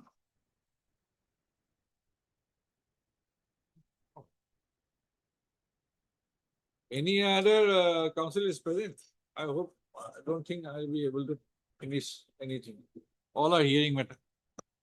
If you want any listing,